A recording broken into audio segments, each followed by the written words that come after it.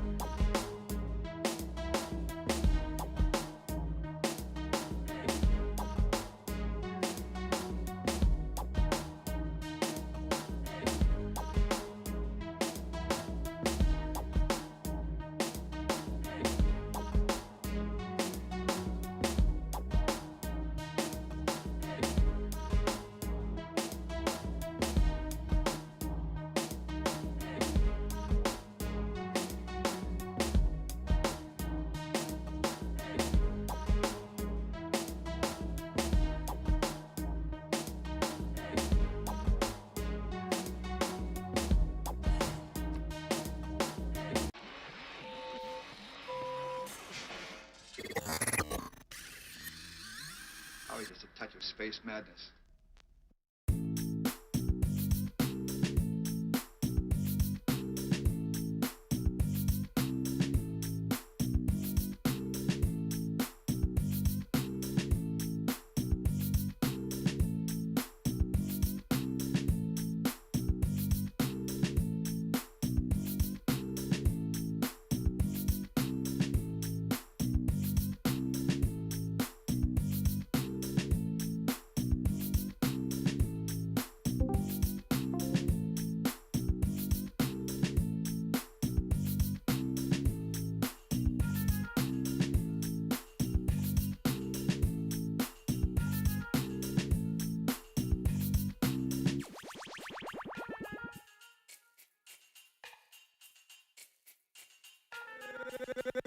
Gangsta Boogie.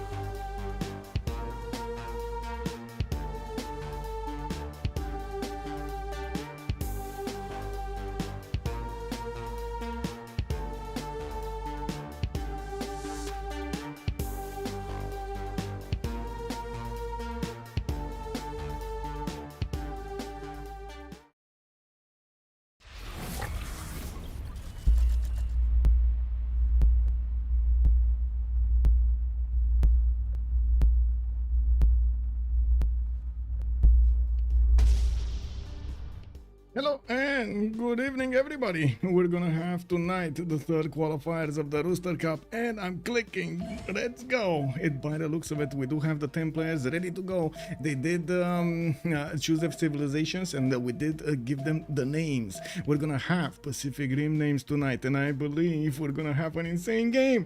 Let's see what will happen during the game, and I want to say hello to everybody. Just letting the game load first, so we can actually get in and without any problems, and then we're gonna take a look at chat everywhere, and we're gonna take a look also at the players. I do see we do have Ember Crash with Nether Shot. Tanker is gonna play Cyrus. We do have Gloom on Dido. Cindermo is gonna play Vietnam. Huka is gonna go for Nubia. Looks like Cresfangs on Maori. We do have Tokugao on Lightstalker. Whoa, he's gonna play Pericles. Rebel is gonna go for Basil the second, and we do have Catherine de Medici over there being played by Ruin. By the looks of it, we do have the map being displayed to us. I do want to actually switch my screens over here so I can get the chats really quickly in order. Lovely man, good evening sir and welcome. I do see Daniel Dingo, good abend my hair, willkommen. I do also notice Natro, good evening sir and welcome. Yeah, it's gonna be quite a game here. In the meantime, while I'm going through the I would say through the welcoming phase, give me a heading. Where are we going? Are we gonna take a look at Rebel with Basil II, or are we gonna take a look at Catherine de Medici? Magnificence. It's civilization time. Yes, sir. Good evening, sir, and YouTube over there. And of course, hello there, everybody. Born Onion, hello there, sir, and welcome. I did see the right. We're gonna go right. Natro, good evening, sir, and welcome. Muzrat, hello there, sir. Thank you so much for picking up that first promotion. Hi, Nick Dave, good morning, sir. And I'm glad to know you and the Beasley are okay over there. The Beasley did go through quite a night. I can imagine. I mean, I didn't really experience it, but oh my God, I can imagine. I've seen the pictures. We do have also a new follower, that Dio. Good evening, sir, and welcome. Hello, sir. Also, good evening, sir, and welcome. Also look up the mountain, the banana past the lake. Ooh, yeah, the banana past the lake over here it is gonna be one of those nuggets. The golden nuggets. Okay, so let's take a look at Rebel here. Find him on the map, see where he is and what is he gonna do. This is not Rebel, this is Nido.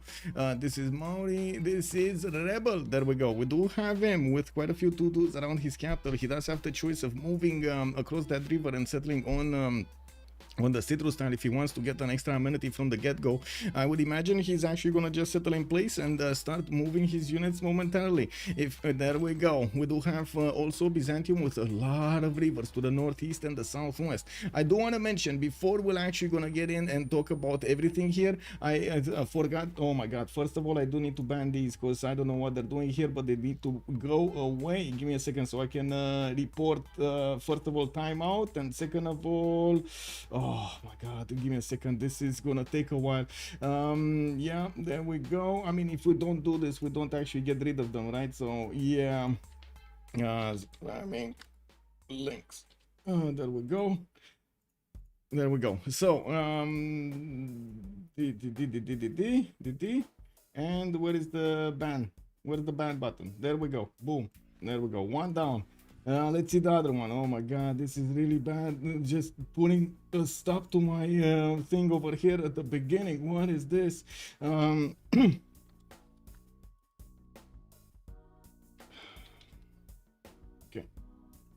There we go, and boom, there we go, finally. Yeah, now bananas, the candy like, hey Wax TV, good evening sir and welcome. Also okay, so first of all, before we're actually gonna get in, you see it in the titles, please no spoilers, I'm gonna keep on saying this. We don't want to know exactly the names of the players. I can actually show you who the players are in the game, like the total list of the players in the game, but not their pseudonyms, not their nicknames. The reason for that is so they don't bring any kind of back history into this game, and they do make decisions according to what they have on in the game, like the land, the neighborhood, the civilizations, and his leaders, the bonuses, and so on. Also, who's getting the hammer? Yeah, the bot. I saw a few bots over there spamming links. It is what it is. Colgananas, bonsoir monsieur, bienvenue. Also, okay, there we go. Let's see what we have over here. Rebel is going to have his horses in the second ring, also his iron second ring. Looks like the rivers are going to give him a nice defensive territory there with a lot of cities to settle, city state to take, actually two that he can take. Both of them are, actually this is a bit better, right?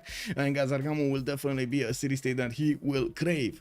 We do have also Nubia on the map somewhere on the other side of the map, on the right side. Looks like Mero is going to have his scout coming up next, and Hukai is going to play it today.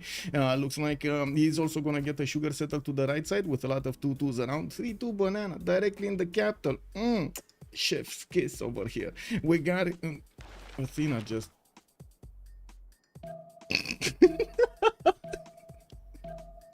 My God, man. My God, man. Anyway, it is what it is, boys. So we're gonna keep on going, even with an intruder over here pressing buttons. Why are you pressing buttons, Athena? Like, really? Really? Why are you pressing buttons? Anyway. It is what it is, sir. It is what it is. Kepor, good evening, sir, and welcome. Game is already going. Yes, we started. We're going. We are actually on time. We do have Mero benefiting from a horse tile in the capital city. I do see his iron tile is going to be second ring. We also have him with a lot of land to settle to the west side. That's going to be towards Dido. And I gotta say, he will have two options to trade on the coast. It's one friendship game, and by the looks of it, he's going to have the south coast to trade with Dido, or the east coast to trade with Tokugao. I think we know where this is going, right? I think, is anybody gonna think anybody's gonna make an alliance there with Tokugao in a corner to trade on the coast? I don't know about that, man. Anyway, we do need to see, and mostly because Tokugawa doesn't like to send those external trade routes, right? We do have Nubia starting to get his huts over here, and it does seem like he's gonna have a few flat tiles that he's gonna get to use for his pyramids. We're gonna need to see how he's gonna try to benefit from them. He's also getting, I gotta say, scouted out by these two barbarian camps that are next to him. Well, some would say more gold, some would say it's pain. We're gonna need to see if one of those scenarios is gonna be today here for Nubia. I do also notice we need to talk about Pericles. He's on the middle of the map. There we go. Athens. We did see the banana, the curious banana tile there next to the lake. By the looks of it, Athens is gonna get his settler out in 5, and he does have that northern settle where his scout is laying, but he does need to buy quite a few tiles there if he wants to go there. Between the mountains, he's gonna also have another settle on 2-2 bases. That's not bad, but he's gonna have a problem with how many tiles he's gonna get to work in those cities. Now, of course, amazing campuses are going to be here, and we're going to need to see how he's going to benefit from them. We do have also a barb camp to the right side, quite a few more bananas to improve and settle next to on the right side as well. As going to the west side, he's gonna go towards Constantinople, and of course we're gonna need to see how they're gonna make the friendships. Hello there, papas, good evening, sir, and welcome. Also, Tokugawa and Persia will ally each other and both be happy forever and ever. Yeah. Well, we do see Athens is also gonna benefit from a horde tile next to his capital. I do notice his iron tile is going to be in the second ring, and I'm pretty sure it's not going to be an issue. It looks like it's going to be relatively cheap to get to improve. We do have Cyrus somewhere to the southwest here, and it looks like he did pump out a settler. Now Pasagarde is going to have his third settler coming out soon. And I do notice, actually, wait a second, he's going for another scout. He probably lost a scout somewhere. You see this banged up scout here? What happened to that one? And where is the, was there a camp there that he actually took out? Oh my God. I do see another bar camp to the north. And we do see the Cyrusian, how to say, warrior is here. And I do notice a tanker is trying to move around it. He should not have visibility over the camp here. We do have Jerusalem actually stepping up to the table, and it looks like he might actually take it out with the help of Jerusalem. Okay, his settler is moving to the left. He's probably gonna go and settle the tobacco tile. That's an extra amenity from the beginning. He has a 3-1 base, and I do see he has another tobacco tile in the capital, giving him the extra faith per turn. Now we do have also horses in the first ring. His iron tile is gonna be second ring over here to the northwest, and yeah, there we go. We got quite a few gypsum tiles here for him to improve. And wait a sec, okay, he definitely chose the better of these two. Lake Redba is also available for him to settle on the west side of Pasagade. That's gonna be more score, a little bit of gold, a little bit of culture. Now we do have him to the right side of to the right side he has France. To the left side, he's gonna have Coupe. We're gonna need to see also to the north. Doesn't look like he's actually gonna have a neighbor close to him and or an opponent. So he's gonna need to choose left or right. What is he gonna actually do over here? Or maybe he's gonna have peace. I do also notice Ruin did take a bit of a chance here, moving his settler through the flat tiles, going as quickly as possible to the west side with his settler towards a barb. There was a camp probably because he does have promotion on his barb, and I'm pretty sure he will actually enrage the barb here. Let's actually see the barb. Yeah, there we go. You see the barb? He just attacked into the Francis warrior. Man, that guy was just chilling over there, and they didn't want him. Oh well. Greece really protected from the south. Yes, indeed. Let's actually go and take a look at Dido here and keep going on the list. We do have Tyre between the mountains to the south of Vietnam. He's gonna have a decent amount of coast to the right side and to the north. He's choosing to go towards the mountains here, and he's gonna have a stone tile to settle. Will have more freshwater pass? No, not really, unless he actually aqueducts a little bit later on. We do have him, of course, getting his half-cost customs. Anyway, the harbors are gonna be nice. And with another settler coming up in 6 turns here, it looks like he's working the 311 fish to try to grow faster. I do want to double check the... the music was a bit too loud. I'm so sorry about it. Didn't actually realize it's so loud. Philip, good evening, sir. Servus, good evening, sir, and welcome. Also, Colgananas, there is no issue on the south of Athens. No, I don't see an issue there. Or what are you referring to? Oh my god, Philip, yes indeed, Dave plays. Dave actually plays. We do have also Ranko Natrox. Good evening, sir, and welcome. The great motto, Tipila, between Passagarde and Paris over here. Well, we're actually gonna need to see how things are gonna evolve. A very fast pantheon, religious settlements on ruin. Let's come back to Dido here. We do have the city of Tyre with an iron tile in the second ring, another one in the third ring, and by the looks of it, Athena tries to grab the microphone. Athena, please do not grab the microphone. Anyway, I do see his horses are gonna be second ring to the northwest, where there is a flat tile there, and I gotta say, those are a lot of fields with forest here for him to chop. He's also getting discovered by Nubia, while I do notice his warrior. Oh, my god. Oh my god. I mean, you thought Pericles has a problem? Oh my god, man. Oh my god. Look at this. Look at this. Oh, we got a lot of like, the thing is, Nubia is gonna see this, Phoenicia is gonna see this out, and I do notice that Rebel on the other side of the planet, Rebel is saying that wait, are barbs off? He didn't actually find the barb. All the barbs are here. Wow, kick W. I'm pretty sure Nubia will want his Pitati archers anyway, but first he does want to get his settler out. He will see the warriors come towards him, and we're gonna need to take a look where is he gonna want to settle. Definitely a better settle to go off the river to the northwest and benefit from the fertile. He does have a scout coming back, or at least I think he's coming back, and now he sees the truth. Whoa, 3 barbarians, 4 barbarian, 5 barbarian units actually arrived next to Nubia's border at 10-14. Yeah, I mean, this is the moment when he needs to think about those pitatis. Now, let's see his text. Where is he going? Where is he going? Hukai, going courtesy extremely fast. So that means he didn't actually get animal husbandry, nor did he actually get archery.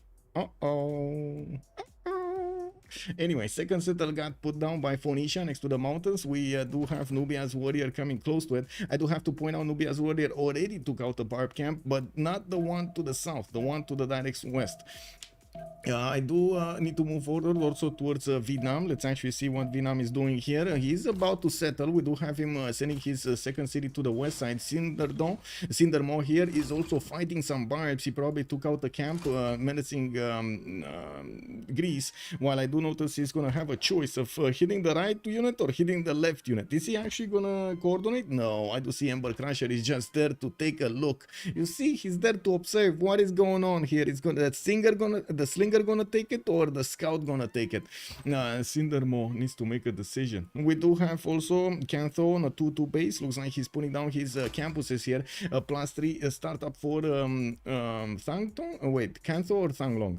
Thanglong for the capital. While we do have the third city also coming around next time.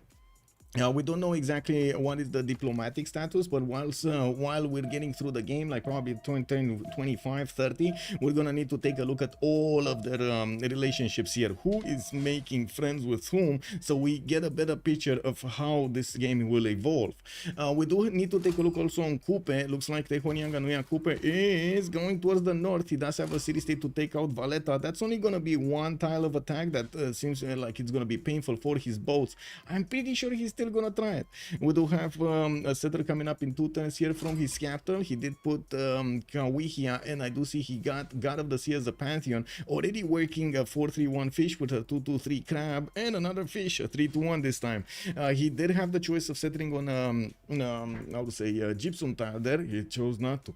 We do have him also starting to move towards the right side here with his scouts, and to the south he's gonna have Pio Tahi to settle on. That big cap, very big cap. Yes, very big cap. And I see Hukai is making the comment that he has 5 barbs next to his cities. I do notice he did manage to get a warrior. He probably bought it, and of course we do see the barbs are menacingly coming next to him. He did not move off currency or craftsmanship, and I do notice he did manage to get a slinger out. He's probably going to put it on the 1-3 and keep on shooting down those units. I do have to say, barbs are not really the smartest AIs in the world. They're just going to see unit and going to start smacking into it. Not really the smartest one. And of course, if he does manage to get a strong city, he's going to manage to withstand that attack, and the barbs are just going to, you know, slowly die. Let's move forward here and take a look on the strategic resources of Vietnam. Iron in the second ring. I do see horses in the second ring as well. That's going to be fine. His city is moving towards the south here, actually towards Phoenicia, and that will deny a city from Phoenicia on this or next to this river. I'm pretty sure he can get another one here. It shouldn't be a problem to put it on the 1-1. Now we do have also Persia starting to scout around Vietnamese cities, while of course there is a slinger there to try to protect the settler. Hello, Night Thrower. Hello there, sir, and welcome. I love that barbs exist. Yeah, let's actually see what's going on here. Is the warrior is still alive? We do have Nubia getting those slingers to work, and he did manage to take out one of the warriors with the 2 slinger shots, while he's gonna take out the other one soon. Look at that, man. Look at that. That's how you deal with barbs here. Good thing we don't have any archers. Anyway, moving forward, let's actually see on Coupe's strategics. Iron in the second ring. We do have his horses in the second ring as well. Okay. Also, third city is moving on the right side. He's actually not going to put a city next to the coast, next to Pio Tahi. Wait, did he actually meet this? Yes, he did meet this. He just chose not to go there. They're having God of the Sea. Okay. Nader Shah on Ember. That's going to be to the northeast of Pericles here. Looks like he's going to get his third city soon. And I do notice he does have a builder coming up from Mashhad in 3 turns. His monument coming out from Susa also in 3 to give him the extra culture. While I do see he got scouted out by Greece here. Now we do also have one of his scouts going into the Corinth city of Pericles here to see what's going around there. His iron is going to be second ring. Also horses already in the border in the second ring. While we do have to see his land here, it looks like he's going to have a decent amount of territory, 7 to 10 cities quite easily, if he's not going to get blocked over here by Vietnam or Pericles, which I'm pretty sure Pericles is going to want to get a city here, right? Probably Oil Tile is going to want to get a city here. Okay, let's see. We do have Tokugawa, right side. Looks like we got Fukuoka and Tokyo settled. He has boats going out. He has Auckland in the north with 2 vectors of attack against that city center. That city looks doomed. I do see Lightstalker is starting to get another galley so he can finish the job on Auckland. I do have to point out Auckland is 20 strength. It's not that easy to take it down. We do have him, you know, casually building him a granary and getting him some farms here to make use of. No fishing boats. Tokyo will get an iron tile in the second ring of the capital. I do see his horses are also going to be second ring, while he does have some wine tiles of plantations. He's going to have to improve the reef fish soon. He's also going to have next to the border, next to the coast here some of these reef styles, not reef fish, so he can get the extra GCC towards campuses, and I'm pretty sure they're gonna want as much as possible. Let's actually see what's going on. There we go. Nubia fixed the problem, didn't even scratch something. Look at that, he's even further ahead than others. Whoa, look at that, man, in third place, and he took out the barbs. No problem over here, and that's gonna give him quite a few points of experience here, and that's gonna give him more points of era and more gold when he's gonna get to the barb spearman, the barb head, the chieftain. Now we do have his monuments coming around, and by the looks of it in the tech side, he's still not moving off currency. He did this with just slingers and a warrior and a very brave scout. That is a very brave scout. Tell me, DJ, good evening, sir, and welcome. Why would he kill Auckland and not Suzette? A lot of the times the players do consider it is much more value from having an extra city than actually getting the value out of Auckland to give him the extra production on his boat. So for example, if we do just a little bit of a math, he has 1, 2, 3, 4, 5 resources, 6 resources that he could improve. That's right now, maybe another 2, let's say 8 resources that he's going to improve. I'm pretty sure the city of Auckland is going to be bigger than 8 points of production with food, with more points from the population, for example, culture, science, ability to get campuses, ability to get harbors, trade routes. It's just so much more value than just the SUS, especially in this situation when the city state is so so open to be taken. It's in a placement that it's going to be quite easy for him to take it out. You see, Mauri is trying to do the same thing here on Valletta. He just needs a few more boats to get that going. Let's actually take a look here on the last one. We do have Catherine de Medici, very close to Persia. We do see that he's going to get his 4th and 5th city out soon. Now, we did have him on a 3-1-1 base, and of course he did manage to get one of the first pantheons in the game, religious settlements. And I gotta say, he already starts to get some culture out of his improved resources here, the sheep tile, for example, and the horse, giving him that extra nice and juicy culture. 6 science, 11 culture already for Monsieur Ruin. We do have him going to the right side, where he's gonna have Pamukkale, very far away, by the way, from Daido. He can easily settle next to it and get the bonuses for adjacency. Unfortunately, one of the biggest tiles of Pamukkale is occupied by water. I mean, can you get water out of there? Maybe. Anyway, X Transition X also, hello there, sir. It's not given, he can keep it forever too. Free city is a free city, like Gananats is saying. Yeah, definitely. Looks like Paris is going to work on Magnus here, going in there in 2 turns while he's going to get his settlers out. He's also working on a builder from Ruan. Looking at his text, he's going for currency. He wants to get his commercials as quickly as possible. And I gotta say, he just switched off a settler here because he's probably planning of either chopping it out soon with one of the builder charges, or guess what? Try to put down the commercial as soon as possible. Get the trades going. Also, all triangles, thank you so much for the prime, and we got it basically going for 100 biddies. Thank you so much, sir, much appreciated, sir.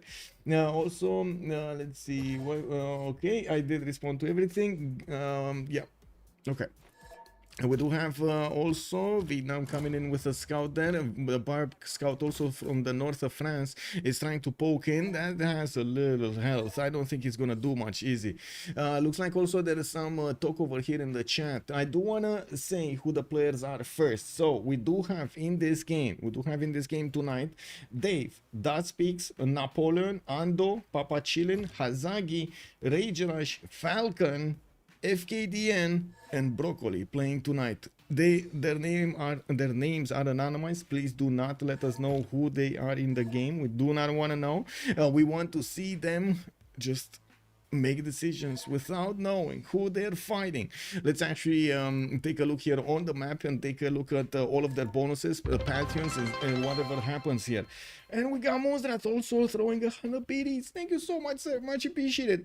Getting close, 3 years. Time flies. Yes, indeed. Time indeed flies when you're having fun. Indeed. Bueno, good evening, sir, and welcome. Also, Japan saying he's boxed in. Whoa. Wait, really? He's boxed in? So, wait a second. Let me get this straight. Lightstalker, Fodor settles Nubia, almost mean distance from his capital, and he's also the one saying he's boxed in. How does that work?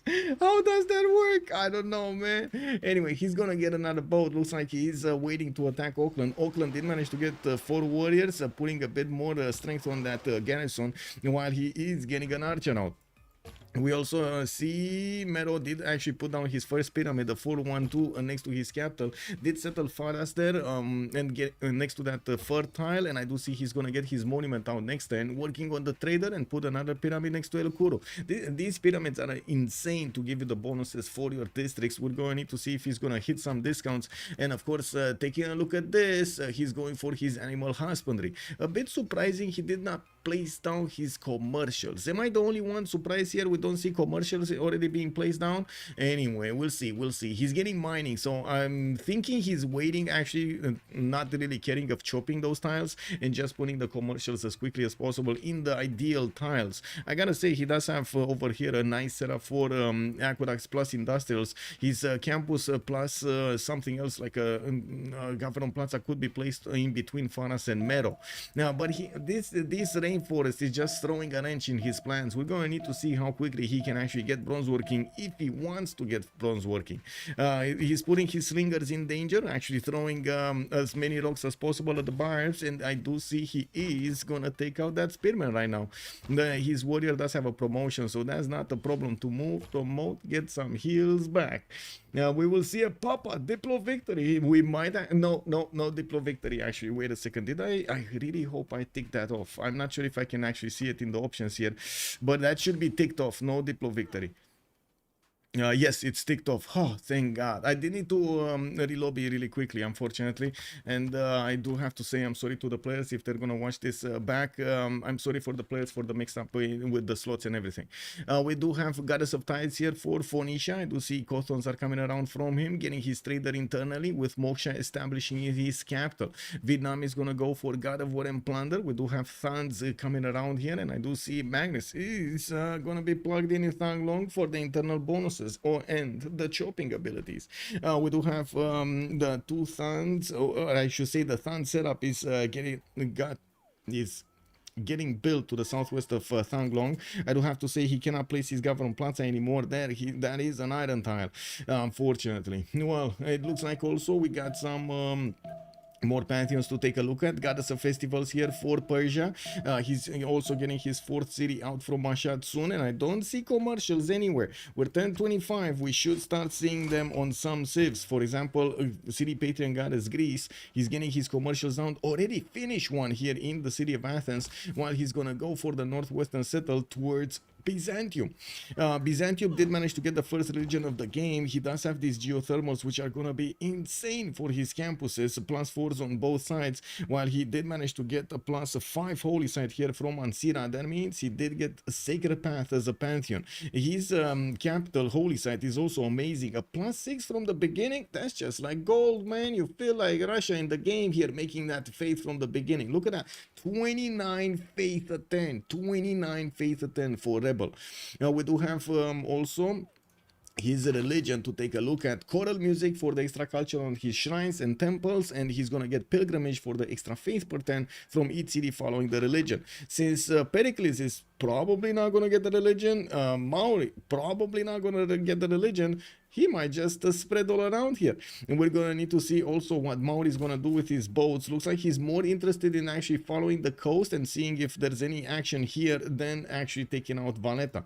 In the other side of the map, it looks like Auckland is still not taken. Lightstalker is waiting for his 3rd galley there, but I gotta say, you don't invest 3 galleys if you don't want a city out of it, right? Let's be real about this. Ranko also, once he gets Crusade, somebody is going down. Yeah, we'll see his how he's gonna get his Crusade. Is this gonna be one of those Stonehenge kind of things? I'm thinking yes. It looks like the other Persia, that this is gonna be Cyrus. Tanker is also getting his 4th city on the way towards Lake Redba, while Pasakarde is building his 5th. I do notice he chose Earth Goddess as a pantheon and does have Magnus being plugged into that city center. He did start to improve his plantations, got the tobacco tile improved, and I do want to actually do 2 things here. There we go.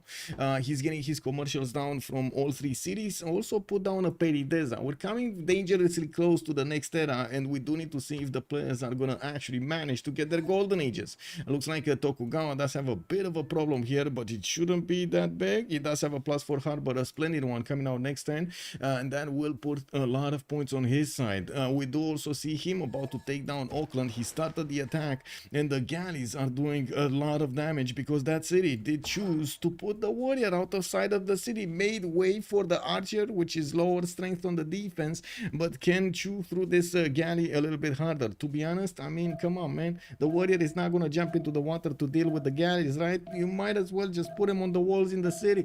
Anyway. On the left side, we do have Maori benefiting from a few more improved resources. He is sending his 4th city towards Piotahi in the south. Can he try to put 2 settles here? I'm thinking, can he actually put 2 settles? I don't think so, right? He's going to put a city directly on Piotahi, get these pearls improved, and work the forest on the right side and on the south. That's about it. Anyway, we do need to see also how Catherine de Medici here is going to get his cities going with commercials coming around.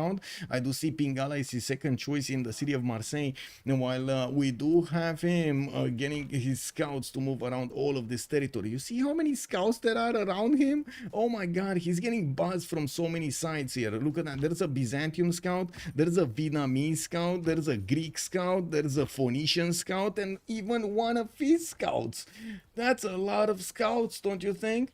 Wouldn't it be an idea to get a religion for Greece and Coupe to defend Crusade? That would be an idea if they actually do it. But the taxes rate is going to be a problem, and also I do have to say you cannot really stop the spread, right? If you start losing a lot of units, Basil is just going to convert your cities.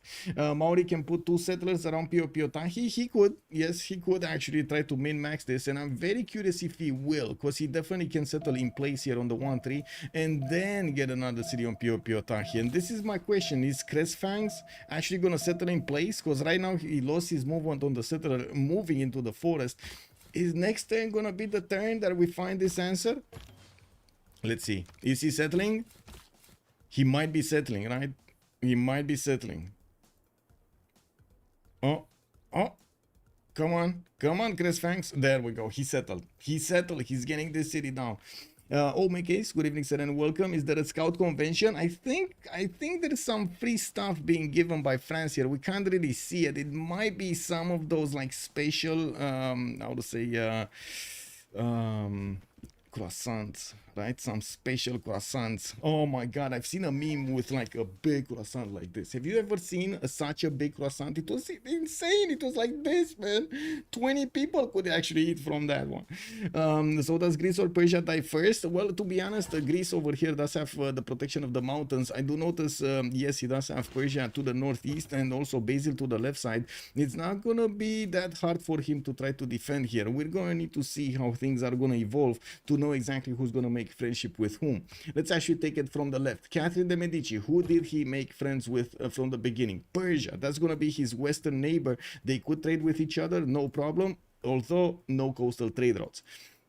Now we do have Tokugawa, right side. Did he make a friendship with Nubia? Because that's basically his only friend here. Nubia on the right side, he did manage to get Lady of the Reeds and Marshes for a bit more production on floodplains here. And I do see he did make a friendship with Nubia. So, okay, we got the 2 friends on the right. Let's actually see Nader Shah this time.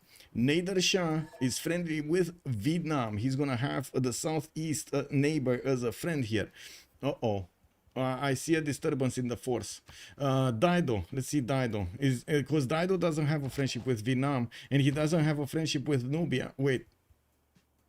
He does have a friendship with Vietnam? Hello?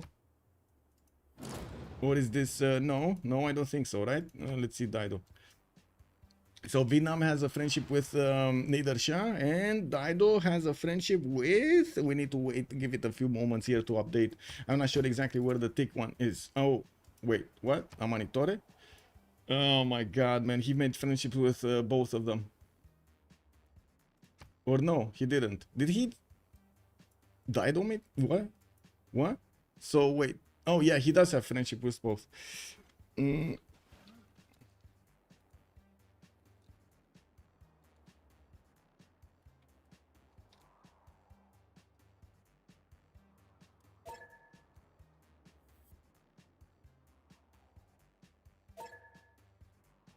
Okay, well, these friendships from the beginning, I guess they don't actually do that much, but they still are a problem. Okay, there we go. Oh, oh, this beautiful pyramid here, a 5222 next to the city of Meadow. We do have also the southwest cities here. Anyway, now we'll see how things evolve and who is gonna make a friendship. This would have and this needs to stop. He needs to decide which one. Anyway, because otherwise everybody's gonna make friendships and it's gonna be like really weird. Triangular friendships are actually quite weird. Anyway, now let's actually see what's gonna happen here on the other side, right? We take a look at Batriu, and now we do need to take a look at Maori, and then Nader Shah. Maori? Actually, no, wait a second. Maori, come on, Maori. Show us the way. No friendship? Really? No friendship? Because Persia was a friend with Magnificence, and we did not see Byzantium yet, right? These are the two that we're missing. So Maori doesn't have a friendship? Whoa. Does Byzantium have a friendship? So Byzantium might be friendly with Pericles here. And there's gonna be somebody remaining without a friendship on the right side. I might think Tokugawa is gonna be the one. Anyway. Yeah, no friendship for Maori. No friendship. Let's see on the other side. Let's see, not Nader Shah. Who is it? Tanker, right? The tanker. I hope he doesn't have two friendships. He's friends with Catherine de Medici. Okay. And I do notice in the era score screen we're 1031 and we got a normal ager. Tokugawa could not manage to get his golden age. He's in a normal age. That's a problem. Lightstalker over here will have an issue. We do need to see, also jump around the map here and take a look at what kind of bonuses they picked up in their golden ages. Let me actually open up the map here so we get to see everything. Commander King, good evening, sir, and welcome. Yes, indeed, nice catch over there. GT Snow, good evening, sir. Tokugawa, normal age. Yes, sir. Can't help it right now. Yeah, and one of them should be missing a friendship soon. Yeah. Yeah, we do have to take a look here on Catherine de Medici, from the left side. France is gonna get his commercials down, finishing his market, still 4 cities, getting 5th and 6th soon. And I do notice his government plaza got built, and he does. Oh wait, he already has audience chamber. I think he already has audience chamber, right? Oh my god, the city is not how to say, the game is not actually giving me the drop down, so I'm sorry, but by the looks of it, that audience chamber is not getting built. It's already built, right? Anyway, now we do have Tokugawa also, right side, normal age, unfortunately for him. I did not mention, by the way, Catherine de Medici is on 15 science, 34 culture with 25 gold a turn and 63 points of production. That is those are the most points of production in the game by far. Whoa, that's like, whoa, 30% more production of, wow.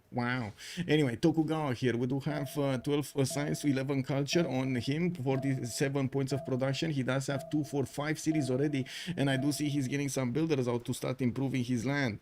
He does have a trader going for internals here, got Auckland earlier as a 5th city, and we do still have quite a bit of coastal cities for him to settle.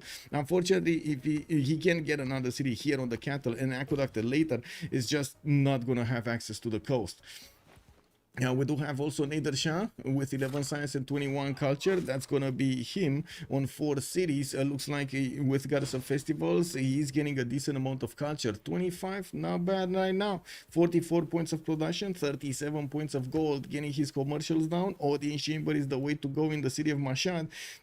Well, I do notice he's using his peridesas so he can get some extra gold and culture from them. That also gives him, unfortunately, a bit of a lack of food. But it is what it is. You make the sacrifices you think you can do. By the looks of it, also, Coupe, let's actually take a look at him. 10 science, 20 culture on the left side. Oh wait, we didn't actually, I didn't check something, Rebel, who did he make a friendship with? It should be Pericles, but I want to double check this. Yes, it is Pericles. Okay, so back to Coupe, sorry, it was missing in my mind. We got the lighthouses coming up from Tehonianga Coupe, and I do see Crestfangs going for more of these internal trade routes, using Li Yang in the capital and not something else. Oh my god, is he going right 3 Li Yang in the capital? Because this is not City Park's placements, no? Okay, well, he did get Moksha hitting Kawihia. And I do notice he did manage to get that extra production going on his trials. Well, we do see he's already benefiting from 52 production, but still cannot catch up to Catherine de Medici, 66. Whoa. Battery 21 science and 28 culture. Getting horses out, I do notice he does have an archer deployed towards the south. Got his setup going with the Thans to the south, while he is going to put another city there. Now, we do have him looking for trouble here, and the question is, where is he looking for trouble with that horse? Is he gonna try to take out Ayutthaya from the beginning and secure this space for him? It might be.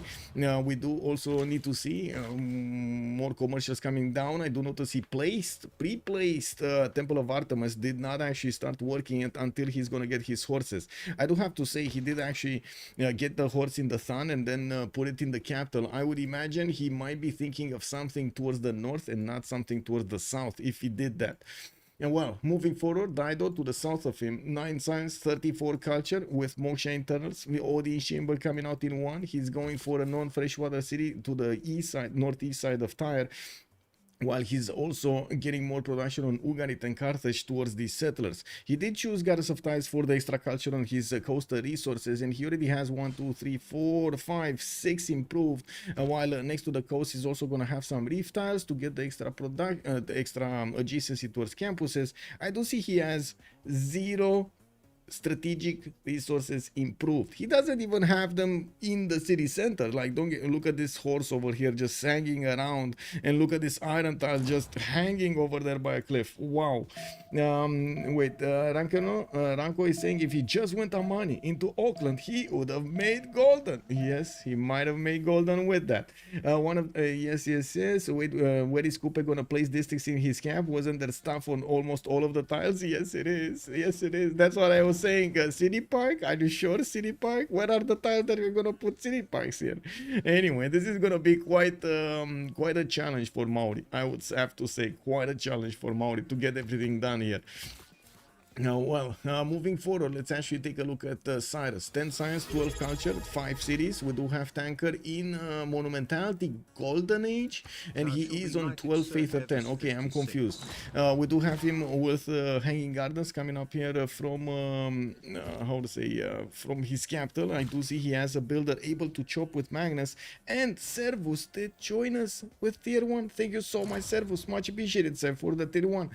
Now, we do see some more builders coming up from the west side, and I gotta say I'm actually quite confused here about his choice at the beginning. It's been so long, don't get me wrong, I've seen this before, but it's been so long since I've seen somebody try this out with Earth Goddess and the Monumentality at the beginning. It used to be, I think, Destroyer's favorite, if I'm not mistaken, because of the extra movement on the builders. He was so enchanted by that extra movement from the builders. Anyway, we do have the pyramids coming up from Tarsus, and I do notice Tanker is gonna start chopping some of his resources, and he's getting pillaged. The barbs are coming from the south to just take out his quarries here. Another Temple of Artemis has been placed. Looks like Maori is trying to build it, and let me actually see Stonehenge coming up here. Also Hanging Gardens. Wait a second, who's gonna get Hanging Gardens? Because there are like 4 people trying to get Hanging Gardens. Oh my god, is Nubia gonna try to get it? No. Not here. Vietnam, no. Oh, Temple of Artemis is here. Okay.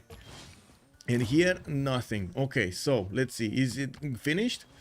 Start a building, build a theater square, start a building, start a building, start a building, start a building. Oh my god, man. Okay, well, by the looks of it, Byzantium going towards Engazargamu with a Monumentality Goldenish. She's on 55 faith a turn. And by the looks of it, he got his settler stolen.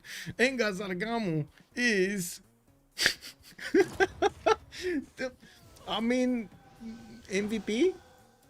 MVP here? I mean, I don't know. Rebel here does have a problem. It looks like he found more rebellious people than him. We got the horse that is to do his job here. And it looks like he chopped down Hanging Gardens. No mercy. No mercy. And Sira took it away. You know, we did have it here, right? It looks like even with Magnus, Persia was just not fast enough on the clicks. Anyway, we do have an amphitheater coming up from Ansira. He's trying to also get Temple of Artemis in the capital, and he did manage to get down Stonehenge. That means he got a third belief in his religion here, Catholicism, and he went for a crusade. Totally makes sense, right? Next to pilgrimage and choral music, crusade just fits right in. And we do have more theater square here in Antioch, and I gotta say, he needs to take this settler back before he's actually gonna take the city, because otherwise he's just gonna poof disappear. Does crusade work on city settler? No. red card, Sips in. Yo. Yeah. Yeah, I do see Hawkeye. I do see Hawkeye is going. Hawkeye is gonna get a friendship with Japan. That's quite interesting. Here, so wait a second. He's gonna leave Phoenicia over here out in the cold. Whoa, because Vietnam did have a friendship with somebody else, right? Vietnam has a friendship with Nader in the north, and he is, wow, benefiting from Hypatia right now, and looks like he's gonna get Temple of Artemis next time. This seems like a good start for Sir Cindermo. We do have Magnus over there able to chop. Looks like the builder does not have movement, so yeah, Magnus is just chilling, waiting for the things to happen. Engazargamu is the destroyer of worlds. Anyway, Byzantium got his settler back. Now it's fine. He can actually move it back, settle in place on the 1-2 there, and get to work the truffle tiles. So find those pigs in the forest. We do have his other settlers also, his other warriors also going towards the city of Engazargamu's direct capital. We do have another horse being chopped from Ansira, and it looks like Pingala is waiting 2 more turns to get in Antioch. I do have to say, he didn't have a builder ready on Constantinople, so that means that Temple of Artemis, poof, it's just gonna go away. We do have Adrianople also getting a settler here, a holy site, and I do need to see his faith per turn. He's on 56 faith a turn. That's by far the most faith in the game per turn. I do have to say, we did jump over Pericles and Nubia, and let's actually take a look at them. City Patrian Goddess for the 40% towards the first district in a city. Usually I gotta say, Greece, after he discovers Acropolis, usually does want to spam them out. We do have him going through the mountains here in Argos to the west side, and I do notice he's gonna get the audience chamber from the capital finish next turn. We do have him also with a pen brush and voice goldenish, 10 science, 22 culture, 36 gold at 10 with 51 points of production. But man, look at Catherine de Medici go, 95 points of production right now, 26 science and 40 culture. Oh my god, man, this is 38. Where are you going? Oh my god, can you imagine? This is like going 5th gear, or oh my god. Master Teco, hello there, sir. Did you tell already the player list? I can say again the player list. So we got Dave, we got Dan Speaks, we got Napoleon, we got Ando, we got Papa Chillin, we got Hazagi, Rage Rush, Falcon, Daniel, and Broccoli. We're gonna need to see who are gonna be the last remaining 3 players on the slots here. The top 3 will go through towards the finals, where we do have the players that won in the other qualifiers waiting for them, and of course Trinda, who did manage to win the first Rooster, the previous Rooster Cup, I mean. There we go. Show France, show France, show France, show France. Sam Glass, good evening, sir. Yes, yes, hands up. There we go. I'm showing France. Marseille getting campuses. Rouen getting campuses. You see, he's building in waves. We got some markets coming in from Paris and Bordeaux. Also, Lyon here is gonna get another commercial. Now I do have to say, he did not build that many builders here. Sent a few horses to take down Cahokia. Has still a lot of jobs available for him, while Governor Moksha is deployed in Rouen. He went for Magnus in the capital and then Pingala in the city of Marseille. Now we do have him also placing down a campus here next to Pamukkale, and I do see still there are quite a few scouts around his territory. I don't know what they're doing, but they definitely are trying to figure out, smell this out. What is going on here in France? We are about to see him jump over 100 points of production. I'm pretty sure when he's gonna take Cahokia down, that city is gonna give him the remaining necessary points of production for the 100. Or the trader, actually the trader, look at that. He does have a trader that he needs to connect to the capital, get that extra food production, and boom, 101. There we go. For production trader using Governor Plaza in the capital and a commercial there. Why not? We do have also the campuses finishing Rouen. That's only going to be a +1 though. Not really the best campus, but what can you do? What can you do, right?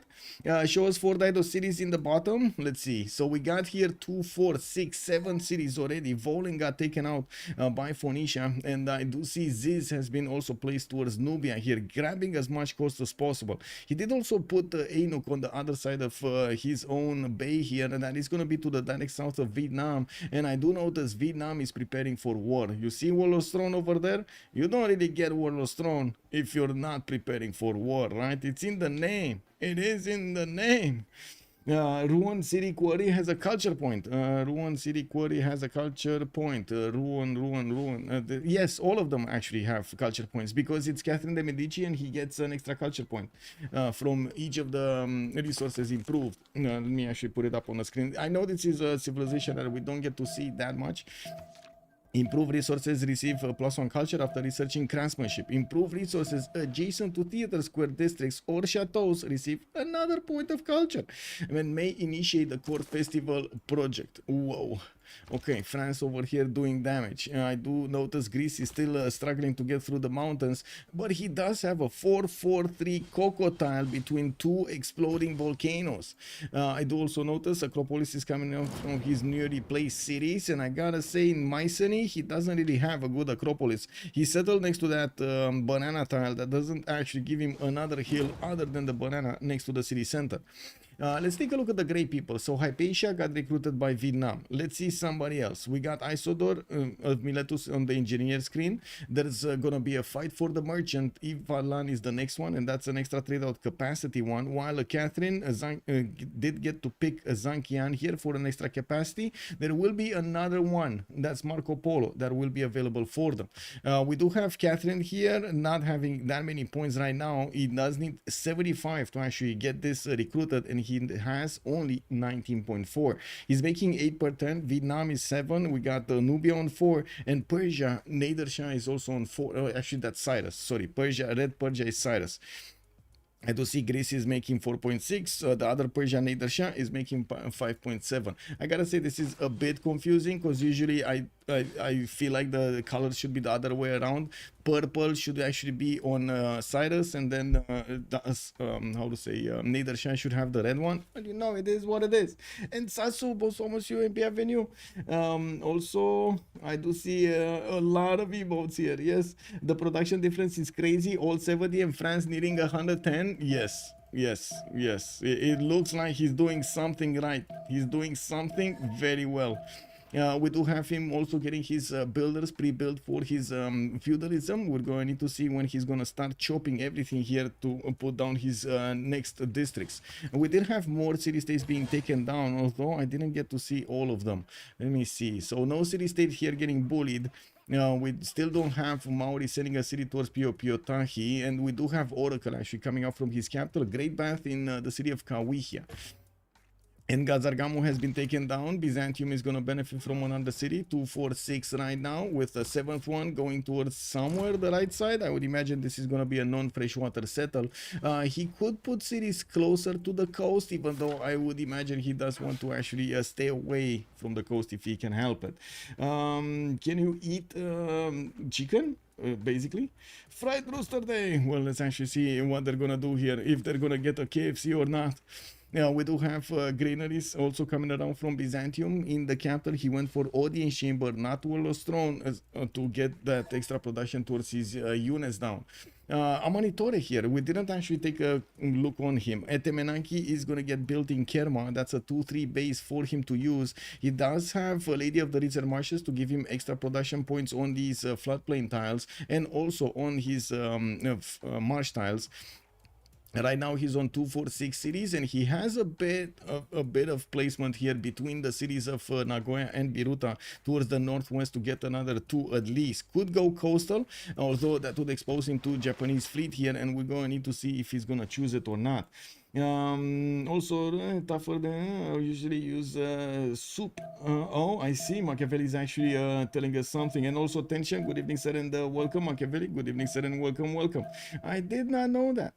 Yeah, looking at the yields here, I do see still nobody's managing to get to the 100 points of production, while Catherine de Medici on 113 already. We do have him getting another wave of builders.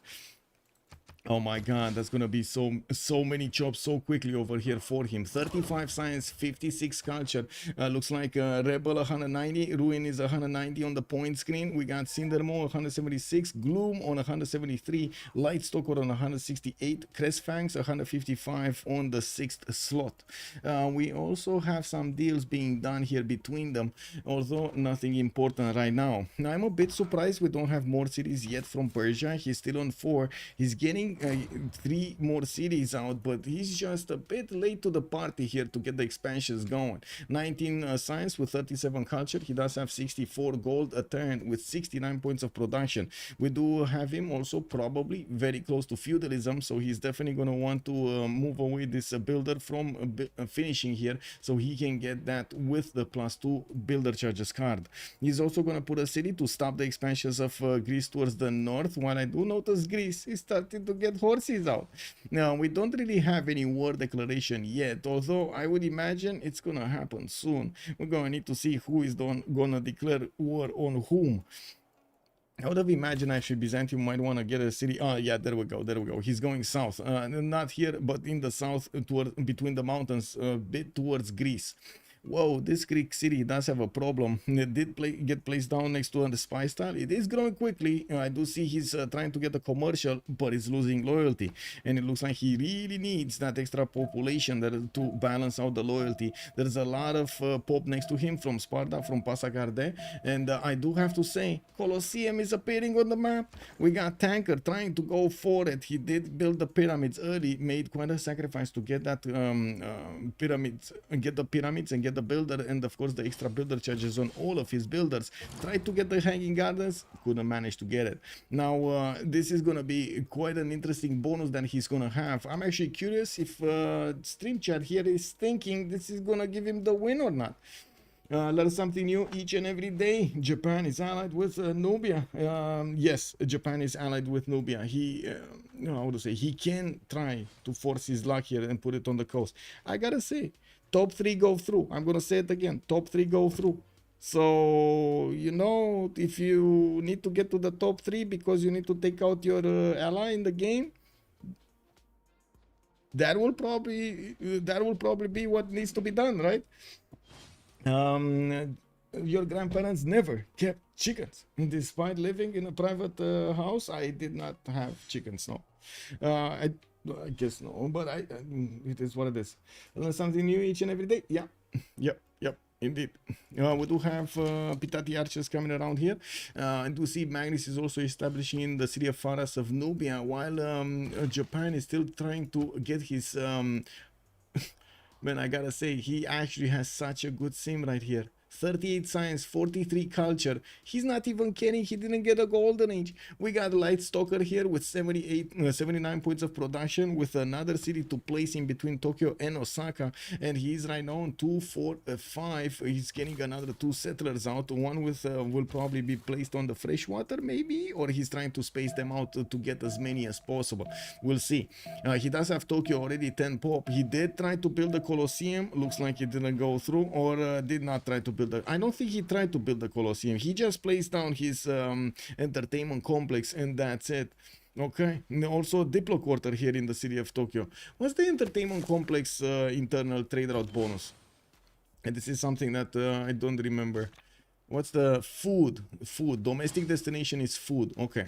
Well, we do see him getting a great profit. He did get a holy site from Nagoya, and by the looks of it in the point screen, he's middle of the pack here, 179. Not that far away from the first ones, but I gotta point out, Rebel here somehow is getting more points than Catherine de Medici. What do we have here? Rebel, what are you doing? What is your secret? 21 science, 48 culture, getting campuses, and I do see Victor establishing in Engazargamo. Byzantium did keep those horses to just chill over there, while he does have also Jerusalem to get some envoys in and get those extra nice and juicy points of faith. Also, do Korea's cities, do like Korea take out cities in the last time to get the 3rd place? Exactly, right? And Samsung knows. We've seen it before, right? In the first qualifier. Also, Rafifi, bonsoir, monsieur, bienvenue. Tokugawa victory. Well, let's actually see how this is gonna go. Let me place first. I need to put a poll very quickly over here. Very quickly. I got a comment on my YouTube. He told me I have a very annoying voice. Let me actually ask, do I sound annoying? It might happen. I don't know. I mean, you know, it is what it is. Yay or nay? Let's actually see. I'm getting judged over here by the stream. Let me actually sit in an honorable position over here. Judge me. Judge me, my fellow viewers. Judge me. Do I sound annoying? Let me see. Oh, what's going on? A yay and nay. Oh, there's quite a race going on. If I sound annoying or not, let's actually see. Is this, or wait, he made a very annoying comment. I mean, I don't know. You know, it's something for the stream over here. Let's actually see how this is gonna go. You know, getting judged is one thing, right? This is happening to all streamers all around, right? All content creators. We get judged by our viewers just as we judge them. It is what it is. Everybody judging everybody. You shouldn't be judging. And yeah, let's see, 5 and 5. Oh my god, you're actually making it that I don't know. Wow, chat, come on, man. Okay, I'm just gonna sit here with my hat in hand, and we're gonna see how this evolves. Vietnam did manage to get Zhang Heng, and by the looks of it, we do have Isodor still not actually acquired, but I did see industrial zone starting to appear. We do have city parks also chosen by him to get into his placement, so he can get an extra amenity from them, while he is starting to get another city towards the right side. I do see chat is saying 6 and 6 right now. How are you coordinating so well, chat? Like, hello? 6 and 6? Also, by the way, YouTube, feel free to tell me I'm annoying or I'm not annoying, or I have a very nice voice, you know, to talk in the night over here. Or is it gonna be something like very, very nice? I don't know, one of the two, man, one of the two. Oh, wait, comment, red flag. Red card. No, whoa, man. I'm still in an honorable position. What do you mean? I'm showing respect over here to the viewers that are voting. Yay or nay? Just a few more seconds. It's 50-50. I don't know. It is what it is. We gotta have faith and keep on going. There's no other choice.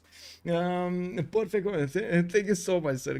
Kind words, Emily. Much appreciated. You should have seen Asmon Gold stream with 50,000 viewers, and even that chat managed to pull in perfect. Not once, but 3 times. Oh my God, man. It's something incredible.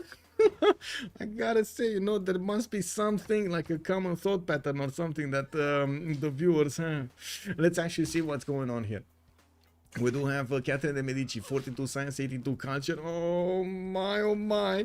Starting to place his chateaus in such a way to get that extra culture around his toys over here, around the stone tiles. We do have Moksha also incredibly boosting that in that city center. I do also notice he's starting to get a few more amphitheaters down. And yeah, I do see more of these traders coming around. Did he manage to get? He did manage to get Marco Polo also. Persia, Ifadland was actually recruited by Tanker. He didn't manage to get all three of them, just two of them. And remember, this guy, last slot, doesn't even matter. Getting exactly what he needs to. Now we do have commercials. From Nantes. Bordeaux is gonna get a settler in 3 turns. Yes, Liang is getting plugged in there to probably put an extra production point on those floodplain tiles on the northeast. We still don't have a war somewhere, but I gotta say, man, another, my god, 150 points of production here for Catherine de Medici with 165 points of food is incredible. And we do have, this is 1046 by the way. On the right side, Tokugawa is managing to start to spread his religion around. He did manage to establish Zen meditation for the 1 amenity in the city with a specialty district, and Defender of the Faith for the +3 combat strength on his defending units in the city centers. Now we do have also Japan needing to get a few more builders out. He definitely has a problem with the city count, but should come out of this. Yes, he did have a problem lacking the pen brush and voice bonuses or free inquiry, whatever floats his boat.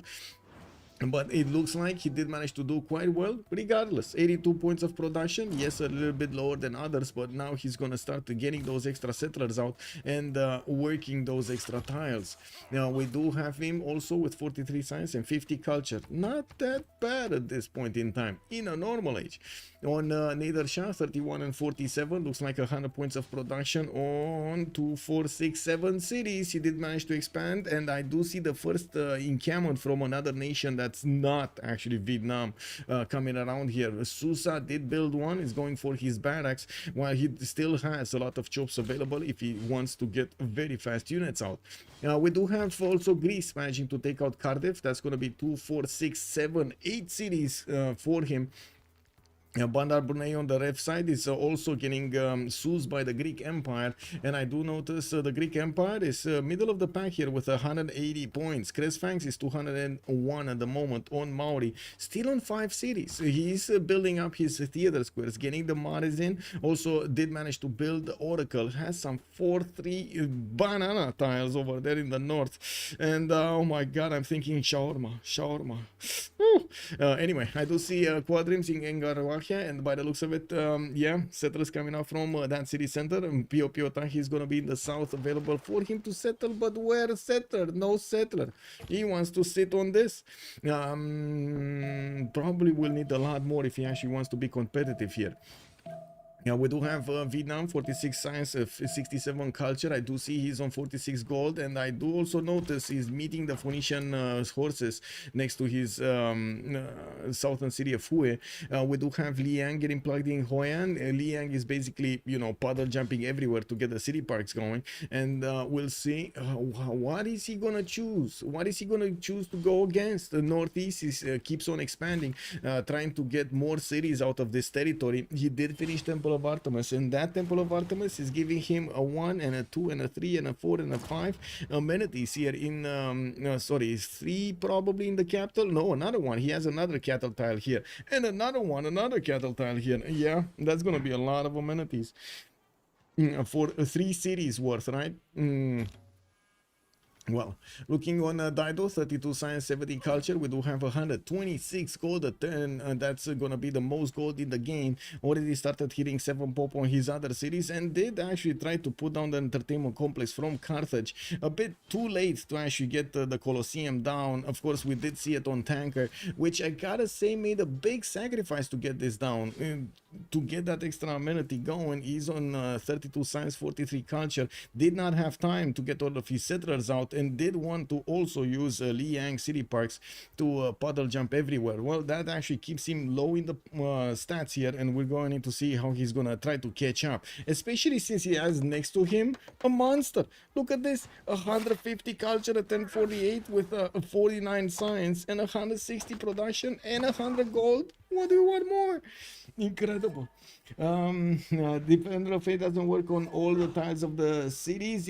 If the city is converted, yes, it does work. Is there a player list? I mean, I guess I can actually just give you the player list, but I don't want to display on the screen what I have. Let me see if it works. Yeah, there we go. This is the player list.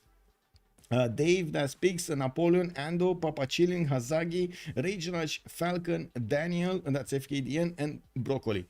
We do have Byzantium also starting to get some more granaries. He put down his hippodromes, and I do see he's keeping them under construction. Usually we do see Byzantium tries to get as many of those heavy chariots, or I should say tagmas, as he can, especially since this is Basil II, and try to go and bop somebody. Now, is this going to be one of those games for Rebel, or is this going to be something else? Not sure yet. Also, with much pleasure, Paco Strong. Good evening, sir, and welcome. And we do have the monuments here from the North, Adrianople in 3 and coming out in 3 turns, while Nicopolis is going to get the builder out in 4. And do see Persia's warriors are looking at the Greek cities here, quite interesting. Let's actually see the friendships again. So I'm pretty sure Vietnam was friends with Persia, right? So Greece was friends with Basil II on the left side, right? I think that's how it went. Or did they actually make something else? So, wait, what? Greece? Yeah, Greece is friends with Basil. So that means Persia is not a friend with him. So this is starting to be a hot border between them. We do have heavy chariots coming around. One of the immortals deployed, so he can get the era score points and also have some defensive capabilities. Now, we do see also Greece is starting to put some horses on the right side while he tries to keep on going to get his cities out. I do see he's not really spamming out the Acropolises. _Rocco_ has joined the round table. Apore Rocco, thank you so much for the follow, sir, and welcome. Also, good evening, Regista. Look at the Persia land. Which Persia? Which Persia? Cyrus or Nether Shackles? We got 2 Persias here. Also, I'm surprised to see France going towards Siratel Squares. You generally prefer the Wonders. Well, it looks like he's trying to get a lot of... Oh my god, this land just looked insane. Chateaus coming out everywhere. Tobacco tiles, just seeing the smoke up in the air. We got Theater Square for those books, and we do see he's managing to get more markets and so many internals here working with Magnus bonuses. Going for the Theater Square festivals project, so he gets as many of these great writers as possible from the beginning. Usually it's very good to actually get the 30 pointers. There are 5 of them and you want all of them. Nader Shah, you want to take a look at Nader Shah? Sure. So this is the land of Nader Shah. 2, 4, 5, 6, 7 cities. We do have him with Aryabhat as a scientist. Abu is the next one. He's not gonna get it. He's trying to get encampment training projects in Susa. In 2 turns, it's 1 coming around. And I do see he has builders also, more builders coming out with feudalism bonuses. Now we do see heavy chariots, which brings me to question, where is he on the tech tree? He is education and mercenaries in 1. I really don't think he actually has stirrups, so we're gonna probably see him try to get stirrups as well as trying to get the gold if he needs to start upgrading something. It's 59 science, 56 culture, Pembrush and voice, Magnus capital, Moksha second city, Pingala to the right side. He did also manage to get Haraiva next to the Eye of the Sahara to get a few more extra science points from that, but he's gonna lack the production there. It is what it is. Also, Rebel is saying, road so I can send missionaries so I can convert you. You make me a religion and we chillin'. So it looks like there is a bit of an aggressive, how to say, negotiation being done here. Byzantium is throwing a stick in the air, making Cresfangs. That's Cresfangs. That is making him make a religion so he can get his taxes straight. He's a simple man, that's what he says. Okay, well, I do see Byzantium did manage to acquire Hannibal Barca. with Ngazargamu's encampment. We do see him getting a few more hippodromes, and he's deploying his horses toward the south. I gotta say, Mauri here does have the toas if he needs to, and I do notice his two-turning audience chamber here from Tehonianga Noyakupe, trying to get a few more settlers in the water, and we'll see where is he gonna settle. There's no land here for him to settle. Does he actually want to get a city here? Oh my god, he didn't take Valletta, and it looks like he's gonna need to go so far away. And wait, he actually is letting Byzantium build a road to him? He's letting Byzantium build a road for him. Oh, yeah, I mean, they're not friendly. They're not friendly.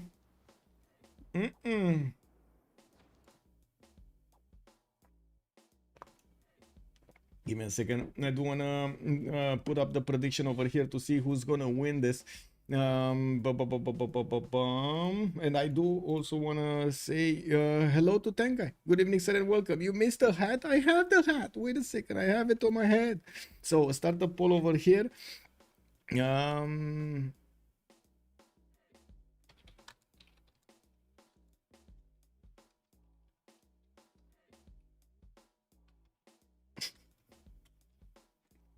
I'm putting a very, very suspicious poll in YouTube. Just saying, man. You might want to ask you might want to check one of the answers over there. A very suspicious question, I'm saying. Very suspicious.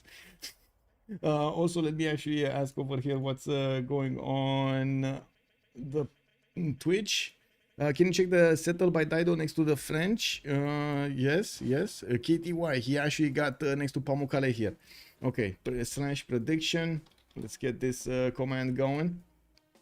Start the prediction for who will win. It's gonna take me a while to actually put everything down, but give me a second. So France, I'm just gonna put France because it's France. Japan, Persia, Nader Shah, and the other one would be Maori.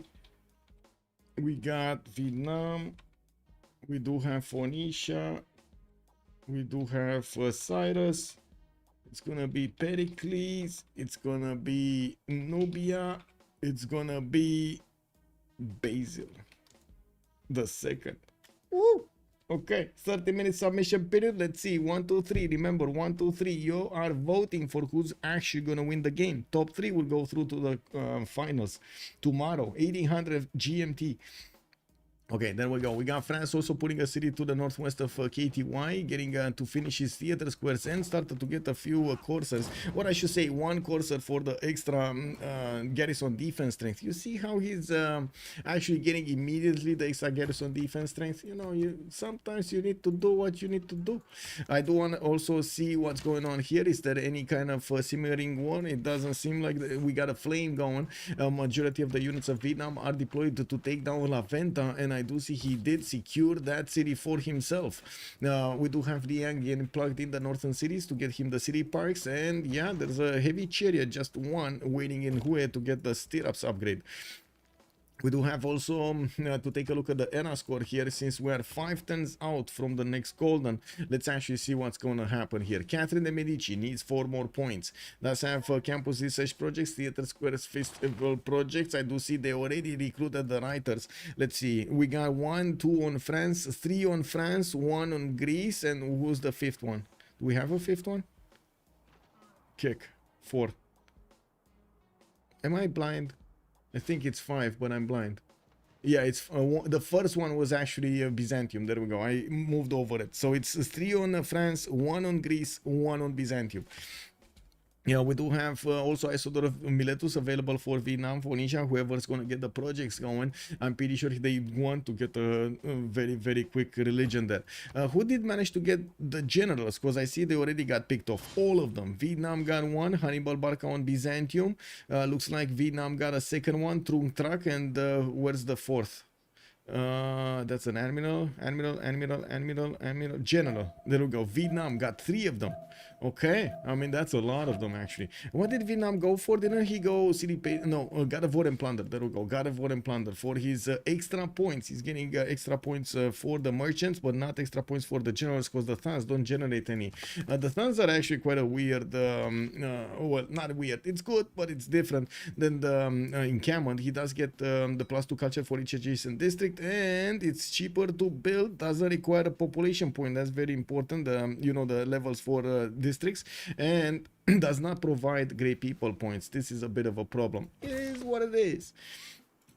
Now we do have also the general being deployed to the right side. It looks like he's gonna need to actually take a look at Japan. We do see the army of builders of Japan here, just gaining as many of these tiles as chopped as possible, and we're gonna need to see if Lightstalker is actually gonna catch up to everybody. He's still half middle of the pack here. Rebel leading the way with 323. We got Ruin on 313, Cindermo 300 points, and then the next level 276, 273, 268, 252, 249 points over here for them. Cindermo definitely needs to actually get some action going here. Now we do see Coupe does, oh wait a second, sorry. So Catherine de Medici got his golden age. Tokugawa did get his golden age this time around.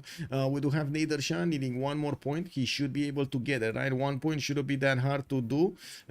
Pretty sure. We do have also Coupe getting his golden age, 47, 57, 53. But Ryu is 4 points off. He's gonna probably get a Voichen here, to be honest. Or one, yeah, he definitely can get one. Now we'll see if he does have yeah, he does have the science. 74 science and 89 culture. He should be close. Military engineer coming out next turn. More markets, and he could even try to get a boat. There's 4 more turns. That should be time. We do have Dido 51-53, does need 2 more points. Looks like he did manage to get some projects going for the industrial research centers. Let's see, he just needs 1 more and he's gonna get Isodor of Miletus recruited. I don't think he got Erascore from settling next to Pamukkale, right? I don't think he got Erascore here. Anyway, it is what it is. I do see Cyrus also with that Monumentality Golden Age. He's 4650, and I gotta point out right now he's only on 43 science with 58 culture. Actually has a problem because Byzantium is coming next to him, and it looks like the Tagmas are real. Byzantium's squad, death squad over here of horses with Hannibal Barca as a general are going exactly like in real life. They're going across the lands here to fight an enemy that they don't know. Let's actually see what's going to happen in the Persian territory. Tanker immediately retreating towards Jerusalem, sees the Tagma from the right side, and then boom, war has been declared. Daniel moving in to Jerusalem to pillage that state and take it down. He's not seeing the settler. It's behind the forest. This settler is not exposed to the elements. We do see the builder being taken, and the settler has been exposed. The city of Jerusalem is getting attacked, and yeah, looks like Rebel is not even caring. His horses are getting taken, they're taking damage. Okay, well, that's an interesting development, because I gotta say, if Persia falls on the left side, that's gonna be one ally that France is not gonna have, and somehow he's gonna need to defend this on the left side. What's the continent split here? Do we have guard potential?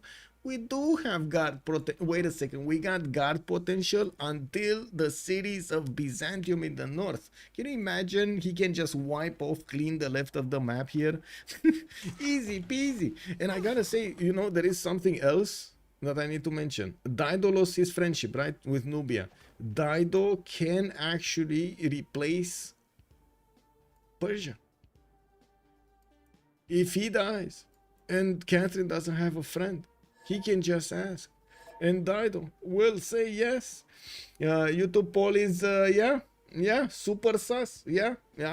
Salty Capybara, welcome, ma'am. Hello there. I see you came to see Hazagi. I see how it is. Now I need to figure out what Civ I have to cheer for. Well, I mean, you know, I'm sure you can cheer for Hazagi in your soul over there.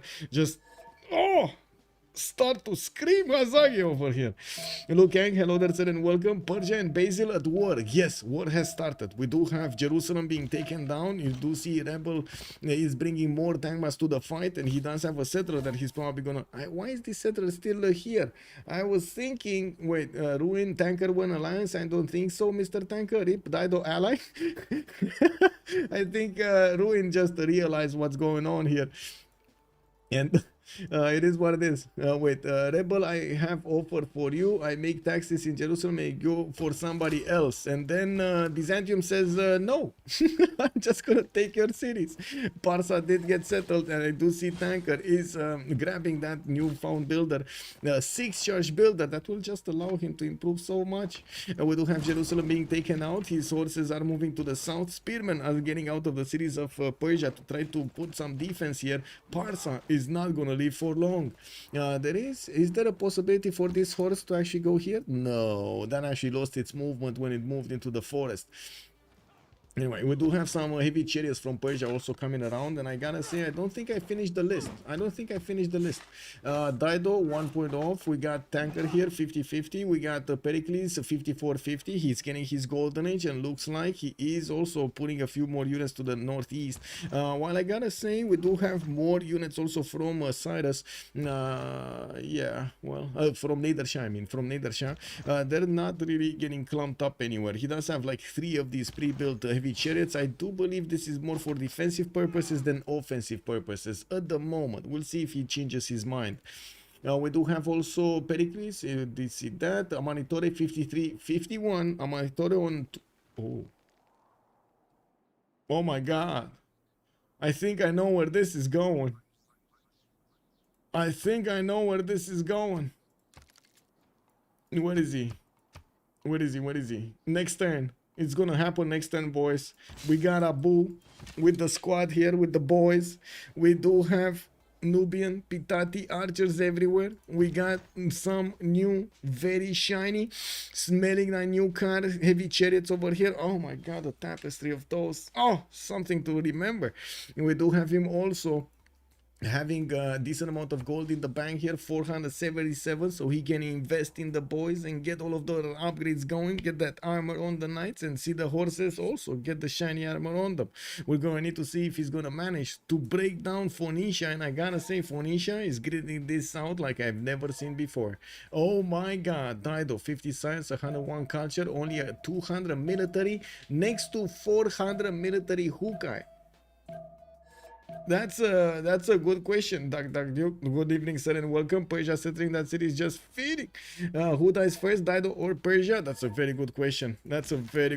Who dies first? Tanker is saying he's not dying. I think the Tagmas have something to say about that. It's just a matter of time until Crusade is gonna start getting to convert everything here, and when that happens, man, none of these units are gonna be safe anywhere. Yeah. I do want to also take a look here on Nubia. I do have to say, usually when you have something like this happen, you want to send a unit towards your opponent to try to see what's going on, right? See where his army is located. Is it towards you? Is it towards somebody else? Where do you need to defend?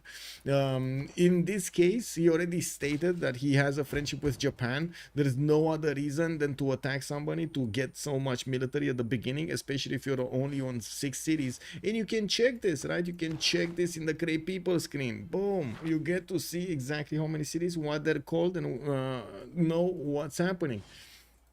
We do have some units coming out from Phoenicia. I do see he recruited Isodor and Imhotep, the 2 great engineers from the beginning. Very nice.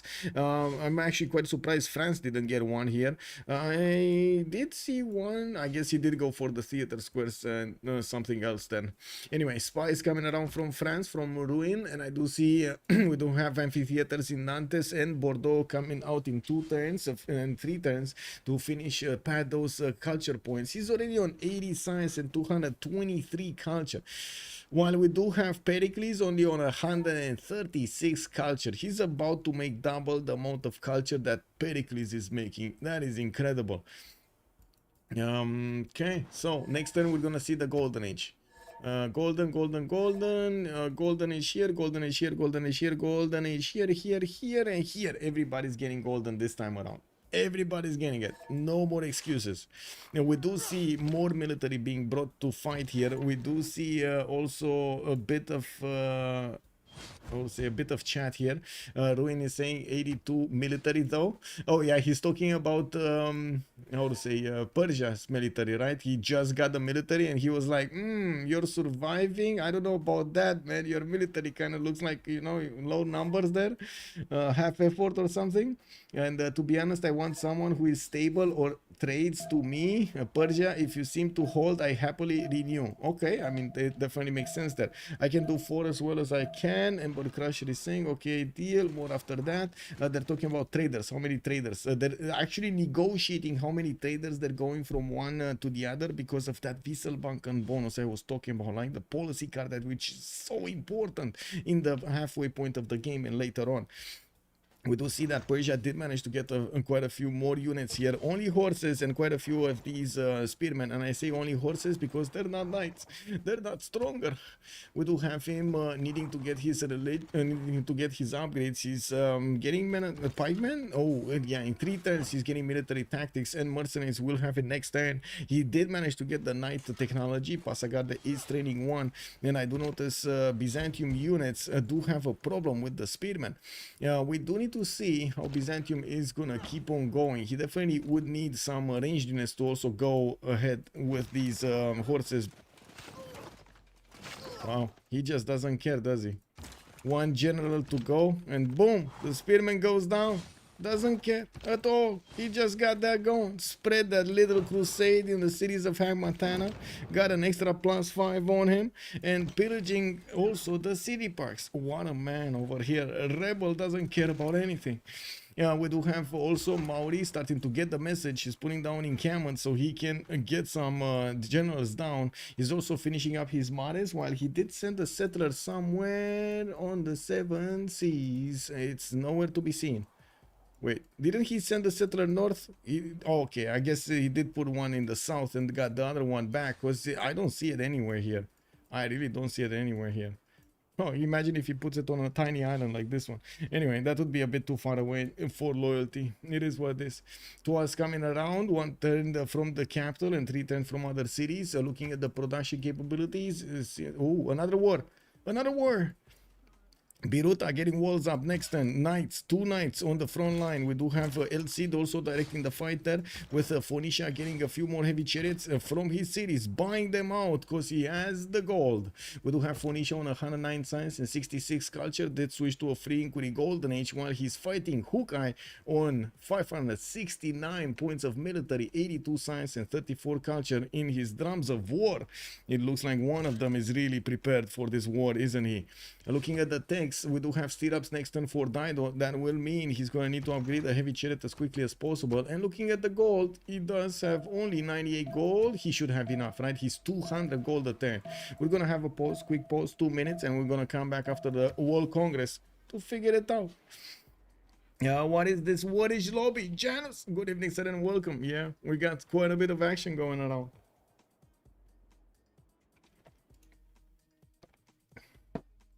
Okay, just gonna do the conga. Let's see, this, next 2 minutes, and we're coming back.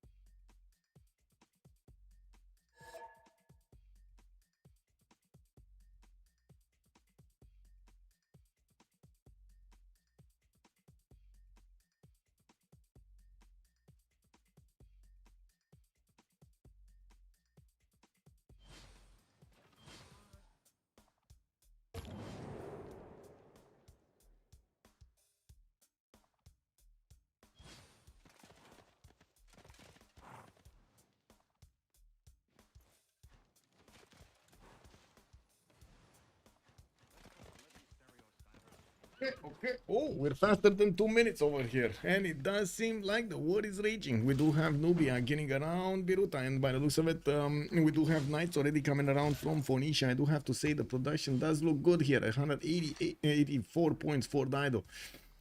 Let's take a look from the left to the right. What's going on here? Looks like Tagmas are going towards Hagmatana. Doesn't seem like the walls are gonna go up, and not that it's gonna help against the Byzantium Tagmas. It does seem like also Byzantium is bringing a lot more units, building up more hippodromes on the front line, and he just wants to keep on going to finish the job. He saw the how to say the defense over here of his opponent, and he is gonna try to outmatch it. I do see also, and Sasu on YouTube, Rage Darsh, good evening sir and welcome.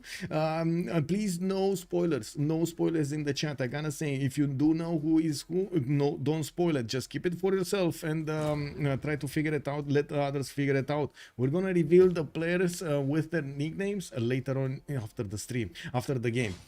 Fish is always the biggest. Yes it is. Yes, he is. Why doesn't he raise Jerusalem here? Wait, what? Well, why would he raise Jerusalem? It's just how to say? It's just a free tagma for him and save space. And actually wanted the same as walls. Yeah, he want. I mean, you know, he thought of it. Doesn't really work here, no. Also, Janus, do we know what the toes are for? The toes are for? No, we don't know yet what the toes are for, but they might be to, you know, try to take some of the Persian cities, because Maori didn't have a friend. It was Lost Gold City, no fault intended. Ruin. What was spying on me, France? Oh, I see. Cindermo already figured out who's spying on him. Who's Cindermo? Battery you. I see there is a level 1 spy here from France in Hoyan. Anyway, pen, brush, and voice. Catherine de Medici, 100 science, 281 culture. I do see his second slot here with Rebel being the first on 407. I do also notice we got amphitheaters, libraries coming in here for France. Imagine that. He has this science with not even a single library. He's getting them now. Wait a second. He does have a library here in Rouen and now building up the barracks. Because, you know, definitely makes sense. After you go read books, you go make a workout in the barracks. No, that's how you understand it also. He got the 2 city, he did, I mean, that city was already taken by Persia, so it was free gifts, free dips here. Menashikoplic, hello there sir and welcome. Why Tanker have so low amount of science? Mostly because he made the sacrifice to get the Colosseum here, and he went for monumentality in the first era. So yeah, well right now he does have pikemen. He did upgrade quite a few of them. I do see he lost Sangmatana, that's right next to his capital, and I do see he has the opportunity to start shooting back at his opponent. The Tagmas are in danger. The pikemen are definitely quite strong. Now we don't have them with all of them, or I should say with bonuses here. The Tagmas with bonuses, with Crusade, with the general bonus are definitely strong enough to handle. Now they're not going to be strong enough to push, and this is where Byzantium really needs to start getting some crossbows to start pushing these units. On Ruin, right? We were on Ruin. Getting his universities next up, putting down encampments in Bordeaux, closing up the choke on the right side, still has libraries to finish. We do have him 250 points of production, well over the production of Tokugawa here. Under Civ is not playing. No, he's not in the game. I don't know when he's gonna be streaming. I don't know of other games, but I know he's gonna be streaming the novice tournament finals on Sunday, 1500 GMT. We do have Tokugawa, right side, 185 science with 94 culture. And finally, he got his free inquiry golden age, working on his workshops in the industrial zones, which he does have a plus 16 with another plus 4 here. We do see workshops coming out from each of them with more libraries, more settlers from Auckland. We does have more city spots on the west side, and also non-freshwater placements here next to the mountain to aqueduct later. He does need to get a bit more culture though. Anyway, 200 points of gold per turn, 214 points of production looks good. I do also notice Maori, Nader Shah, Frinkuri Golden Age on Nader Shah, 2, 4, 6, 7 series, starting to get knights hard built, and I do see he still has these heavy chariots pre-builds. Did get a few crossbows in the meantime, and he does see Greece next to him. Well, Greece next to him doesn't have that much military. Whoa, only 200 on WoW. Anyway, next up, Batriu, Kupe, 86 science, 95 culture in a Frinkuri Golden Age. Does look like his harbors are not that great. We don't actually have him with that many campuses, and he did prioritize getting that culture from such an early stage. Now he's forced to get some defensive tours, so he doesn't let the Tagmas just run wild all over his territory. Yeah, we do have also, let's actually take a look here on, come on, Dido, yeah, okay, I want to see what's going on here first, and then we're gonna take a look at Vietnam. Dido is 114 science, 69 culture, Frinkuri Golden Age, getting crossbows out, intelligence agency, upgrading more coursers, and trying to fight off Nubia that did get to wrap around the city of Biruta. Now that city does have a knight inside, it's actually quite strong, but I do have to say Phoenicia doesn't have a general, and I don't see an encampment down. That is gonna be an issue. He's trying to get one from Anuk, where he does have a Barbarian fleet defending that city center. Although I do have to say, Nubia is getting catapults, big siege units that throw very big rocks. Do you know how many men actually carry those rocks? A lot of them. That's the answer. All of them. And now the city is gonna be like, yes, shoot me. Now let's actually see if he does manage to actually get the city walls down. Victor is establishing next turn, putting more defense on that. We might actually see Dido here try to put his... no, he doesn't have it yet. I think instead of limes, he should be using the other one, right? The extra defense, the bastions, for the +6 defense strength. And anyway, it might be giving him a bit more time. He did build already the walls in the cities he needed to.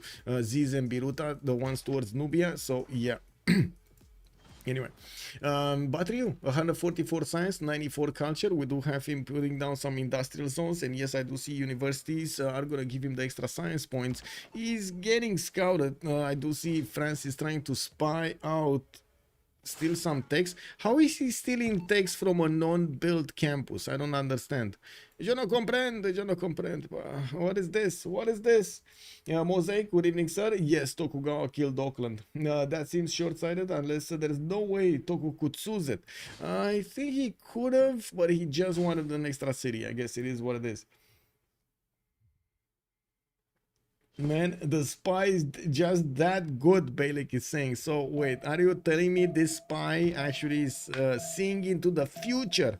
He's seeing, so he got into that place and he's seeing all around him actually the campus built over there with the library down the street, with the university on the right side, with a big research lab in front of him, and he just can take the pick of the litter. He can just walk in there while all of the scientists are minding their own business with their like data pads and stuff like that in the year 50 AD. That's what you're saying? Yeah. I mean, it is what it is. Whoever actually tested out their PC, you have seen in 3D Mark, that's yeah, that's how it is. You can see into the future. You just put very special glasses like this, and you can see into the future. Did you try them out? Did you try them out? Oh my god, man, this actually can... Oh, you don't know what I'm seeing over here. The spy is actually a golem. The spy describes himself as a brick. I don't see anything here. Rafael, good evening, sir, and welcome. I don't think Basil Push will go further. Well, let's actually see. He is starting to get those archers going. He definitely doesn't get more right now. He's trying to also get campus research projects. Looks like he's fighting for the scientist. It's going to cost him quite a bit. Isaac Newton is 300 points, and I'm pretty sure we do not have Khaldun over here available for them. So yeah, they're going to need to get these quickly. In the south, I do see the Byzantine units were trying to see if there's anything around. Persia did manage to stabilize the war, but he's 42 science and 86 culture only. While while behind all of this, it looks like, where's the big guy? Rebel here, 159 science and 129 culture. I mean, this is just a cuirassier waiting room, isn't it? This kind of looks like cuirassier waiting room for me. Anyway, on WoW, we do have 170 science and 150 culture in between the mountains. He's also trying to get more Theater Square festival projects going so he can recruit more of those writers. Did recruit a general, very thoughtful of him to actually defend himself against Persia if needs be. And I gotta say, Persia does not have a general from what I can see. We do have him also with more campuses coming around. That's gonna be a nice +4 here in between the mountains. And yeah, he does have Knossos just pooping out over there outside of the mountains, not really caring about the Byzantine tagmas that are just, you know, smashing through the Persian defenses. Hawkeye is on 95 science and 37 culture. He's fighting Biruta with as much strength as he can muster, throwing the rocks with the catapults and throwing the arrows from those crossbows. I do notice Phoenicia is having a bit of an issue here. He cannot push back. He cannot push his opponent back. And yes, we do have some Pitatis also that are trying to get in there to try to throw their arrows also, but it looks like it's a bit too late.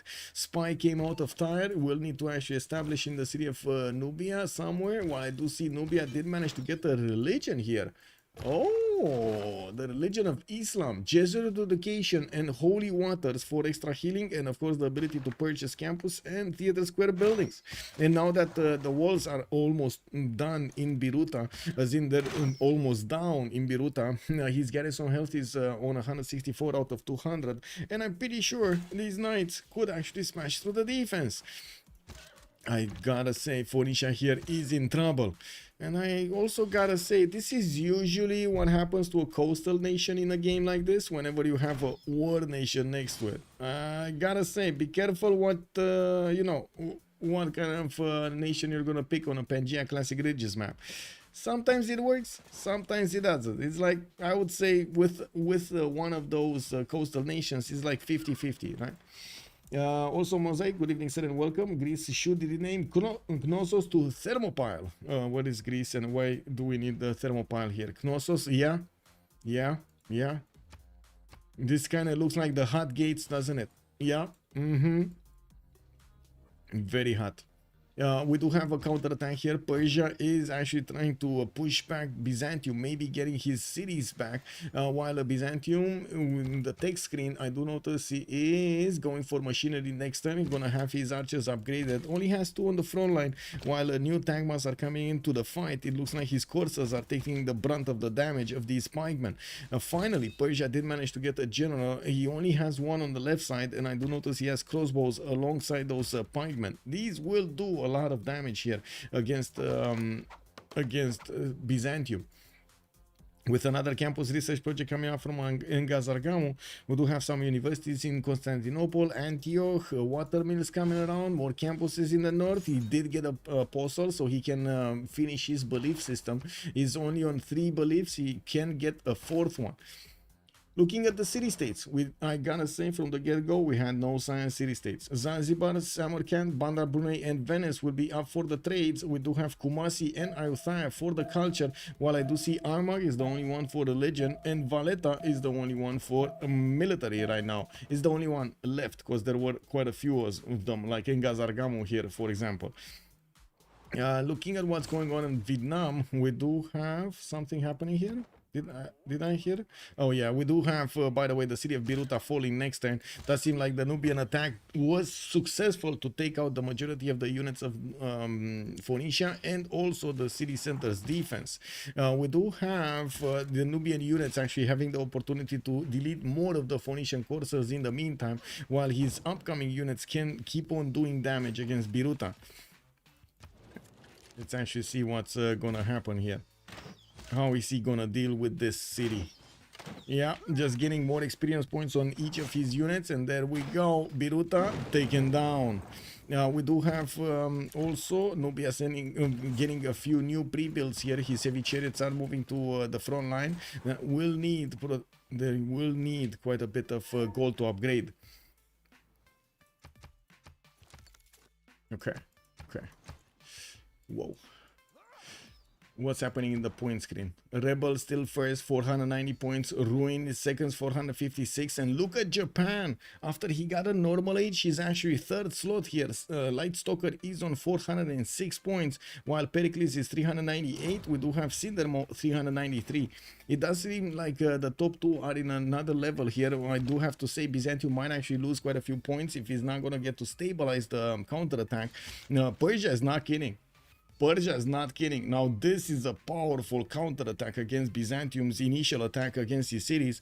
He lost 3 cities, might get them back. Let's actually see what's going to happen here in the next few turns, since the Tagmas are starting to cower in the cities of Parsa and Hagmatana to try to keep away these pikemen from doing too much damage to them.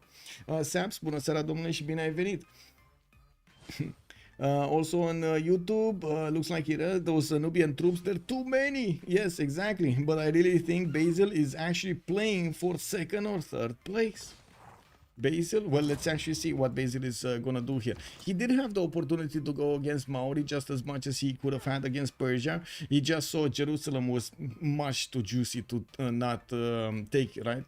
Now, we do have the campuses also coming around here from him. He's in a Drums of War Golden Age, and he does have 150 science with 134 culture. That is a good result in any case. 245 points of production also, while Catherine de Medici is on 295. I do notice Tokugawa is starting to catch up on 280. We also have Battery on 226, which, by the way, is also getting to the 200 science mark. Did you see that science on Tokugawa? 238 points. 2, 4, 6, 8 cities. He's getting a 9th one soon, and started working on his libraries from every one of these campuses. Also getting commercial hub investments. Byzantium is making the projects for Newton. It really wants the free university and library, not to mention the extra 2 science points for his universities. Since there is no science city state in the game, that will be a very important great person. We do have also some more shipyards coming around from Japan, which will him pad his numbers here for production points. He did manage to build a mausoleum in the city of Fukuoka, getting some extra points of science, culture, and some of these faith points on those tiles. While I do notice he kept on settling cities here. Gifu actually got settled quite far away towards Vietnam. France did manage to move his spy. I do see Vietnam is getting a foreign ministry. I also notice Persia is starting to get more units, and he's on cuirassiers. Wait a second, did Vietnam just declare war on Persia, or is that friendly? They were friendly, right? Weren't they friendly? Persia with Vietnam, they were friendly, so that's why they can actually. Okay, never mind. They should be friendly. Let's see. They should be friendly here. And I gotta say, if he actually went for cuirassiers so quickly, he must be thinking of war. I don't think there's, yeah, there we go, military alliance, military. He does have an alliance between them. They're not allowed to make military alliance, by the way. It's one alliance. That's it. Also, that Dio, Bloodthirsty lobby, yeah. Golden, good evening, sir, and welcome. People seem to get more aggressive when they don't know who they are attacking. Yeah, who knew? Japan and France, free sim seem dangerous. Yeah. But I gotta say, he's getting so much science right now in production. We're gonna need to see if he's gonna start pumping out units also. He has an insane protective mountain range from the north, from Pericles, not to mention on the right side he has Dido, which Dido already is fighting somebody and kind of dying to him. And then on the left side, Byzantium is also fighting Persia, his ally, that's also kind of not doing much here. So he can just freeze him. He can just keep on going, right? France does feel like it is too head to put down. Well, let's actually see if it is going to be like that. Tokugawa will probably have something to say about this. We got Pericles here that's not going to sit around. And you've seen Byzantium. He's doing so much. BlazeCat Games, hello there, sir. Thank you so much for the Prime. I have no idea what you wrote there, but I guess I can just copy paste into a Google Translate and see what it is. In my dreams, when I woke up, we shall meet again. Good evening, sir. Dalun, also good evening, sir, and welcome. Okay, let's see. Persia getting his cuirassiers. Let's take a look at the technology of Greece. He's on machinery. He's just on machinery and naval tradition in one. Oh no! Let's no upgrade button on the knights. Oh my god, does he have? Oh, yes, he just got the crossbow tech. We don't have. There was a hoplite somewhere. I can see his tech. He does only have pikemen, so no metal casting. I don't even know if he has muskeman. There's a warrior somewhere, maybe a warrior somewhere. No, he doesn't have a warrior, so I can check. Yeah, I can't check. And we do have Persia over here starting to get field cannons and cuirassiers. He just got his general Gustavus Adolphus is available, could actually hit directly towards the cities of Greece and take him down.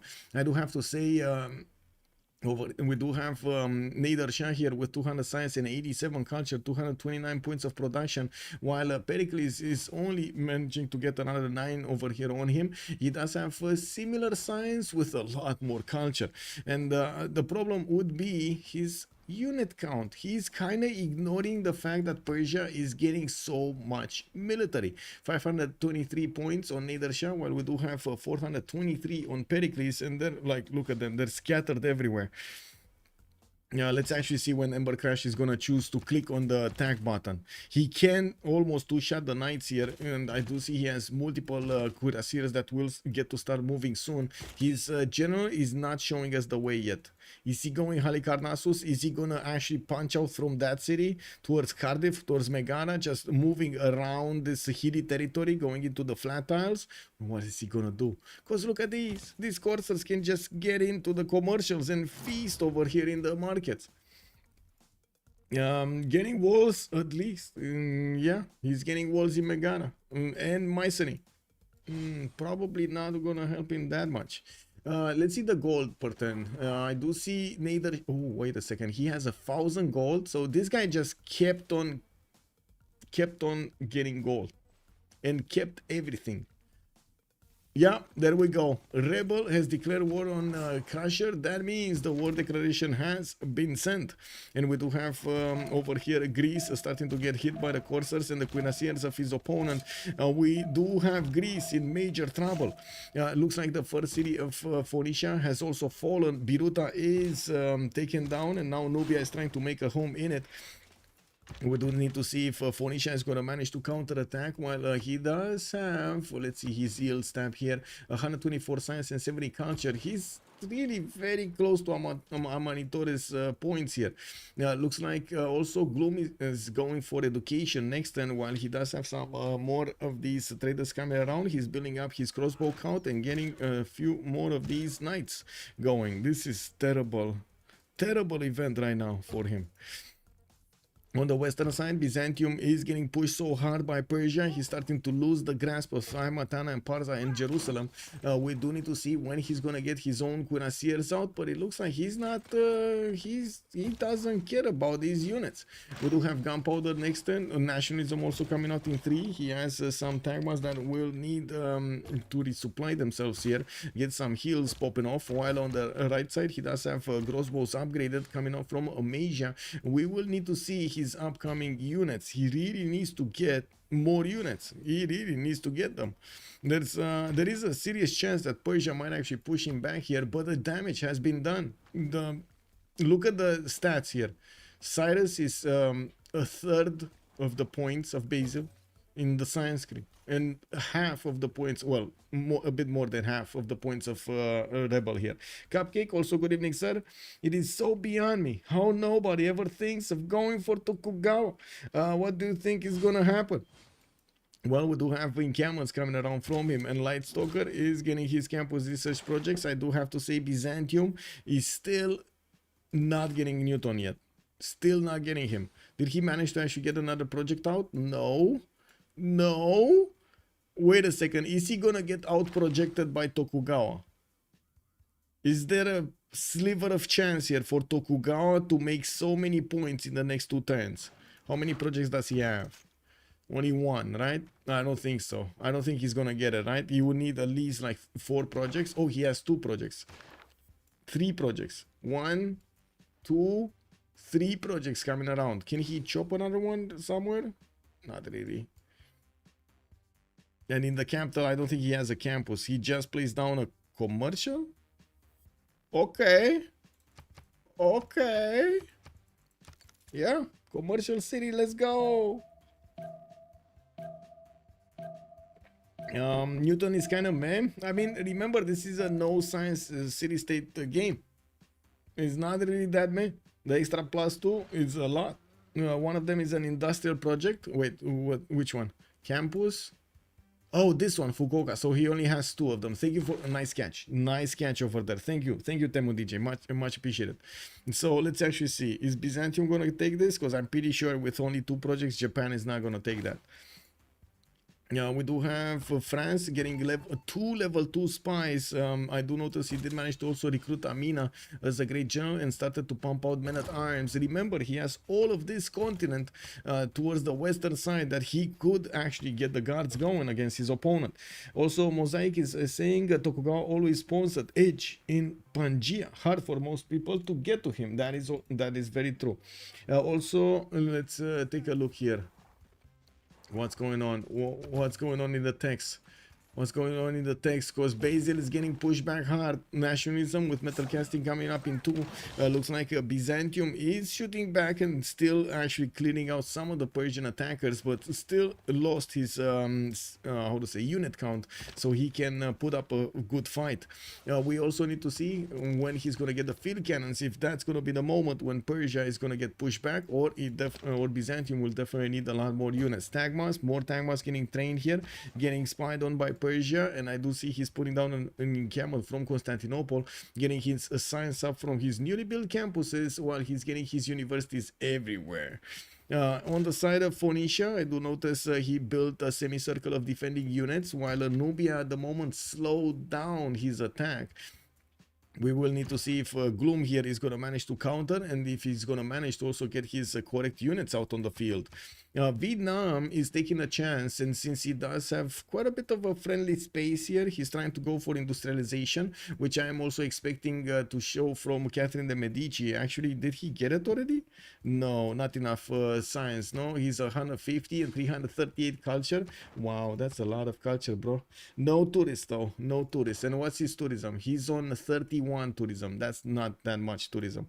We got some zoos coming in, and I do see he keeps on building men at arms. He keeps on building these. Can you imagine if he gets a tunnel in the north and just bops on the Greek cities? Just one taps them. Anyway, it looks like the Persian campaign is ongoing into the Greek cities. Nader Shah here is managing to get his field cannons in range of the city centers of Greece, and you do see how much damage they can do even to the walls. These field cannons are stronger than the defenses of the Greek cities. Greece is also getting ballistics of his own next turn, so we will probably see him need to upgrade a few field cannons, and of course he does have only Timur. That's not actually going to help him out in this case. Unfortunately, the production capabilities of the Greek Empire are not that great, 227, and you do see his cities are finding it very hard to actually hard build the units that he needs to put onto the field. Usually you do want to have quite a few pre-builds so you can upgrade them with the gold and use that gold instead of the production. Later on the units do become very, very expensive, and it's going to be hard for you to replace them if you lost them. We do have some piking shots here getting upgraded, and these guys will have enough strength to defend the cuirassiers, but the field cannons are gonna eat them alive. Look at this field cannon, just two-shotting the piking shot like it's butter, nothing. Timur works on PNS, but on piking shots, yes, on piking shots it does work, yes, but it doesn't work on field cannons. That's the issue. Timur is only gonna give bonuses to Renaissance and medieval units. Parsa is about to be retaken. Looks like Byzantium is going to lose his acquired city here from Persia. Persia did very well to come back into this. With Persia, tanker, 55 science and 181 points of production. He built only pikemen and did manage to break down the Byzantine tagmas with crusade. He did it. Bună seara, Diegis. Bună seara, domnule. Bine ai venit. I see also the cat has arrived. Hello, Athena. How are you doing? Hello, ma'am. Hello? Mademoiselle. Mademoiselle. How are you doing? Doesn't want to talk to us. Doesn't want to talk to us now. This war will go nowhere. Greece will maybe lose 1 or 2 cities, but will stand. Well, let's actually see if he will stand here. We do. I'm sorry, I need to get this. There we go. There we go. Can you stop, please, with the microphone stuff? Yes, thank you. Thank you. Okay, so Megara is gonna get hit by those field cannons. We do have the cuirassiers also managing to get out of the cities, get upgraded here from the cities of Pericles, which will give him more strength. And you do see how the damage difference has changed here. The field cannons don't do as much damage to the higher strength cities. Let's take the kitty and keep her in the lab here. So she's gonna be yeah, okay, there we go. We do have to see also how fast Byzantium is going to get his units. Metal casting next turn. He does need the cuirassier, stronger units here coming out from the tank mass, while he is going to need to hard build a lot more of them, or I should say pre-build a lot more of them. On the side of Nubia pushing into Phoenicia, we do see some clear inner routes towards the cities of Phoenicia. The bridges that Phoenicia will try to plug next turn, we're going to need to see if he's going to be quick enough. He has 1, 2, 3 tiles that he needs to block here. While I do notice Nubia is getting his upgrades going on his crossbows, he's starting to break down so many of these units of Phoenicia, pushing these crossbows back, and of course making the knights shiver. Now I do also want to see in the northwest here what's going on in the first turns. Okay, field cannons just going ham here against Megara, also taking some hits, and those are gonna give him promotions anyway. It should be fine. I do have to say Ember Crusher is gonna try to get quite a few pillages going, and well, by the looks of it, whoa, it's getting hit by the Greek units, and not enough units to push quickly. And you do see, of course, with the walls coming out from Greece, he did manage to withstand quite a bit of damage here. He might not even lose a single city. Does anybody here think that Pericles is gonna lose a city? Because right now I don't think so. I mean, it doesn't look like, you know. All 3 attackers failed, erode themselves into and their opponents. Well, I wouldn't really say Byzantium erode himself. Like, he's still 200 science and 150 culture. He did manage to slow down a potential opponent of his, Persia, with units that he mostly got for free. You gotta remember, the Tangmas are really coming out for free from his cities, right? From his hippodromes. Now, we do have him needing to get more, for sure. We do have him needing to actually keep on going, for sure. But this is invaluable for the game, right? Looking at the score screen, he is also again top scorer here, 566, while Ruin is coming on 520 on Catherine de Medici. We do have Japan Light Stalker on 497, while Pericles is on 490. Let's see how Catherine de Medici is gonna try to catch on this. We do have him one turning many times from multiple cities, and he is sending him. Oh my god, this is gonna happen. This is actually gonna happen. He's gonna bob Greece. We do have a level 2 spy Gnosos deployed. Persia does have one there, and by the looks of it, no defenses in the city of Argos. There are multiple men-at-arms corps being deployed towards the north that will be available to go through the mountain tunnel with the level 2 spy, and I do have to say that is not the same continent, that won't give the Guard Imperials the extra points of damage, but still, that's still gonna be very good, very good. Agree, both Nubia and Persia are irreling. Nubia and Persia, as in this Persia and Nubia, yes. Nader Shah, it does seem like he didn't have enough strength to push into the Greek cities, into the Greek armies fast enough, and I'm so sorry, but a lot of heads. But I know something I shouldn't, so I doubt they will attack each other. Wow, Cupcake Man. Wow, Asbestos Amoeba. Good evening, sir. The bombards have shown up. Where? Oh yeah, the first bombard here is on the battlefield attacking the city of Megara. Let's see if that's actually gonna switch the result of the war here. I do see Ember Crusher could actually try to get his pillage going, but he wasn't fast enough. He couldn't get his pillage going. Now, the bombard did go in. Megara is ripe for the taking. He just needs to get his cuirassiers around it. But where cuirassiers? There are no more cuirassiers. No more cuirassiers. With field cannon strength walls and his own units, fast units, Greece is managing to tear apart the Persian army invading his territory. We do have a pike shot also deployed. Looks like Ember Crash is managing to get quite a few pillages. 1, 2, 3, 4 and 5, 6 pillages. Okay, not bad, but only 3 of them were actually gold pillages. I don't see another one here.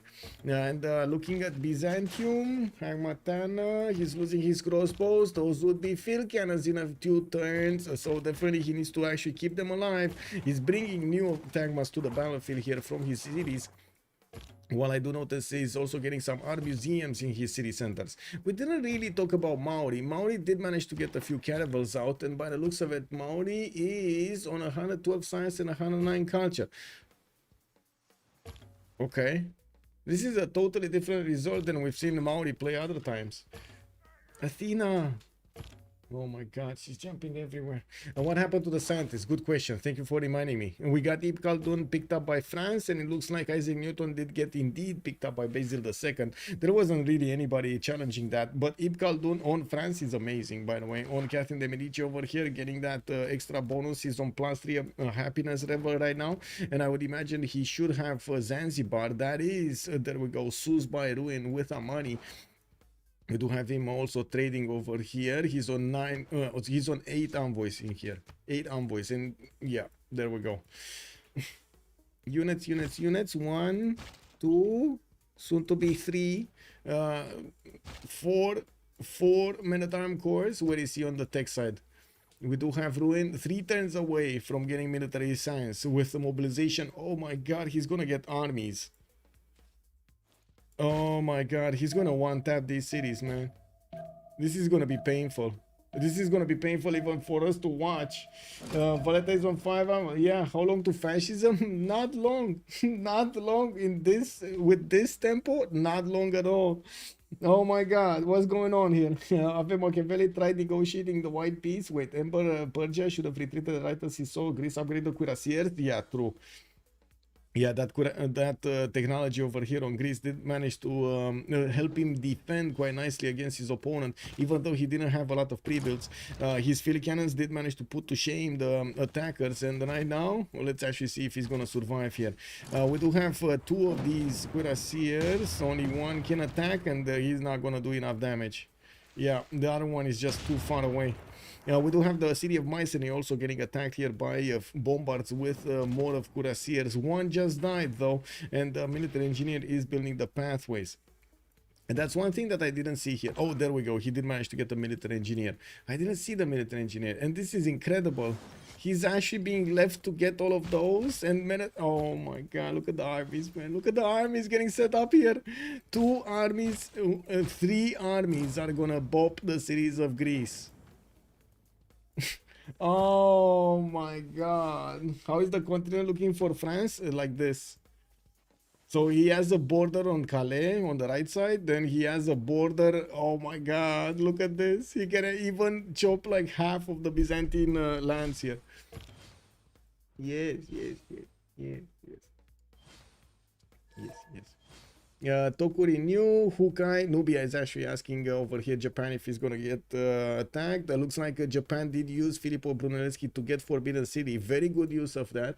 And of course, I do want to take a look at his yield stab here. We do have him on 355 science and 152 culture. Looks like Tokugawa is gonna keep his 3rd place here, or one of the top 3 for quite a while. We're gonna need to see if anybody's gonna challenge that, especially since we do have quite a few warring nations on the screen here. Yes, really? You want some love right now? She wants it right now. Really? Like, you couldn't find another moment? Oh my god, man, this cat is incredible. Yeah, I think making those units into armies was totally not worth. Well, I think it's for the memes as well as for our entertainment here, and not only for the damage that is being done to Argos, right? 3 Guard Imperial armies with a level 2 spy, with a tunnel going into Greece. I mean, you cannot make this up, man. You cannot make this up. It would have been so much better for Nubia to keep the friendship with Daido instead of Tokugawa. I think so. I think so. What are you doing here? Hello. Yes, yes. We are watching game. You want to watch game? No? No game? She doesn't want to watch game. It is what it is. France basically has a mountain range wall around his whole territory. Yes, that deal. Also, he's gonna try to punch out, right, with his tunnel. He just needs to get it done. Okay, industrialization also coming out in 2/10 from Niedershan. I do notice the majority of the units of Byzantium have been taken down.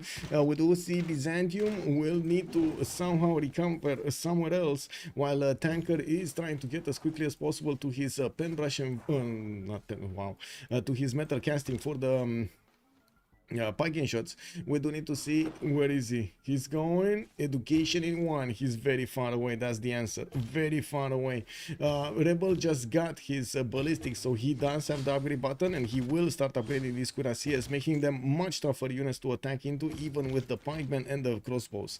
With Rebel managing to get a lot more of these heavy chariots coming up from the north, we do see him rebuilding his army to go again against Persia.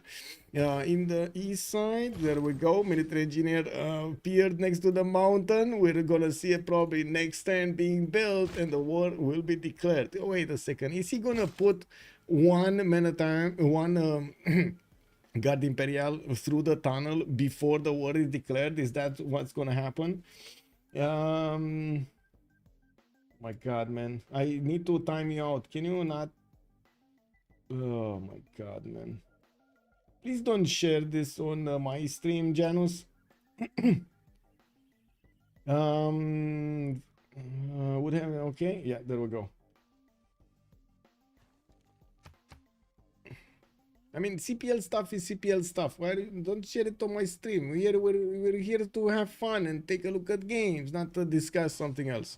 Anyway, we do have water park coming out from France here, and I do notice armor is in Paris. I do also notice mooring camels on the left side, while Persia did manage to take Hagmatana back. Now, the walls are going up in Jerusalem to try to save that city from being retaken by the original owner of Persia.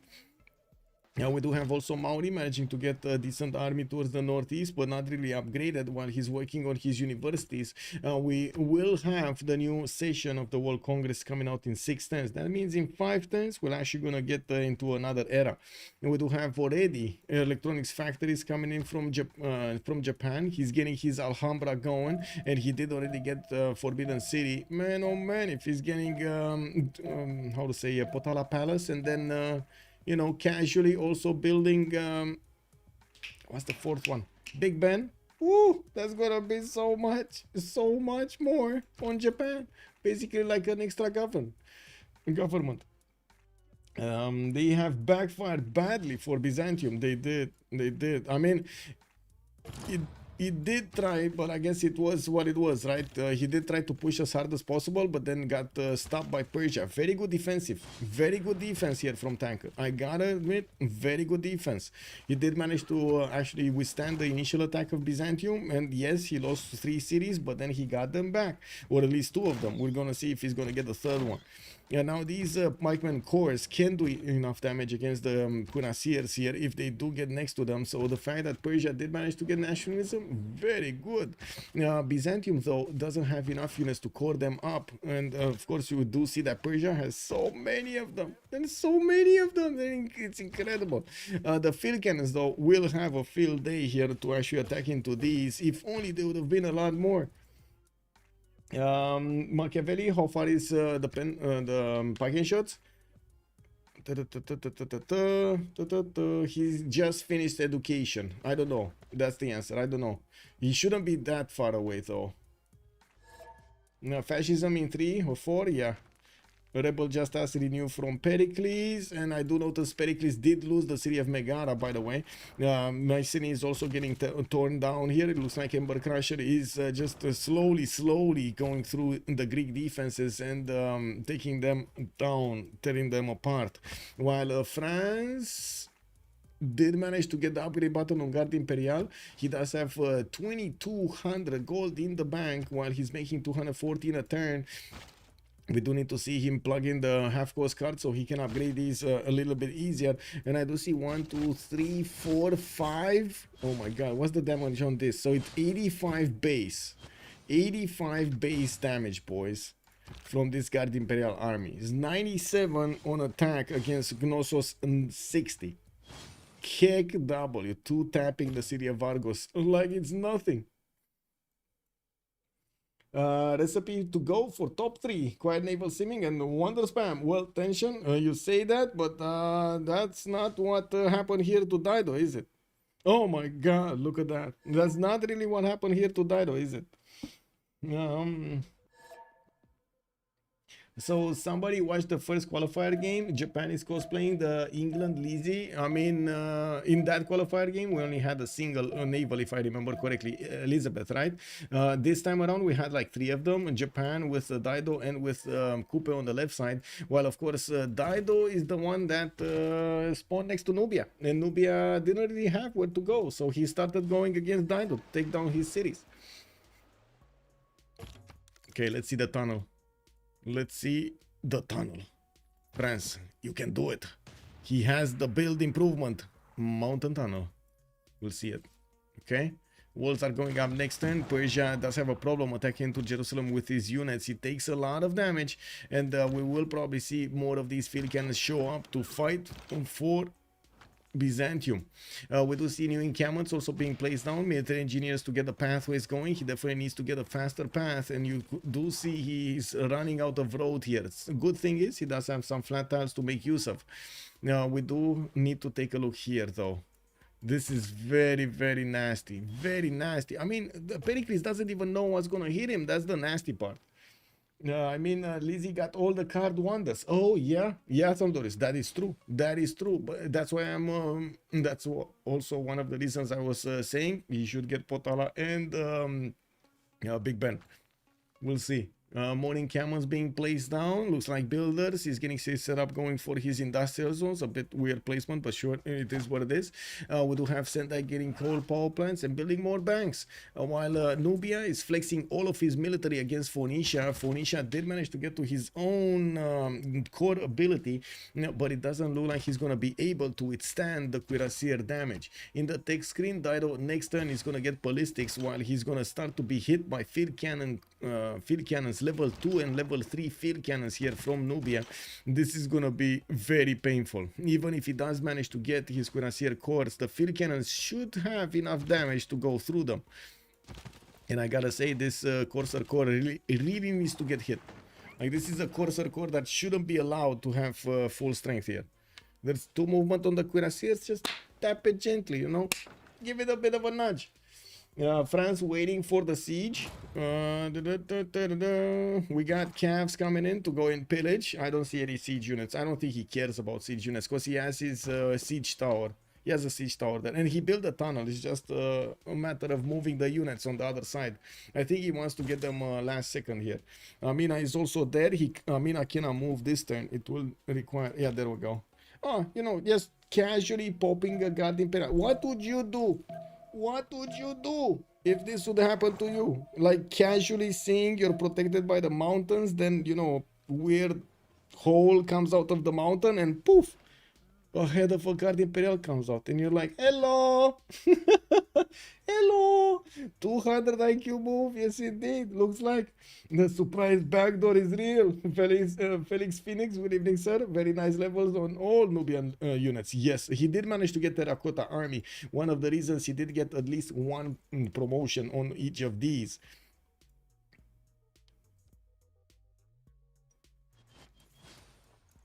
And I gotta say, Rebel is in trouble. Yes, more heavy chariots coming in. He's starting to lose his cuirassiers here.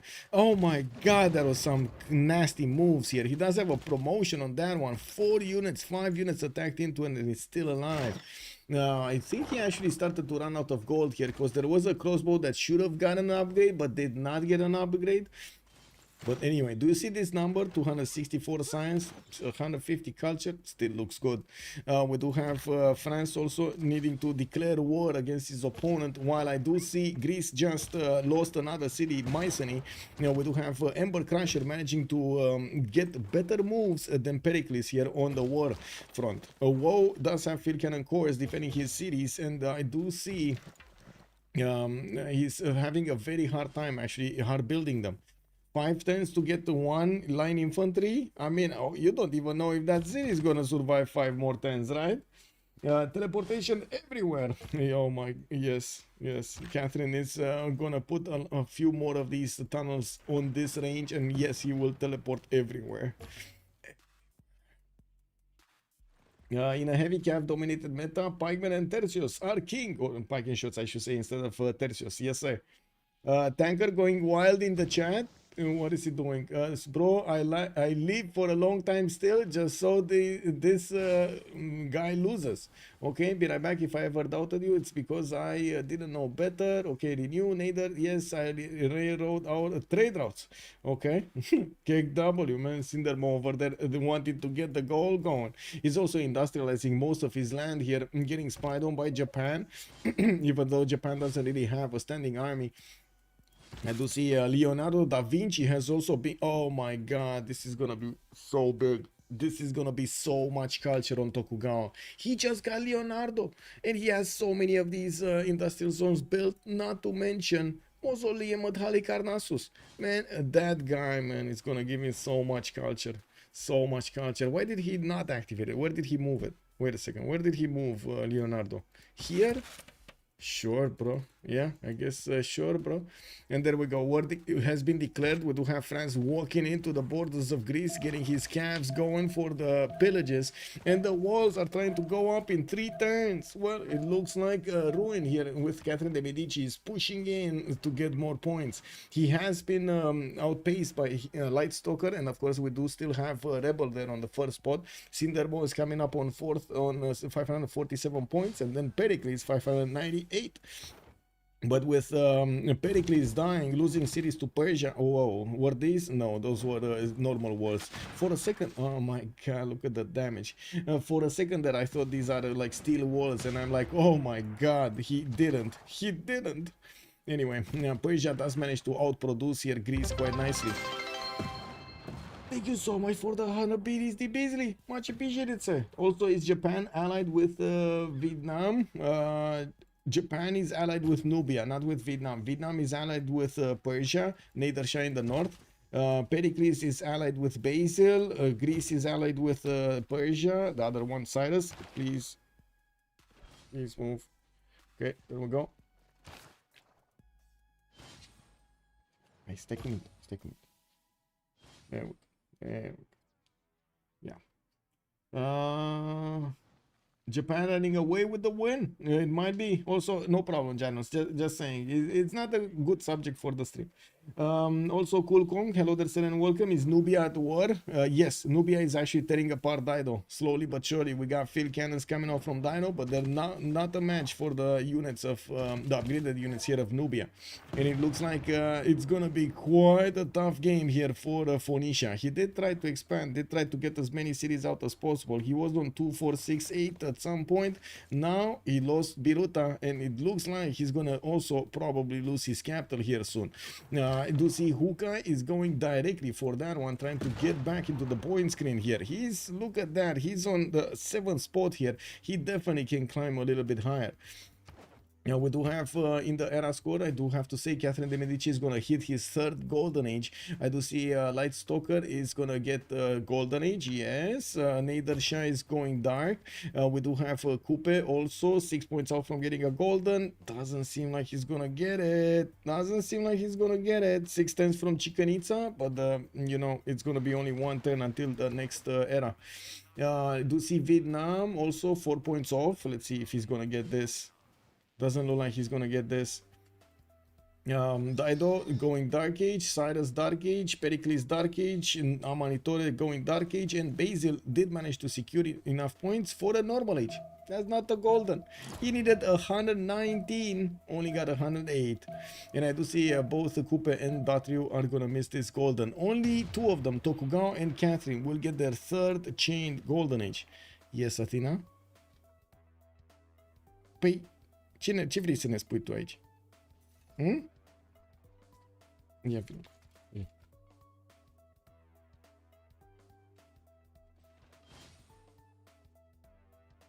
Okay, well, we did jump into the new era. I do see Jerusalem is getting hit by those,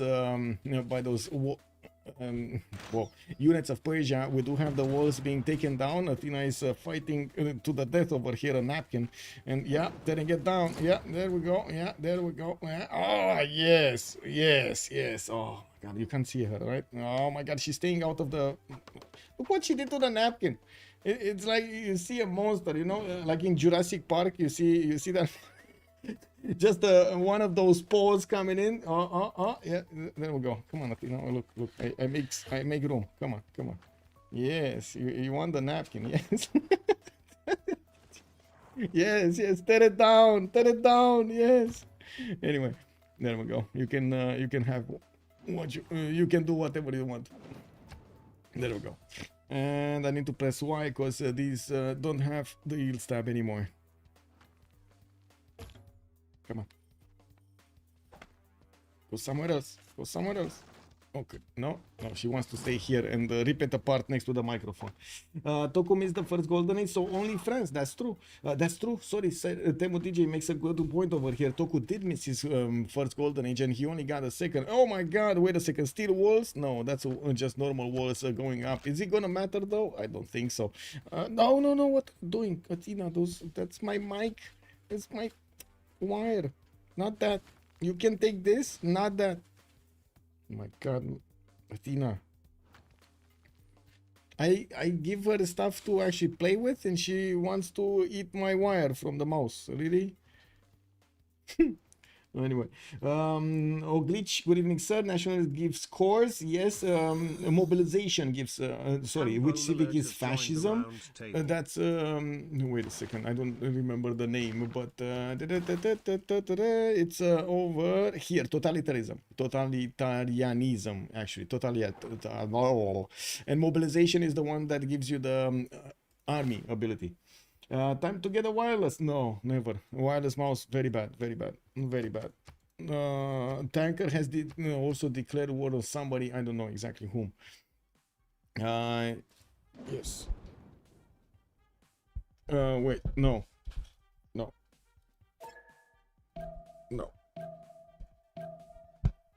I don't know why I said yes there, but good thing I actually thought about it.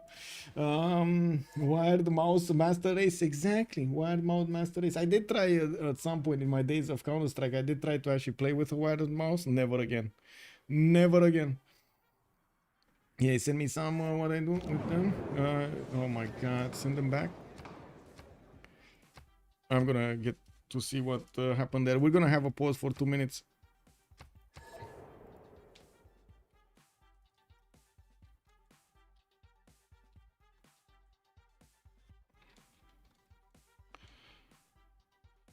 I don't think it's gonna matter that much, but I guess it does. So we'll see. We'll see after the game what we need to do. Can't really do something right now. Anyway, we're gonna have 2 minutes as a pause, and let me actually go to the bathroom really quickly.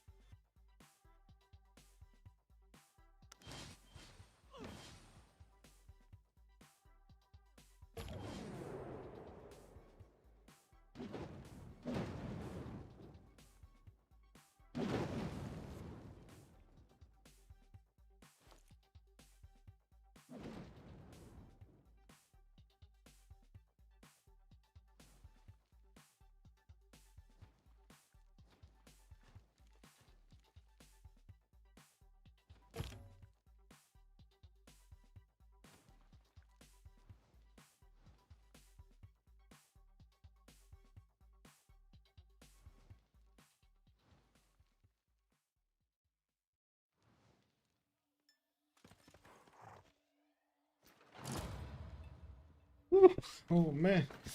No pressure, no pressure. Johnny Cancelis, Greece places preserved next to mountains. Well, Greece right now is in trouble. We do have Argos being taken down. France did manage to secure the first kill on the city center. He does have, I do have to say right now, drums of war activated, 208 science with 318 points of culture here. I do see Catherine does also benefit from, what's his production per turn? Yields, 411 points of production. I don't think he even industrialized. No, he is not industrialized yet. Tex is going for rifling, he's going for Cold War, and by the looks of it, he does have already the first musician of the game. Jerusalem has been taken back by Persia.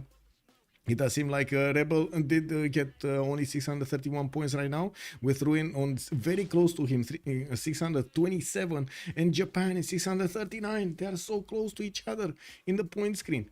Not to mention Cindermo here is also coming close with only 2, 4, 6, 8 cities, and starting to get line infantries out of his cities. Not cords though, it's just hard building these.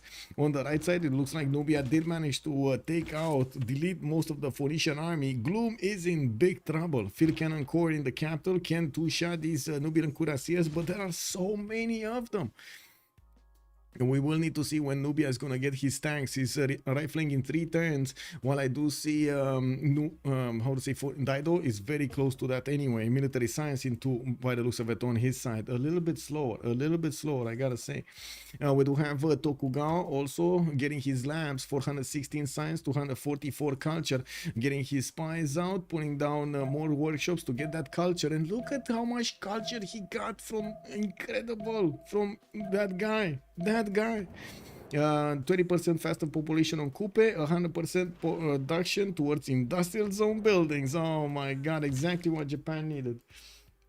If he is going for a culture victory, no need. What kind of wait, no Indus may invite him. He's saying that he over here France doesn't have industrial zones. Well, I mean, he does, or no industrialization. I do not see any industrial zone. No, I actually don't see a single industrial zone here for France. He's just doing what he needs to be doing without them. I don't know, this guy is some pro. yeah. I mean, by the looks of it, he's doing extremely well, isn't he? Not really going for that meta. Pelikanav is also saying it's part of why there was this huge outcry against Microsoft when the 360 had wireless controls as the default controller. Lots of people saw it as a gimmick that was going to mess up reaction times. Yes. How 442 production? Plus 3 cities, Ibn Khaldun, with a lot of them are improved. What can I say? I don't know. He does have 442 production. Other than this, other than what I see on the screen, what can I tell you? 87 points of production just in the city of Paris, improving more of these tiles, or I guess he's re-improving the floodplains that got flooded here in Marseille. Keiko Beaver, good evening, sir. I did hear that wireless is kind of good these days, but let me not take the chance. I still like wired stuff, you know. Good evening, sir. Full yellow spawn, that's also true. Full, well, not really true, because he has some grassland tiles, but it is a majority plain spawn over here. And he did fix his food situation with all of these farms to get his city's population higher. He's gonna two-tap this city also. Knossos has no chance over here to withstand the Guard Imperial army, while the other army is going towards Athens. His calves are going ahead of the Guard Imperial so they can start to pillage the tiles before he's taking the cities. He's on fascism. Oh my god, he's on fascism. These units are 103 strength against the cities of Athens that's just defending with 71. And I think Persia only is going to take Cardiff and that's it. I don't think he's going to want to fight France here. His cuirassier corps, by the way, Persia's top military, top unit, is dying. Like literally dying attacking into Guard Imperial armies. That's not going to work, is it? My chateaus don't do that. Some wheat, some chateau, and here we go. Yeah, some people are just built different. Kick W. Anyway, Cuirassier course from Ruin. We got banks in Nantes, and I do see more Cuirassier armies coming out from Paris here and Marseille. Well, Marseille is gonna just get a normal one. 2 turns for also Chichen Itza to finish in Mauri's territory. That is gonna give him a boost of production and culture. Not gonna lie, that's gonna be good. Building Petra also for a few more points, but unfortunately, I don't think that's gonna put him where he wants to be. Especially after Nader Shah did manage to take 4 cities. He's gonna take 4 cities away from Greece and gonna ramp up in the points. We do need to see Sindermo also try to do something with his military here. He should be careful about the eastern side. I would imagine Vietnam should actually be careful about Japan's upcoming stage of the game, when we're gonna start to see aerodromes being placed down, and of course Japan will get an air force. This is gonna be a problem for Vietnam. This is going to be a problem. Let's actually see. We got Persia also walking in. Did declare war on Greece. Looks like the +6 intel over here on France's units are allowing him to do so much damage to Knossos, and not to mention pillaging, able to pillage all of the... Oh my god. Two shining the city of Athens like it's butter. Also getting a lot of culture from taking out the units of Greece here. Woe is down to 2 cities, and it looks like he's going to be the first one to get out of this game. Buka, take them back then. Oh yeah, okay.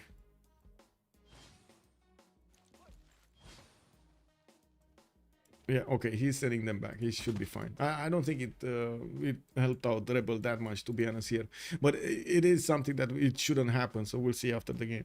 Anyway, we do have Byzantium retreating behind his river, getting his heavy chariot course, more pre-builds in the meantime. He's working on commercial hub investments, building up his military academies, and it looks like he's waiting for the tank timing.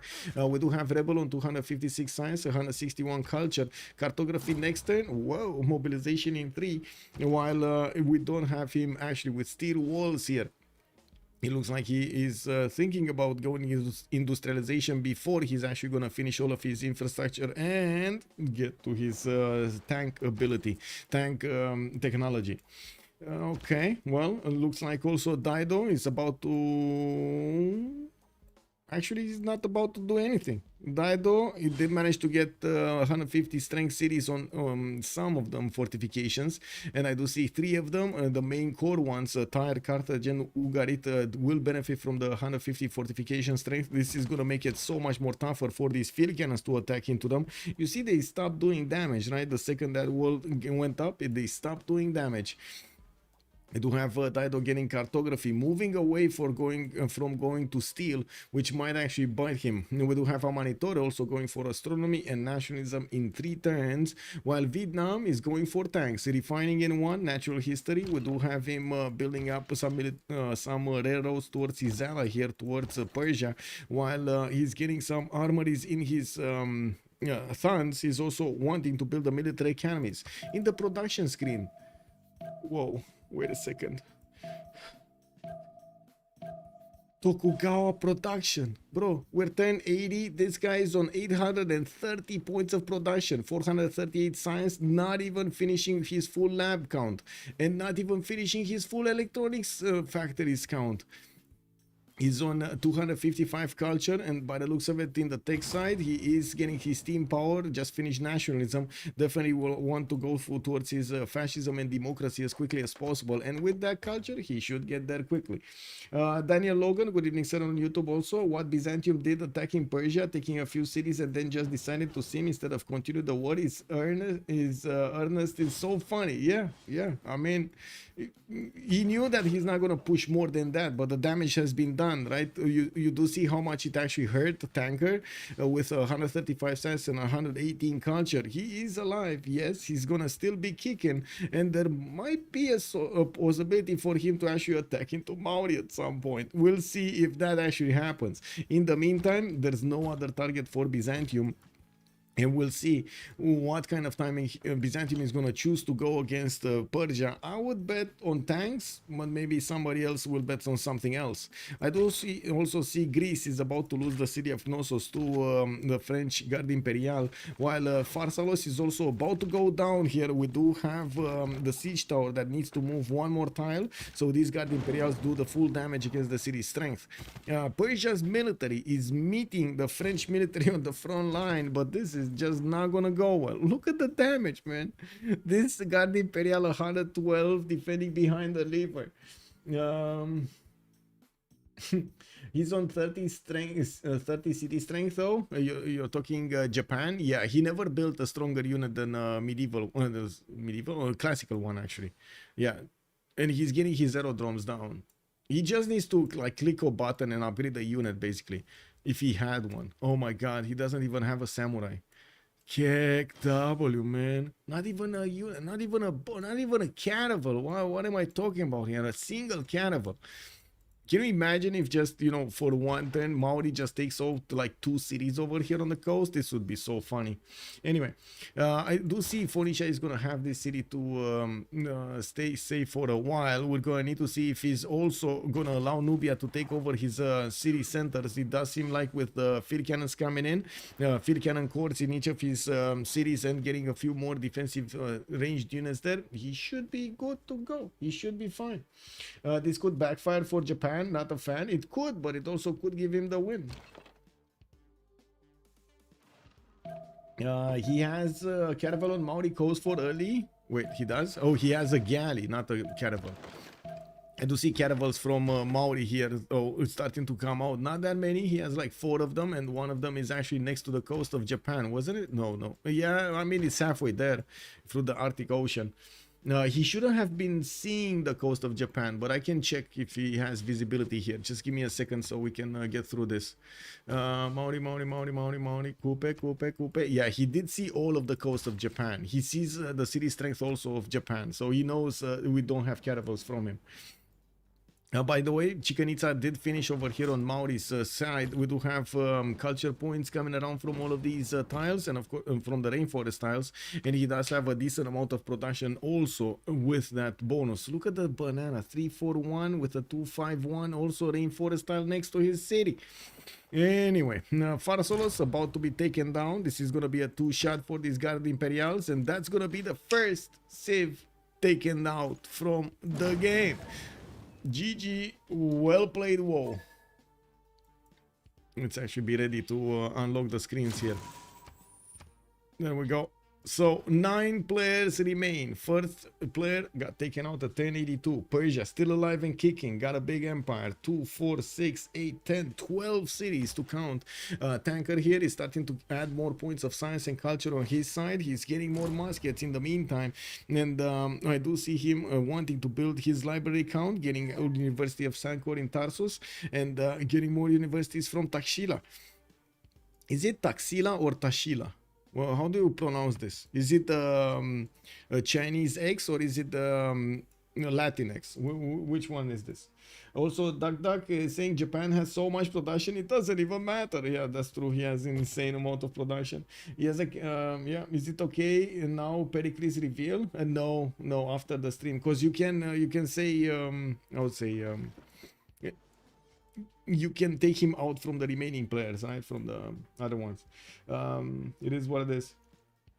Exactly, by the process of elimination. There we go. Sadville, good evening, sir, and welcome. Also, Lucan, good evening. It's just a normal X. Yeah, okay, thank you. Just a normal X. Now, we do need to see if France is going to keep on going. He does need to keep adding points to his empire. He's on 743. Did manage to get more than Japan and more than Basil in the meantime. He has a strong military going towards the north and keeps building them. Not to mention he has multiple, at least level 2 spies. I did see a level 3 somewhere. While he's building up his cav count, we will probably see him try to get some of those helicopters going. point. It's not close though to get helicopters. Vietnam trying to build the Oxford University from the city of Hoi An, also getting his banks up to get more gold per turn. He's right now on 127 only, can't really upkeep an army, and the same problem on Catherine, right? He is on 70 gold a turn, but it's not like he can easily upkeep and keep on upgrading his army. He's got lucky with so many pillages here, he doesn't care. 2300 gold points in the bank, man. This guy has a big safe at his home. Look at that many gold points there, incredible.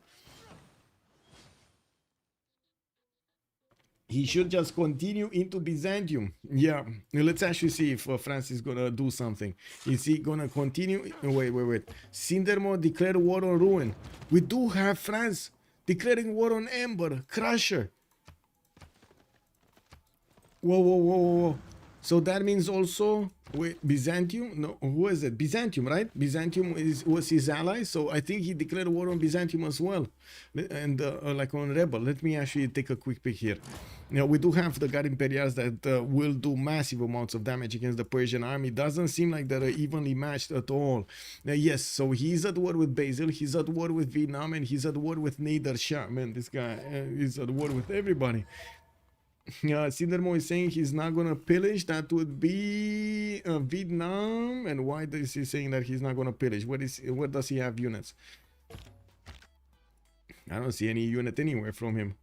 Oh, this one. He pushed out the Voichen. The Voichen was actually scouting through the lands of France, and he got pushed out when the war has been declared, and their alliance reset, basically, or I should say their status reset in the diplomacy.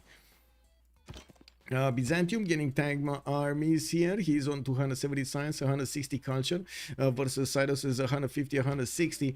We do have steel walls coming out next turn, and now it looks like he's on a straight line to get the tanks. We do need to see a lot more pre-builds. He's getting military engineers to keep building up the pathways here. He did manage to secure a road towards Trebizond and also build pathways across this. No, he didn't. He's gonna get a bridge here soon, right? He's gonna definitely connect Trebizond to the other side of the river there. That's fine. We do have him also finishing most of his military academies, and he can pump out directly those armies and of course the cores from his cities. Man, these field cannons barely scratch the Guard Imperials. France's units are unbeatable right now. They're insane. Whoa. That's why they're on the way. Wait, Basil was the ally? Yes. Vietnam is allied with Nader. Yes, he's allied with Nader, and that's why when he declared war on Nader Shah, Vietnam reacted, and of course Byzantium over. Wait. Byzantium was at war because of Pericles, right? Pericles was at war with Rebel. Okay, there we go. We figured it out, Cupcake. Took us long, but we did. How does the continents look like for Nader Shah? Well, does it matter though? Because the French units can do damage regardless of the continent. Like these are way out of the tech abilities of Nader Shah. Even if he is on 224 science, unless he actually gets tanks next turn, this defense is just not gonna work, is it? Yeah, it's just not gonna work.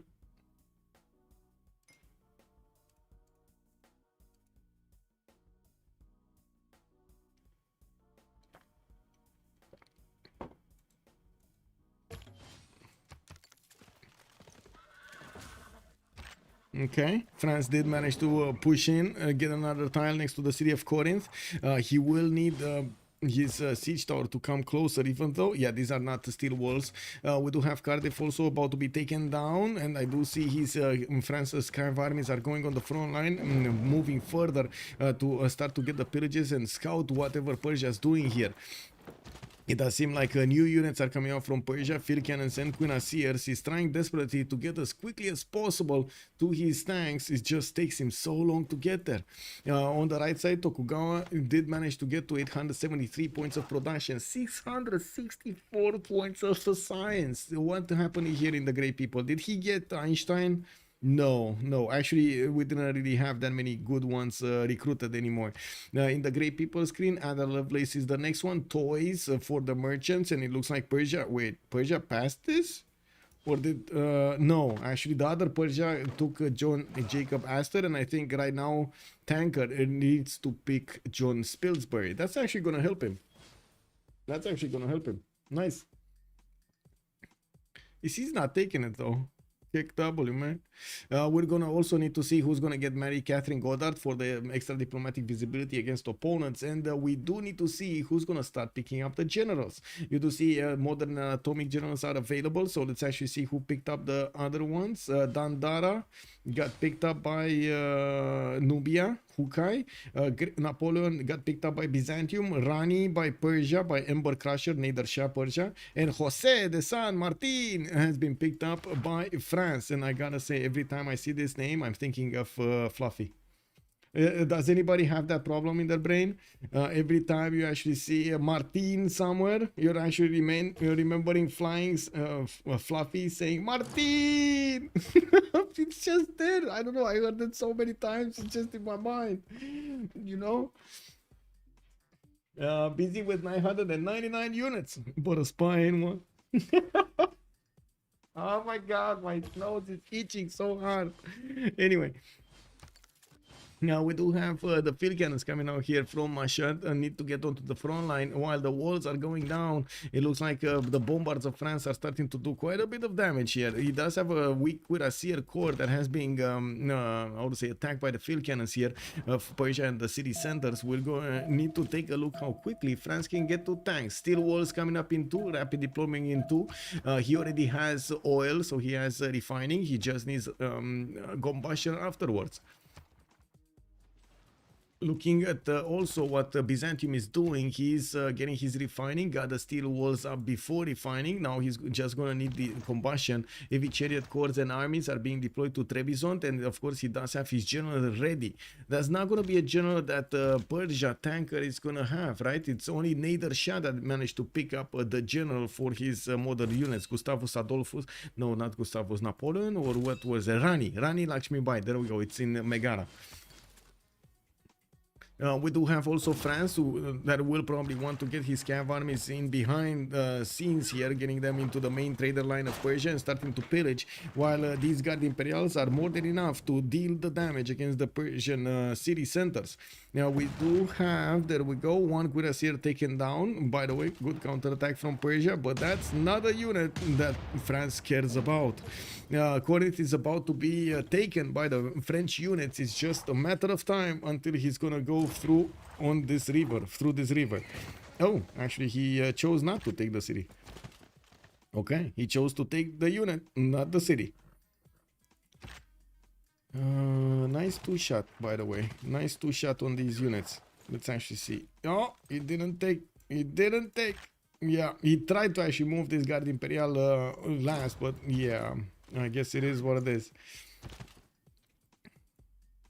Okay, left units. I do have to say, we do have Byzantium here actually not positioning his units yet towards Persia. He's more positioning his units towards Mauri. Do you think he's actually gonna hit Mauri here after he fought Persia for the longest time in the game? Is he gonna hit another nation and take him out? He might. James Young as a scientist. Okay, Charles Darwin also got picked up by Nubia. And we do have Dmitry Mendeleev, the next one. And France, Persia will have dibs on this. We're actually going to need to see who's going to pick it up. Ada Lovelace is still getting some, you know, recruitment going there. Wait, can I say courting? Is this a correct word if I use court? They're getting courted there if they're getting points towards them or projects. Is that a correct English word, or is courting only used on when you're talking about females? I have no idea, so I'm asking. Please let me know. I'm gonna have an incapable player kicked in. Well, I don't know. I wouldn't really say incapable player, but Cupcake, come on, man. I mean, you do what you have to do here in the game. Wouldn't he just open himself up to a Persian counter? He would, and he wouldn't, as in he should have steel walls, so Persia will have major problems attacking into any one of his cities. It's a dated use, but courting can be used to mean gaining someone's allegiance. So yeah, okay, there we go. Yeah, I was thinking of courting. Yeah, it is correct, but it also has a connotation for romantic relationships. I see. Thank you for the explanations. Also, UCLA Phil, good evening, sir, and welcome. Courting to gain a favor from someone. RAB, good evening, sir, and welcome. So yeah, it seems like there are quite a few great people here getting courted for benefits. We do have John Rockefeller, the next one, and I do see, well, they're not gonna race for this one, were they? Yeah, they're definitely not going to do that. Now, on Catherine de Medici, we did have only 139 tourism. I'm pretty sure he just wants to go to war here and keep on chewing, getting points from the cities that others have built. He's on 826 points, just so, how to say, 60 points, 66 points ahead of Light Stalker, 70-60, while Rebel is on 675. We do have France managing to get into the mine line of Persia to pillage all of these tiles, and of course he is also seeing the traders, the naked traders, just moving around everywhere. And we do have, there we go, him directly targeting the traders, immediately getting so much gold, It doesn't even matter that he's on 24 gold a turn, because he's getting so many pillages. He's on 3,000 gold in the bank. You know that safe I was talking about earlier? It's just getting bigger. I don't know how, but it's getting bigger. Megara has been taken. Halicarnassus has been taken. Corinth is also gonna be taken here, and then Mycenae is gonna be next. There we go, taking it down. Ruin is also trying to get to combustion in 3 turns, while he's gonna follow it up with the text towards helicopters. We're gonna see him go and take synthetic materials with plastics. There we go, plastics first, synthetic materials next, and of course we're gonna need to see when he's gonna start putting down his. Is he ever gonna get industrial zones? Wait. Are we gonna have somebody win the game without a single industrial zone? Oh my god, I should get a prediction going on this. I can't get the second prediction going. Daniel is also saying, I think that the way you are using court is very accurate for the end that the game is in current. Yeah, for the era that the game is currently in. Yeah, by the looks of it. France is basically going, how dare you counter Greece anywhere? That was my job. yeah. And then Persia, but I was first. What do you mean? I was first here. Yeah, it is what it is. Once again, ridiculous number of encampment production points. What's going on with Dido?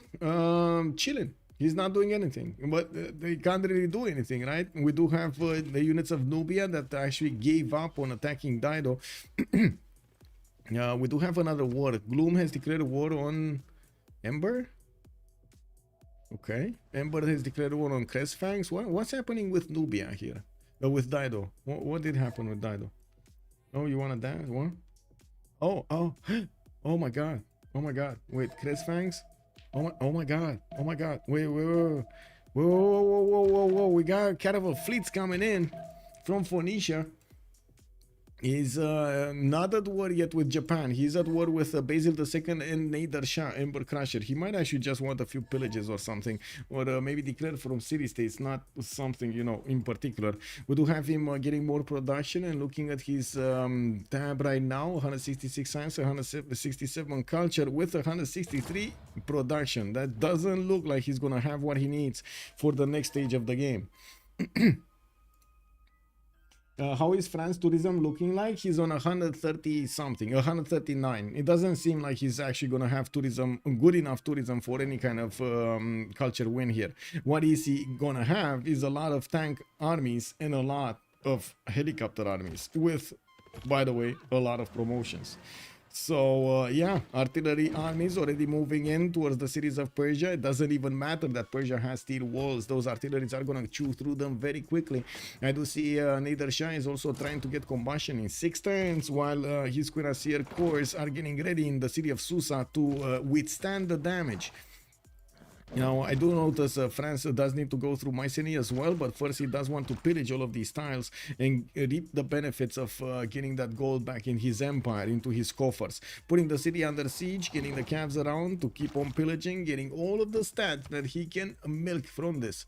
Now, he does have 6,500 science in the bank, though. That's half. It's about half of the size of Tokugawa. What's happening in the text? So Tokugawa is 49 techs and Catherine de Medici is 34 techs. Whoa. He's also 10 techs ahead of Nader Shah. Where is Basil? Basil is 38 techs. And look at the points. Look at the points. France is the first one. We got Japan, the second one. Rebel, the third one. And I gotta say, since we have been using this, oh my god, the text and so on, who's having the text, who's gonna win the game, what's gonna happen there? This game is totally different.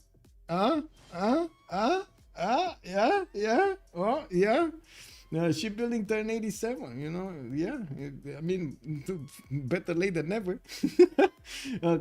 Confused as to why Nubia stopped pushing. Field cannon cores. It was way too hard for him to keep on pushing. Also, Rebel, I thought people in FFA aren't allowed to defend a tanker. What? Wow. Byzantium is managing to get his units right on the doorstep of Maori, and I think the war has been declared here. I do see he's gonna have the opportunity to attack into his neighbor here. We do have him also on 3 turns to combustion, or did he get combustion? I'm not sure. I do see Cuirassier, so he didn't get. He's 3 turns away from combustion. Score screen. He needs the gold. That's why he's going on the offense. He doesn't have the gold per turn. He's only on 88, and he needs to get these units inside of the borders of Maori and try to pillage as many of these. Well, I mean, it's Maori. What are you gonna pillage? I guess this one is gonna be a lumber mill. That's gonna give him some gold. This one is a mine, but you got pillaged first by the mountain. Okay, I do see another one of the lumber mills here. Not that many tiles to pillage. And I gotta say, Byzantium here is at a loss. He's getting commercial hub investments. Yeah, there we go. 3 of them to start gathering more gold. 4 of them to start getting more gold per turn. Let's see how much he's gonna get next turn. I'm very curious. So he has 88 base.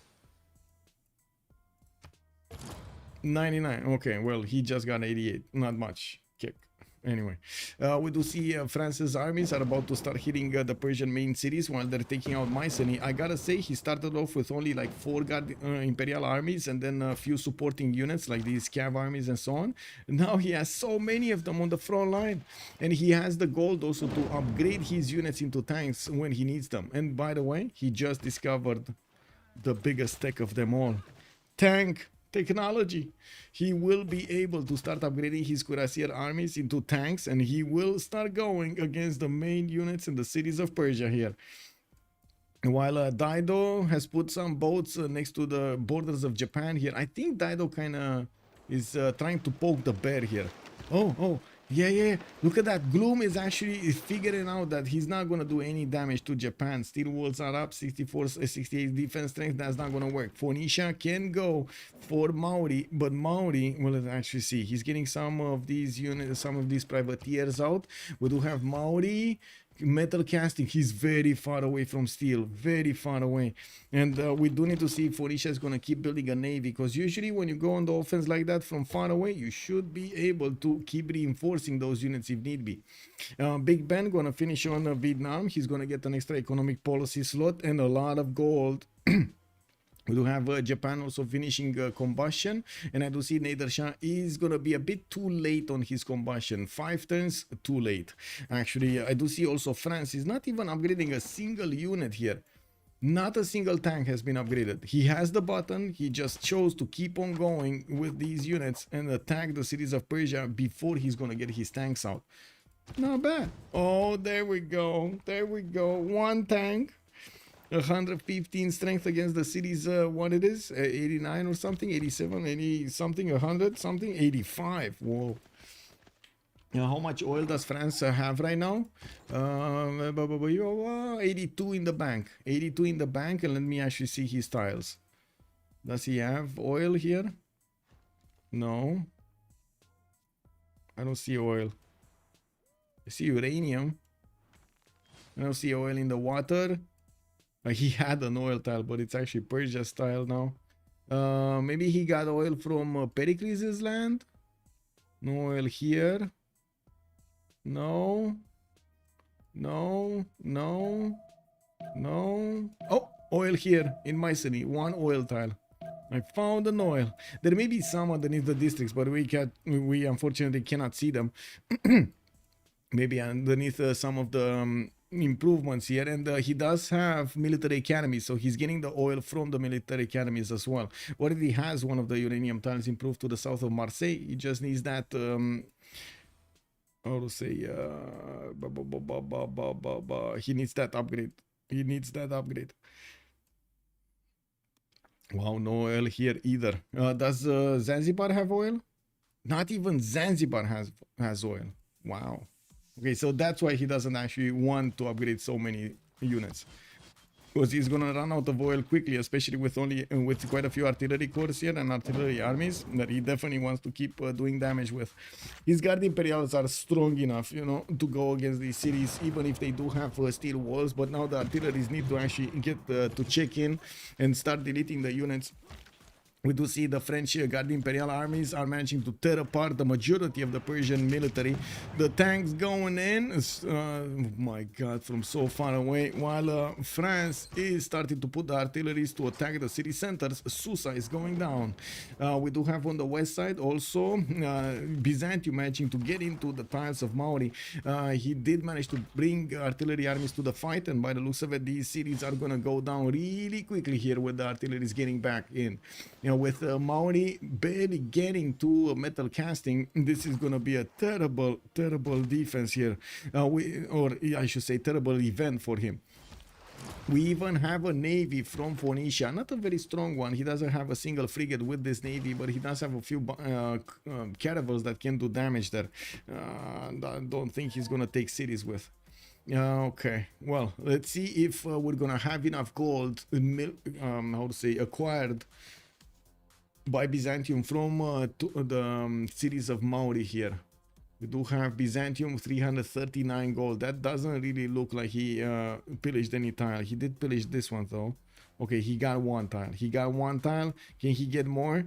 I do have to say Mauri doesn't usually build commercial, so you only have like campuses, theater squares to pillage, not really anything else.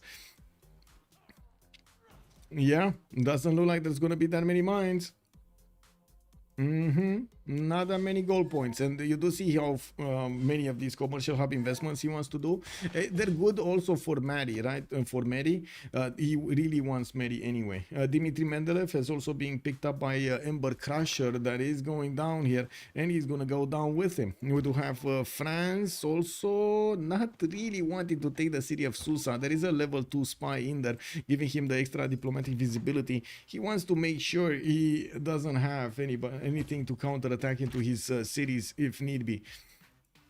Yeah, we do have aerodromes, multiple aerodromes coming up from Japan. I did ring the alarm earlier that Vietnam might actually have a problem here on the right side because of the Japanese army and air force. While we're going to need to see if Vietnam is going to choose Nubia as an attack point. We do have artillery armies and cuirassier armies coming out from the Vietnamese stands. Vietnam, Sindermo, is 2 turns away from combustion, and he is going to get fascism alongside with that. It does seem like Nubia will be out-teched here very quickly by his neighbor, by Vietnam. What kind of deal with that? Well, wait. Well played anyway. Oh, Tanker is saying well played. Yes, I mean, does anybody disagree? Tanker played extremely well. Anybody on the stream here? You guys got to see firsthand how you defend against the Byzantium. That was one of the best defense we've seen in a long time. Anybody disagree here? Let me actually put up a poll. Let's see the poll. Did Byzantium no, sorry, did Cyrus do well? Yes or no? That's it. Two choices. Tanker should really try for third. I think he will. Yeah. No, was a good defense. Yeah. Guy knows how to build any. I mean, you know, yeah, that is a skill, Cupcakes. If that is a skill. Okay, what do we have here? France managing to get the city of Susa. He doesn't have the extra diplomatic visibility anymore. We'll need to bring a builder, and I do see his tank armies are well on the way towards Zranka. We do have so many of these Guard Imperials that will also need to keep on moving. By the looks of it, Persia is starting to run out of units to resupply his defense, and he's down to only 4 cities. It looks like this empire, 5 cities actually, there's another one, Haraiva to the northeast. It looks like this empire is it's getting torn apart so quickly by Catherine de Medici, acquiring more points in the meantime. Ruin is also gonna have a border. He's gonna carve a path to Japan. Look at that, he's carving a path around Vietnam and getting to Japan. Man, this guy is gonna, can you imagine if he just makes a O? If he just makes an O until the end of the game, like tearing apart Japan at the same time? Whoa. Oh, let's see. We do have Japan on 657 science, 342 culture, 1,000 production, while Catherine de Medici is only 662. I do see he keeps on building tank armies and getting his cav armies out. We do have more artilleries also. He just keeps on building military equipment, and in the score screen, he's on 4,000 gold a turn. In the tech side, it looks like he's now going for his industrialization, square rigging next turn, and I would imagine we might see 1 or 2 industrial zones somewhere. Oh my god, he still didn't build one. He still didn't build one. Wait, is it common? Rosio, good evening, sir, and welcome. Oh my god, man. Okay, Cyrus did very well. There we go, there we go. Stream chat agrees. Let me actually put up another poll here. Is France showing us the way? Yeah, let's see, man. No industrial zones, no industrial zones. Yeah, exactly. Like, why would you build an industrial? I don't know. Like, look at him go, man. Incredible. And I gotta ask chat over here, is he showing us the way? Yay or nay? Look at that, he's actually cutting in between. Yay, 2 yays and 2 nays. Yeah, okay, yeah. I mean, we definitely have quite a few fans of industrial zones, but it looks like France just managed to find a way around them. Now we do have commercial hub investments here in the northern city. Byzantium did get to upgrade his tanks. He's gonna take the first city of Mauri and upgrade in his territory. I do see he does have a big problem with gold. Still has a big problem with gold. He's gonna roll a few more of these projects though, and we'll see how much gold he's gonna get. Right now he's on 160 a turn with almost 300 science and 164 culture. Let's see it, 417. Okay, so probably another one of these tanks. 2 tanks. He can get 2 tanks. Can he get another pillage? This might be a pillage. Pillage it. 219. Man, that's a tank, bro. That's a tank right there if you pillage it. Never mind, he's just milking more science. Also, cottage industry somehow accurately seen. Yes, sir. Also, if Dido snipes and raises a Maori city, that would be so funny. Yes, it will. Yes, it will. Can he take down a city? Because there is a fleet here from Maori, right? Chris Fangs does have a fleet to play with. And we do have quite a few of these caravels coming around towards him.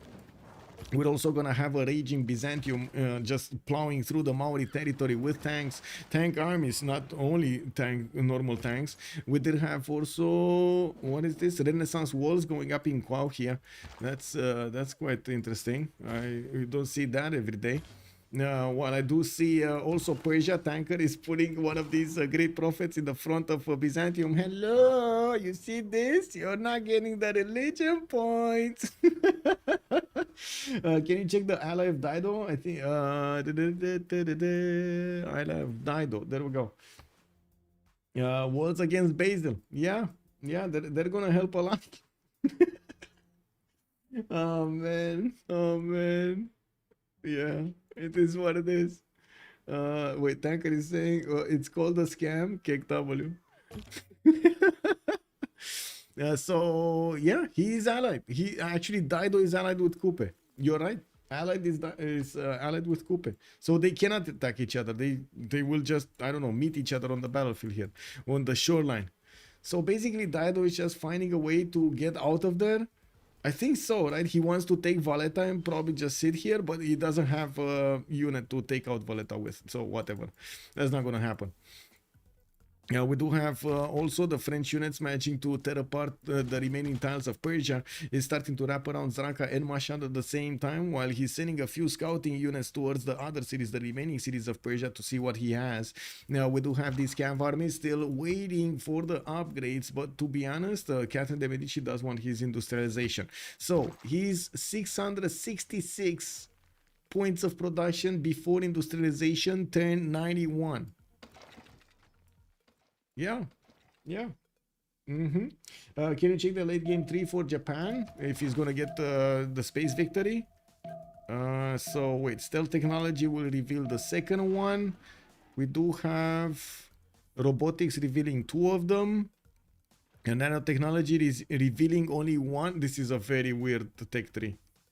Very weird one. He's gonna need all 3: robotics, nuclear fusion, and nanotechnology. Or no, he's gonna need 1, 2. He's gonna need nano. No, not nano. He's gonna need robotics and nano. Yeah, robotics and nano. This is so weird, by the way. This one from the bottom is revealing the one to the north, to the top, and the one to the top is revealing the one to the bottom. Really, bro? Wow. Japan got fascism. I think he already has fascism. No, he's not. Whoa, no, he's not. He's getting it next turn. Next turn, fascism and combined arms. And I do see he's getting also Venetian from the city of Auckland. While we do have some helicopter armies, he did manage to get his cities a very, very, very strong 87 defense strength city on his cities. He did manage to get to tank technology, helicopter armies coming in, and we might actually see him try to chew through Byzantium here, or at least, sorry, Vietnam, not Byzantium, Vietnam, or at least try to fend off attacks because Nubia is getting attacked, right? He got declared on. The second Vietnam did declare on Nubia, he did activate the war against his neighbor Tokugawa as well. So let's take a look at Sindermo. What does he have? War up against both, right? It should be war against both of them.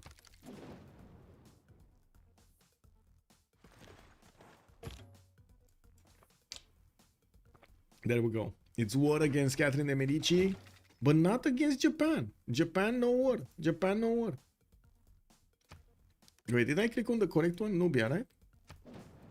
So maybe I clicked on the other one. Sindermo just... Oh, he just declared war. Never mind. He just declared war. And we did see Vietnam getting his infantry armies there, moving in, one-shotting one of the units of Nubia. That infantry army did feel the sting of all of the field cannons cores. And now we're going to need to see the tanks in action. He just upgraded a few of them and moved quite a few others. We do see them managing to easily two-shot the cuirassier corps. While Vietnam in the meantime is gonna go for his, guess what, helicopter tech also. We do see right now Vietnam is on plastics, and he did manage to get his fascism also +5 activated, while Nubia is just not gonna have that civic. Toku France and third could be literally anyone. We'll see who's actually gonna get there, because yeah, Light Stalker is trying to hang on. France is there with 1,000 points. Rebel Basil is tearing apart Maori, and I think when he's gonna finish with Maori, he's probably gonna tear apart Persia here. We're gonna need to see if he's gonna have the strength and of course the planes. And we do have him still trying to get as much gold as he can from his commercial hub investments, hard building tanks as he goes along. While he did manage to take the first city down, we're probably going to see Kawila being taken out next turn. These tanks are not fooling around. Artillery armies, not fooling around. Hukai is also saying renew or clean up. I mean, he makes a good point, right? You either renew or take cities. Light Stalker is saying, you might have a point there. Okay. Break requested for next turn. End of turn.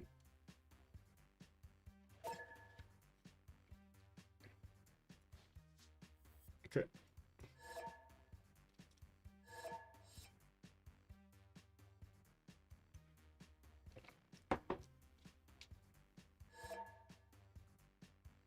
Rebel is saying he needs a friend. Yeah, on the left side. I mean, he lost Pericles, right? So he doesn't have a friend. And Maori did make a friendship with Phoenicia before. So yeah. I need to remember to put the pause though. Because I'm definitely gonna get distracted by all of the other things happening on the map here, what the boys are doing, and I'm gonna like I hope I'm not gonna forget to actually put the pause. My shot about to be torn down here. France is managing to get through. Looks like Zranka is also losing its walls. Ispahan, Gordian, and Haraiva are already getting pillaged. We do have the French tanks getting in very deep into the Persian territory. Looks like Zranka is about to be taken down. Yeah, it should be one shot here. Yeah, we do have Vietnamese units coming from the south. Tank army is getting hard built here, while Vietnam is pushing through Nubia. It does seem like he is managing to tear apart the Nubian army. No surprise though, no tanks here on Nubia. It's gonna be a problem. Not to mention no fascism. That extra +5 is insane. There we go. Vietnam just having a tank army that just received so many hits. France, I'm playing for third. Like light soccer, aren't we all playing for third? Wow. wow. France, I'm playing for third. Yeah, tanker, I'm just praying. What happened to the tiny island? Which tiny island? Wait, this one? Got settled by Maori. Chris Fangs is getting a safety settle. Oh my god, he's actually gonna get a safety settle. He might survive this. The onslaught of Byzantium against his original cities might allow all of these people will go and find a new place in Kayapoi. He has a farm. He has crabs there. He has fish there. It's everything they need. Thandorius, Japan got a friend. Vietnam, it looks. Yeah, I mean, he needs to find a friend. Whoa, another war declaration has been sent. Man, there are wars everywhere. Right now, I think if I like keep on looking, everybody's at war with somebody, right? There's no peace anywhere. Still, Ruin is on 1,000 points. Let me actually see the countdown. Okay, we got 30 seconds. Sindermo made peace. Okay, Sindermo made peace with France. Zanzibar is being kept by Ruin. Samarkand on Gloom. Okay, and 23 seconds to go. We're gonna have a pause for 10 minutes here. And we're gonna come back to see the conclusion.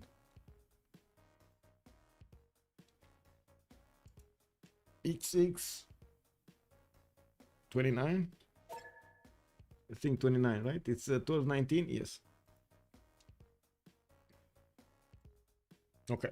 So let's put the countdown timer. I'm gonna put it up on the screen so you can see it, and we're gonna go for a break. A really quick break.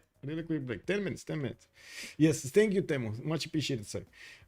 Japan gonna friend. Yes. Did I miss a message here on YouTube before I go? No. Okay, that's fine. It's fine. Hey, remember to put a like on YouTube. Thank you so much. Much appreciated, sirs. Be right back.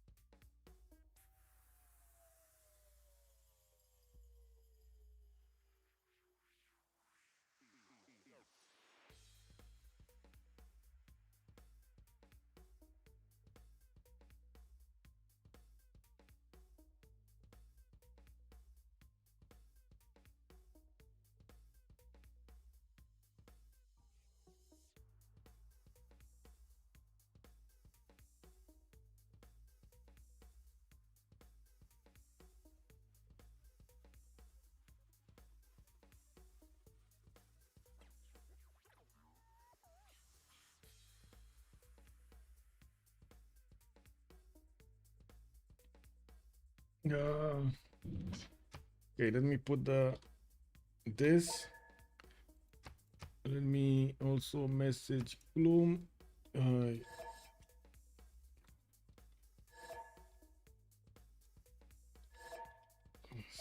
Okay.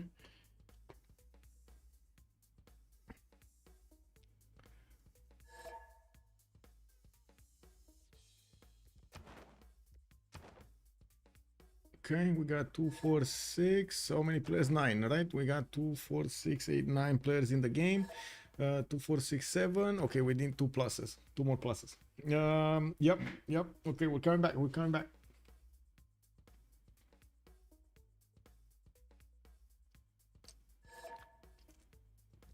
Okay, 2, 4, 6. Wait, 2, 4, 6, 7. What? 1, 2, 3, 4, 5, 6, 7, 8, 8. Wow, I can't count one. I'm just gonna need somebody. Who's the last one? Oh, there we go. Tanker.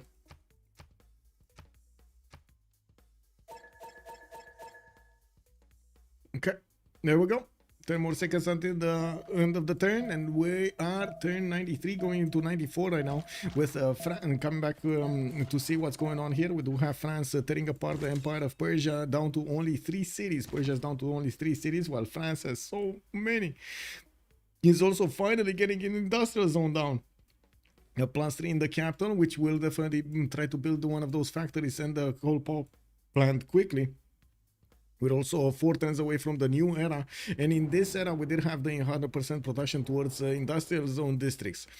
Coal power plants also starting to come out from Byzantium. Sorry, Byzantium is tearing apart Mauri. It got 2 of his cities and it's moving for more. With parking shot cords starting to show up from Mauri on the defense, we're gonna need to see if Byzantium is gonna tear a path through them anyway.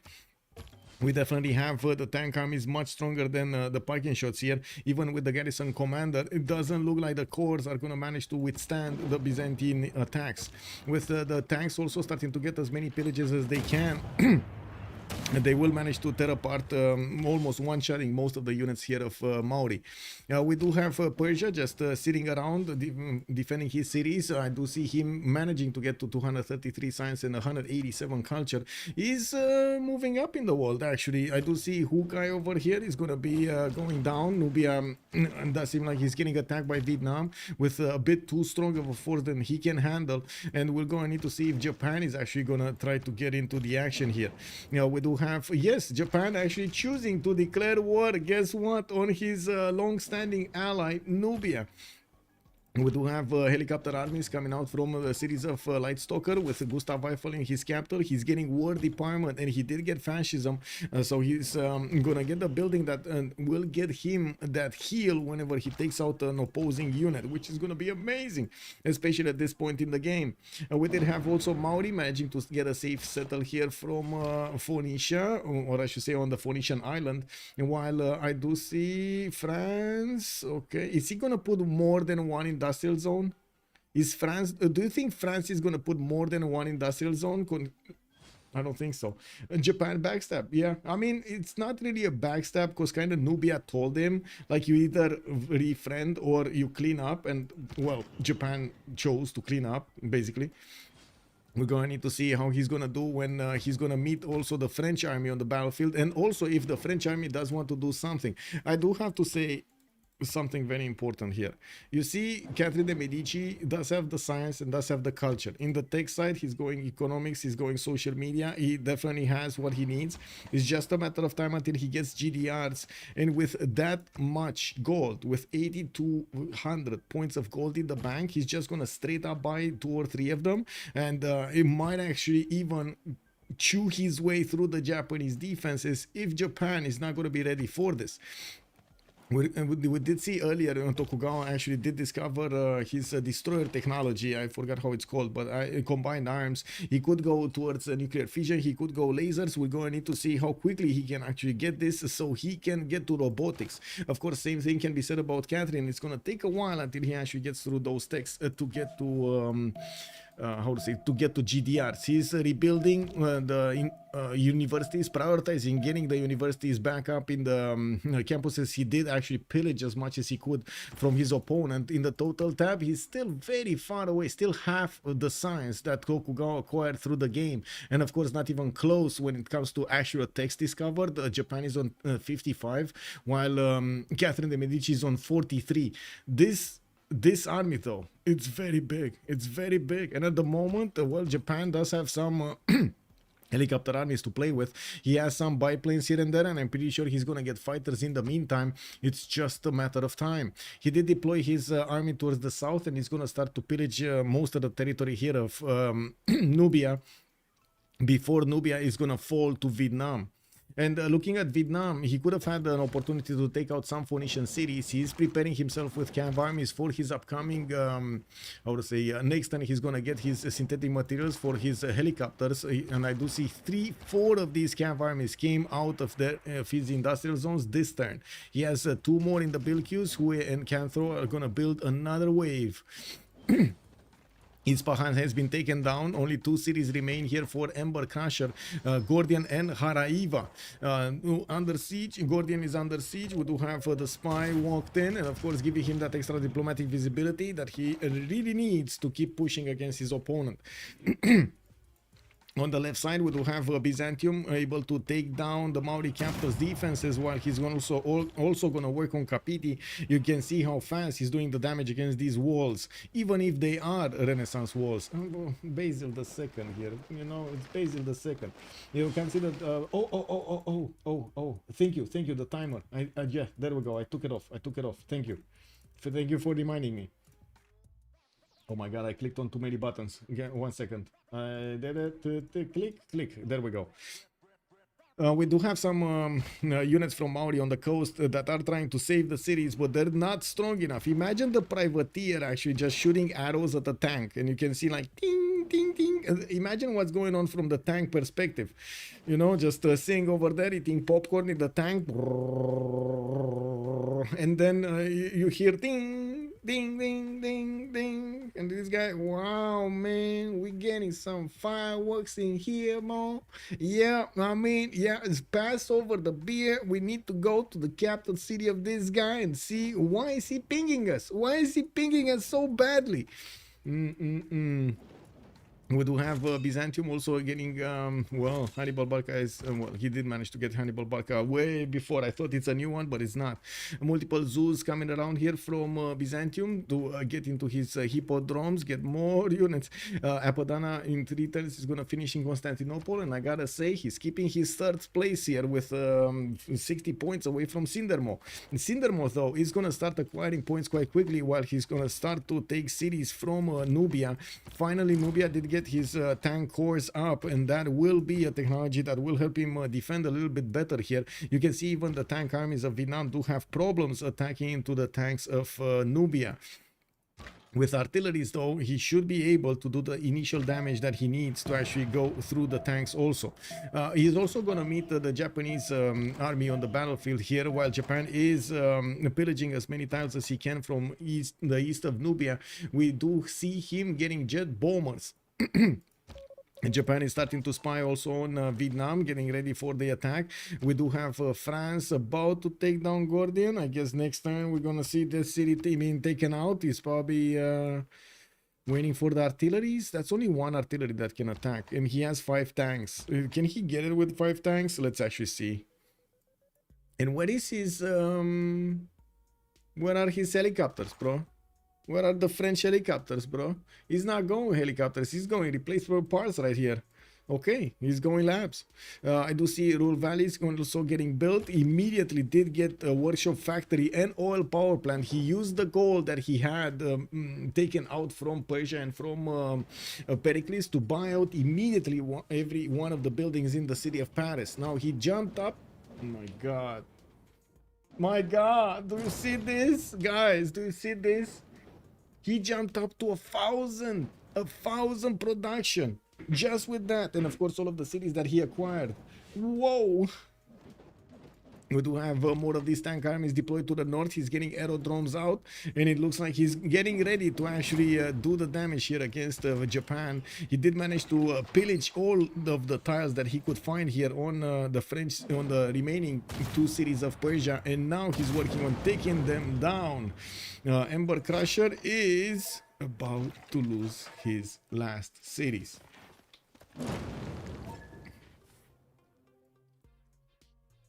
There we go. There we go. GG, well played. We do have another player defeated in the game. We're down to 8 players in the game. Maori, Nubia, we got Persia, Cyrus, we got Dido, Cindermo, we got Rebel, Light Stalker, and Ruin of the first place there. We have on the other side also the other Persia here needing to actually do something, or maybe not. We do see that he's just watching how Byzantium is tearing apart the cities of Maori. Slowly but surely, we do have another 2 cities being acquired by Rebel. In next turn, we're going to have also the next era. Catherine de Medici is gonna keep his golden age. We do have Tokugawa getting his golden age, Kupe not getting golden age, in normal age. Batryu is gonna get his golden, Daido not getting golden. Cyrus is 10 points off. I do see Amanitore is also 8 points off, while Basil II did get his golden. Basil over here getting back into a golden is gonna be nice. Probably we're gonna be probably he's gonna want to choose between 2 arms to keep on the damage, although I gotta say he already does enough damage. The gold is kind of an issue on his empire. We do have him on 41 gold a turn here. Now Biruta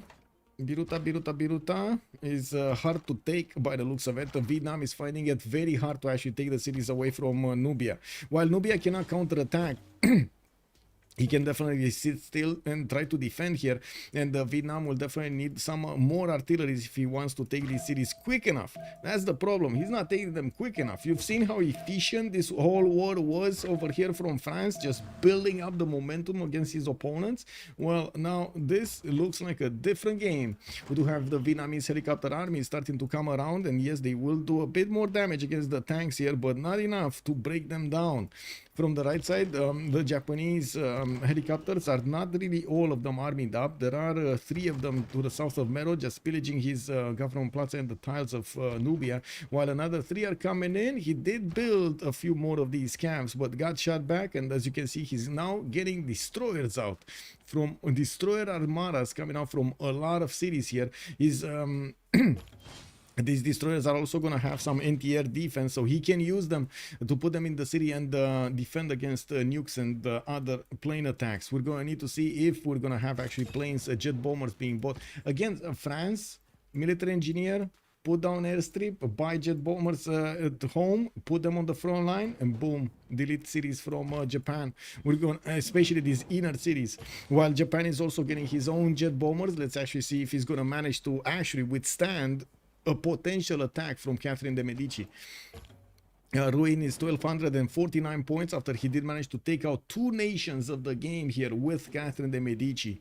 And I gotta say, in the yields tab, we do have him on 10,079 points, or sorry, 1,079 points, while Tokugawa is 1,138. The size is half of Tokugawa, and I do see he has definitely a lot more culture. Heartbeat of Steam this time, while Tokugawa did not choose something yet, Maori did not, Batryu did go for 2 arms, Basil II went for 2 arms as well, so he does want to get the points much faster here. And we're also coming up to the turn 100. We're gonna have a pause for 2 minutes so they can get through the Congress, and of course we're gonna need to see if Phoenicia is gonna manage to actually survive the onslaught. We do have ironclad armadas being upgraded in the borders of Maori, and at the moment we don't know if he's actually gonna try to get these cities back or not. Man, if only he actually were the Maori here. He would have lost those cities anyway, right? If he would have gotten there. Japan production from 9 cities. Yes, true. Japan backstab like in 19. Yeah, nothing. I mean, I wouldn't really say that. It is what it is.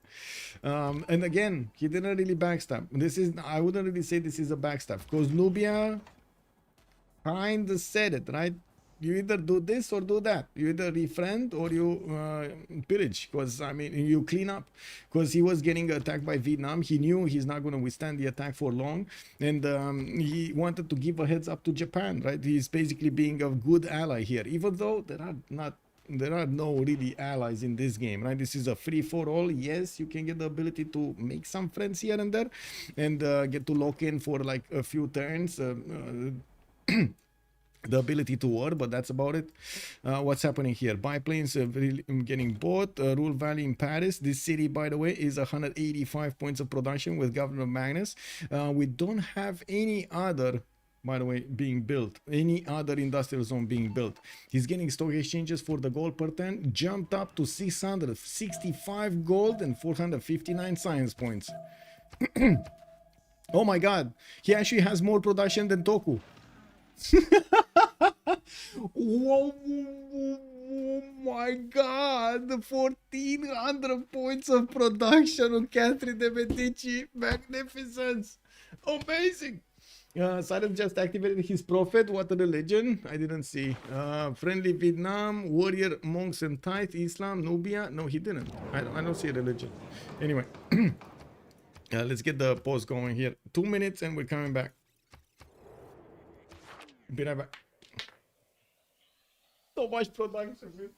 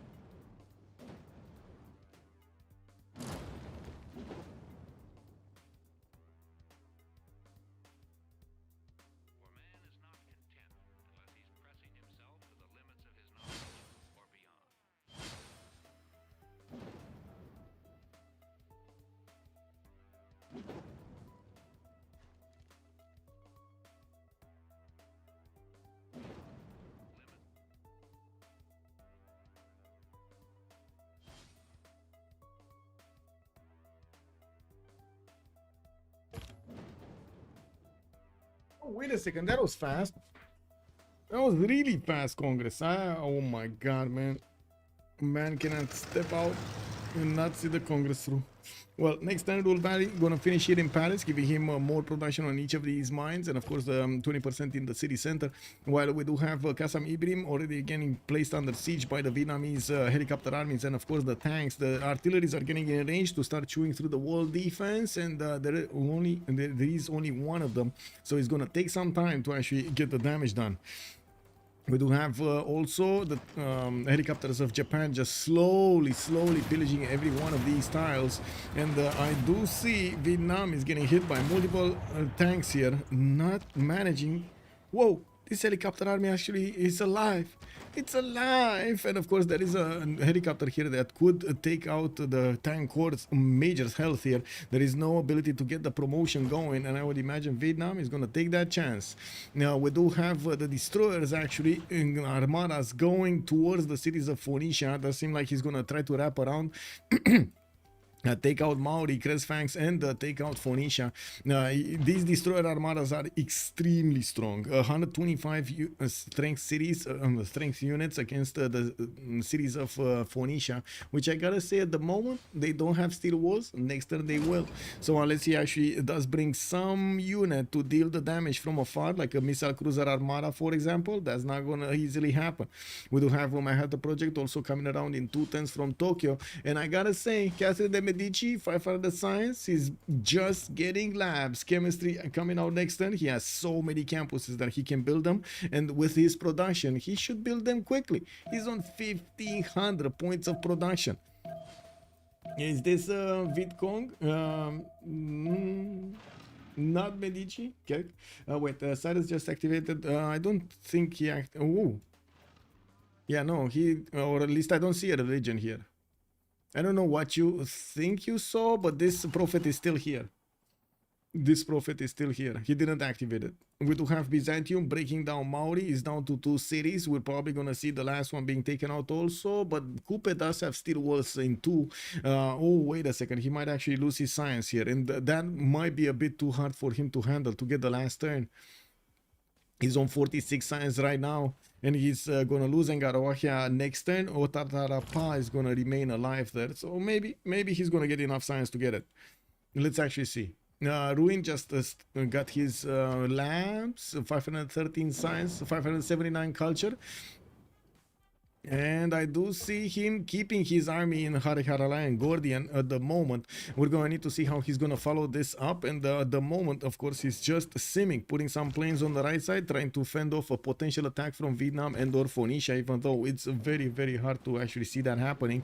He's starting to build up his also railroads around his cities to get the trade routes moving faster. More military engineers being bought so he can finish the job quickly. And we do need to see how things are going to evolve here. Looks like Nubia is also trying to get a safety settler out somewhere on an island. He doesn't have an island to settle down on. There is one tile here that maybe he can settle on.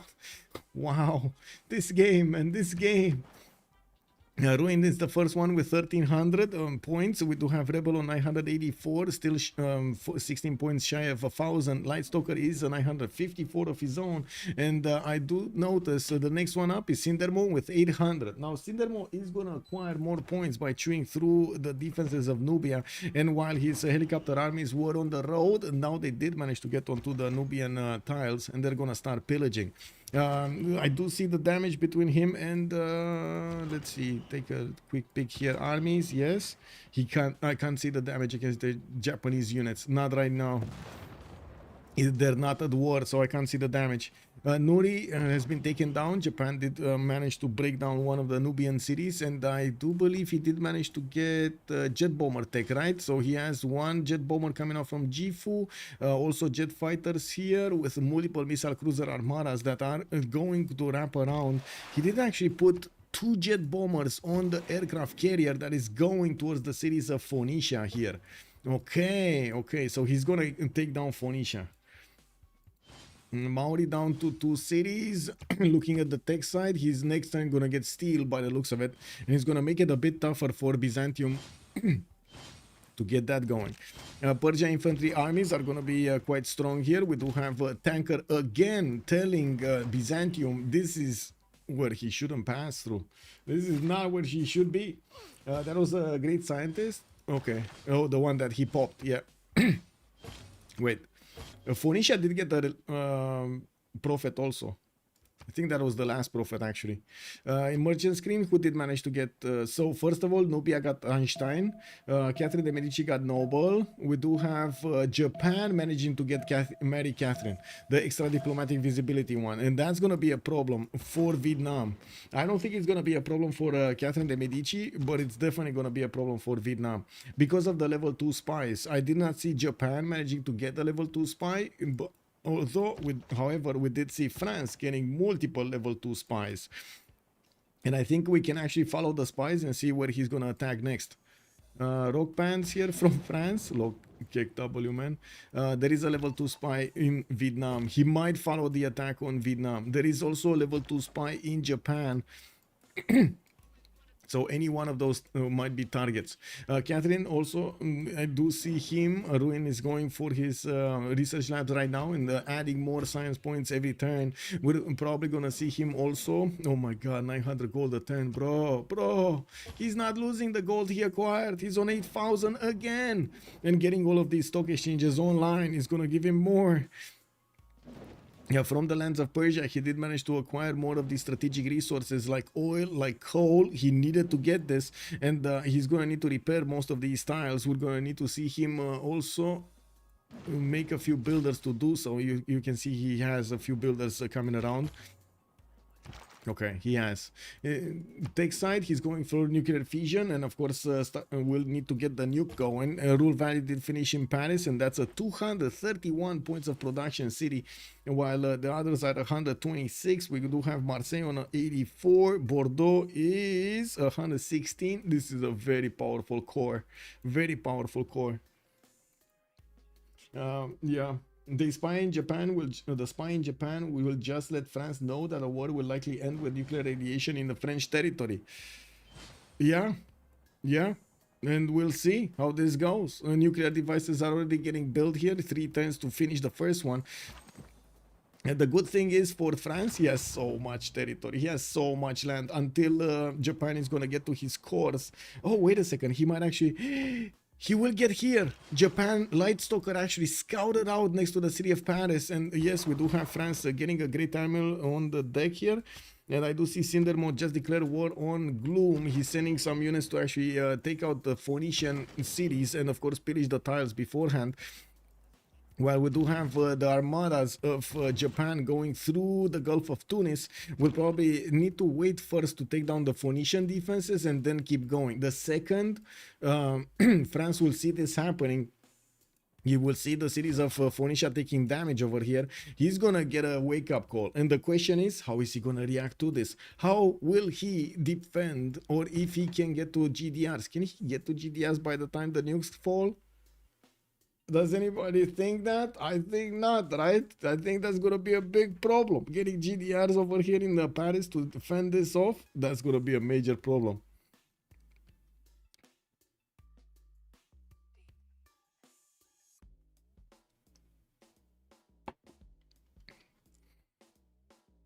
Well, let's actually see. Swords in ruin. Research labs. Okay, 525 science. Still not a big boost as we were thinking. But he did manage to get to 10,000 science points acquired. Tokugawa is still very far ahead of him. Very far ahead of him. With the armies of Vietnam also managing to see Japanese units right now on the battlefield of Nubia. I do see Kasar Ibrim has been taken out by the Sindermo units. While the Japanese jet bombers are going to start doing damage directly to the cities of Nubia to take them out quickly. We do have missile cruiser armadas also immediately deployed towards the south, while the destroyers are opening up the way here towards the Phoenician cities. Okay, let's see production here and what's going on. Takes Catherine de Medici, next turn nuclear fission. He should actually get it like 3 turns, 4 turns. Manhattan project in the city of Paris. Yeah, but next turn, not this turn. What did happen here? I think he just bought something in Paris. Did he just buy a sewer or something? I think he just bought a sewer. Anyway, that's a 25 pop city, by the way. That could be leveled in an instant by just a nuke that's coming out in 2 turns. The problem is he's not going to get there quick enough, right? Japan is not going to get there to apply that power quick enough to the lands of France. He might actually need to stop by and do the damage against the Vietnamese units, try to take these out. So it's going to be much easier for him to deal with this land army. Rebel has declared war on tanker. We do have again Byzantium going towards Persia, and this time around he's going with tanks against these infantries of tanker.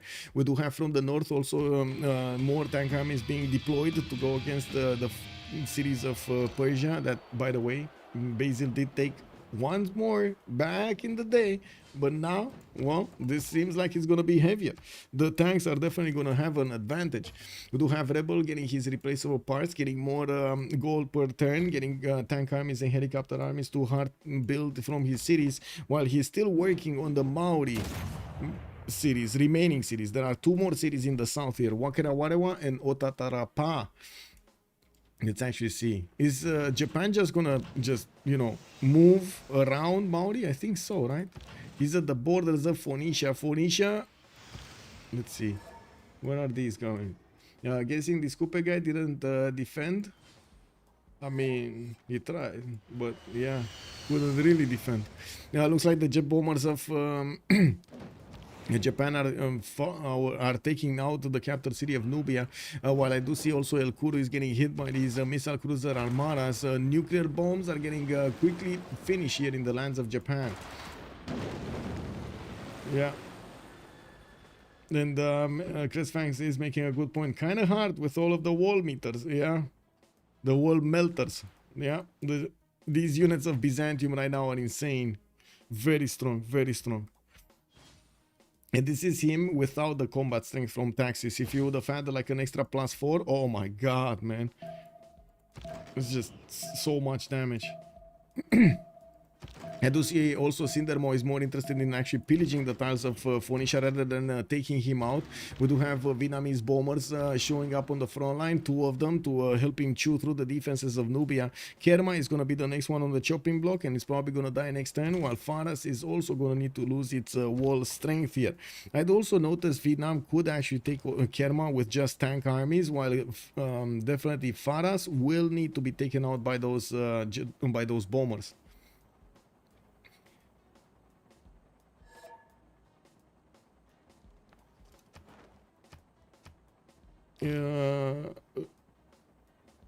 Lightstalker is asking, it's basically France or Basil. What? What is he asking actually? What is he asking? What do you mean it's only basically France or what?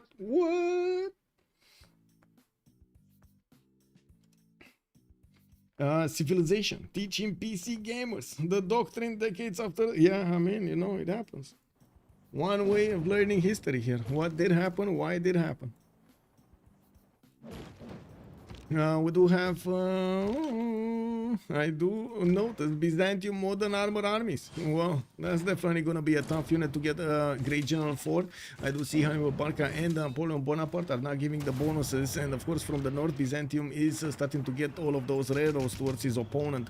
Persia is starting to lose units in an incredible time. Ruin is saying, you have some deal with Vietnam? No? Okay. Well, I gotta say, the question is, can actually Lightstalker get to plug in that nuke in the city of Paris by the time of Catherine de Medici gets his GDRs out? He switched friends. Oh, he made friends with Vietnam. I see. So he can, so basically Japan is tearing apart Phoenicia, gonna get this territory, gonna get a border with France on 2 sides. First of all here, and second of all here. This is not gonna be good. This is not gonna be good for France. He needs to somehow find a way. There we go, 4 tens for Manhattan project in the city of Paris, starting to put down more industrial zones. He definitely has the goal to buy the units if he needs to, and of course buy the buildings when he's gonna get these industrial zones finished. We do need to see if he's gonna do that. And also, Lightstalker is saying that he doesn't have a flat tile in the capital. And yeah, we did actually see this at the beginning. Unfortunately, that means he cannot get that spaceports down. He can use it from the other cities. They're just not going to have enough production to work. What's going on here? Did you guys see that effect? Wow. I don't know what was that. Whoa. Was that a whale? Oh my god, man. Like, these cities are haunted of Japan. You never know what's coming out from the thing. Am I streaming? Victor Kiko. Good evening, sir. Am I actually streaming? That's a good question. I don't know. What is streaming? We need some definitions right here, because in these days, you never know, man. Like, somebody might say he's streaming, and you never know what that means. Need the proper definitions. Let's actually see left side. We do have Byzantium. Yeah, there we go. Tearing a road path towards Persia's main cities, while he's also repairing the cities that he got for Maori. He's about to take down Otarapa and will need to finish Wakarawarawa in the south. Now, I'm actually quite surprised we didn't see Japan take out the last Maori city. Looks like he's finding it fun to actually keep him there alive. He's more focused on taking down the cities of Phoenicia first. And while I'm pretty sure it's also going to be Cindermo here that is going to try to do the same. Also, Chris Fangs is saying, hi Japan, if you could just leave me be, that would be so lovely. Yeah, I mean, you know, it is what it is, right? Lightstalker over here, is he going to just take cities from Phoenicia, or is he going to take Kayako as well? Yeah. I think the question is asking if you are an active player. No, I'm not active player. I'm actually commenting. I'm looking, observer. How to say? I'm commenting on the game, on what's going on the on the moves of the players and also the strategies, and also answering questions over here from chat if there are any. I do see Persia did manage to get to 80 crews, which are going to be tougher than those units that he was using beforehand. Now, they're not going to be sufficiently big enough in numbers so they can actually take on all of the units of Byzantium. It's still going to be making Byzantium, how to say,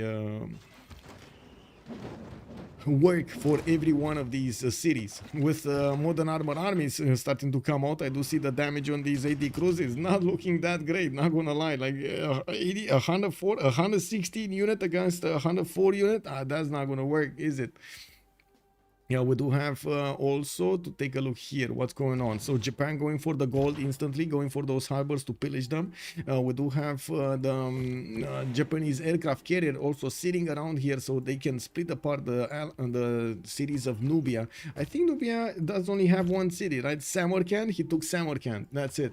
Oh my god, I can't say this name. Kek W, I'm sorry. I'm sorry, YouTube, I can't say this name.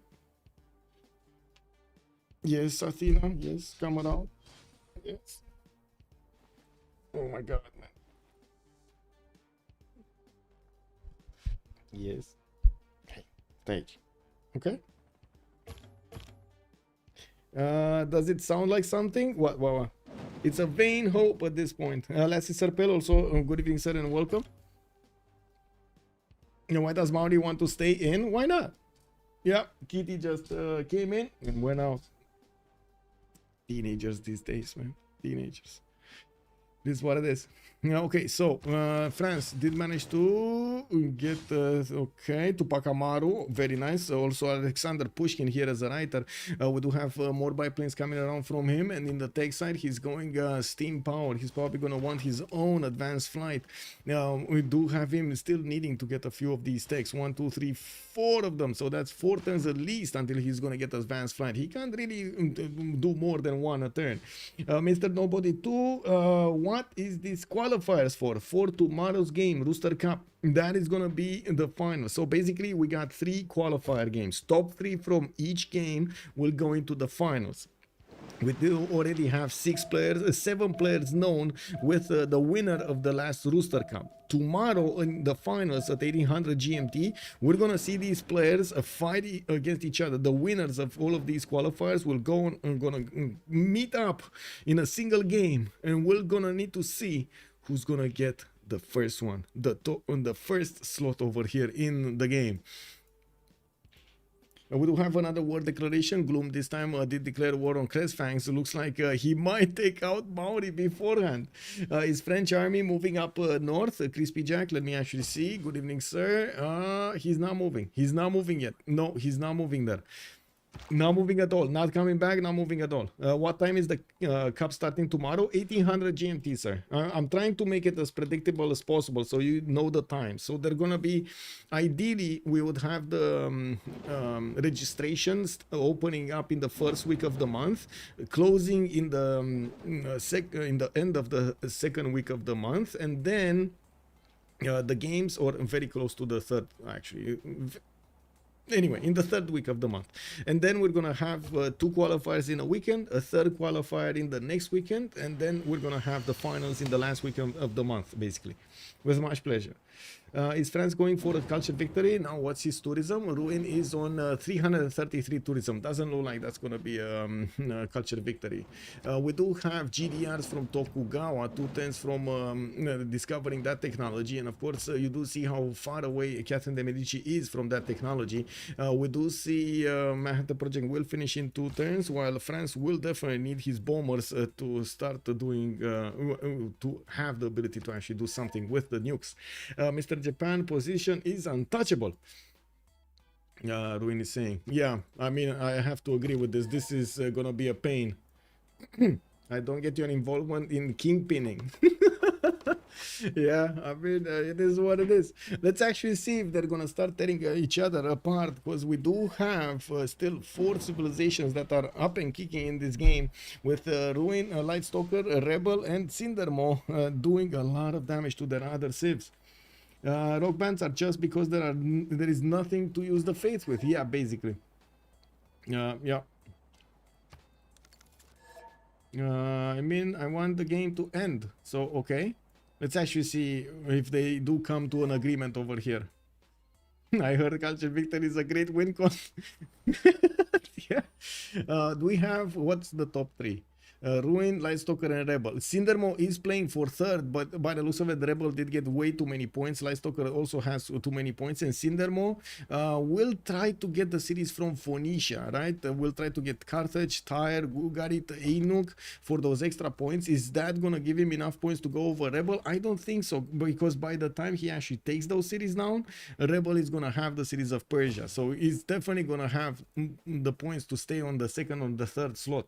He might even actually overtake Japan. Can you imagine if he overtakes Japan in the points? What are you doing? Crazy cat. Tina. What are you doing?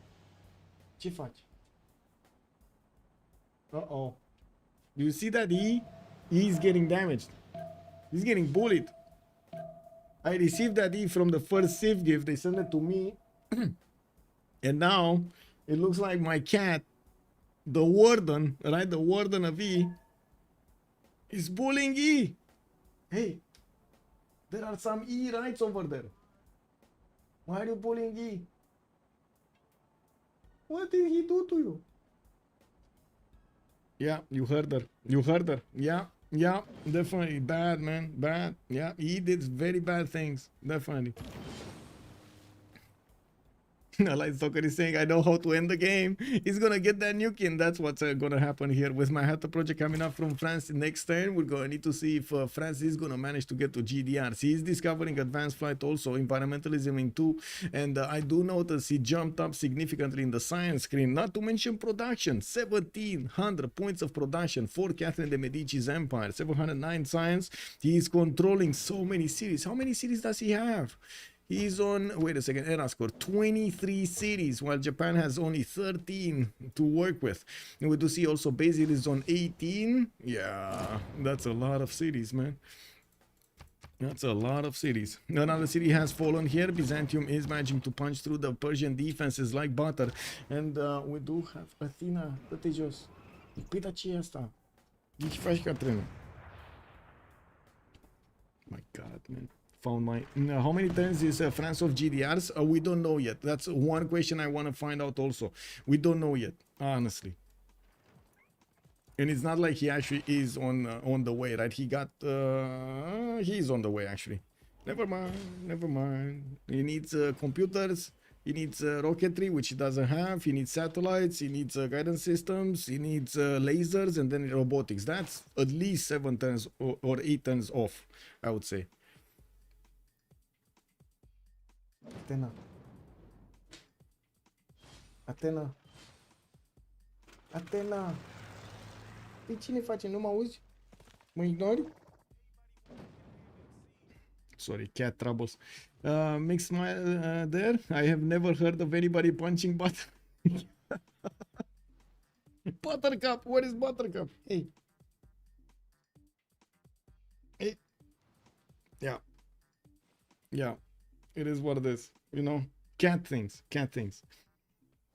Okay, so let's see. What, man? Stop. Anyway, it does seem like the tanks of Byzantium here are punching through Parsa quite quickly. They did get Jerusalem, and they did manage to get some upgrades going. With this, we do still have war department needed to be built here in Constantinople, but that also means Rebel did manage to open up fascism, which is going to give him an extra +5 on the offense. It's probably one of the reasons he's actually chewing like butter through these 80 crew corps. We do have also Vietnam going around Samarkand here, fighting the last city of Nubia, while the city of Ziz did rebel. It does seem like at the moment the units of Japan have not gone through the Arctic Ocean towards the cities of France here. We do need to see how many points actually Vietnam is going to manage to get from this, but it looks like Rebel just keeps on adding points on his empire, acquiring cities from Persia. While I do have to say, Tokugawa, if he leaves more Vietnam actually to get these cities away from him, he might lose the third spot here. This is dangerous, right? Ruin and Rebel, I don't think they're going to fight each other, but then we're going to have Lightstalker and Cindermo that are so close fighting for that third slot. Yes, I can shorten. There we go. Thank you. Bryce, good evening, sir, and welcome. I didn't see actually. It's yeah. Let's put it to the limit. Let's put it to the limit. Let's see. Is that limit? Yeah, there we go. That's about the limit.